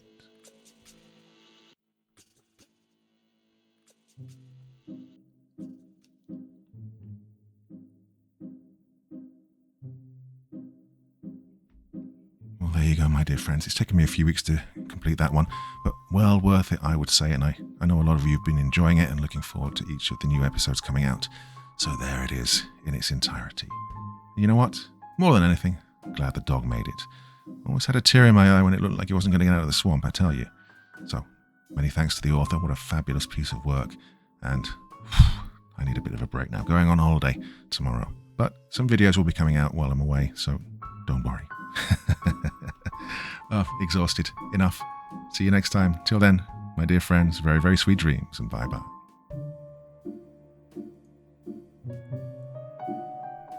Thank you so much for taking the time to listen to this story today. It really means a lot to me and to the author of the story, of course. Well, if you want to know more about me, I'm pretty much everywhere on social media. You can find me on Facebook, Twitter, Instagram. You can download my music on SoundCloud. I've got a Patreon if you feel like. Throw me $1 or $2. Very much appreciated. And of course, on Reddit, I have a place where you can leave stories if you want me to read one that you've written. Well, hoping to see you all again very soon. Till then, sweet dreams. Bye-bye.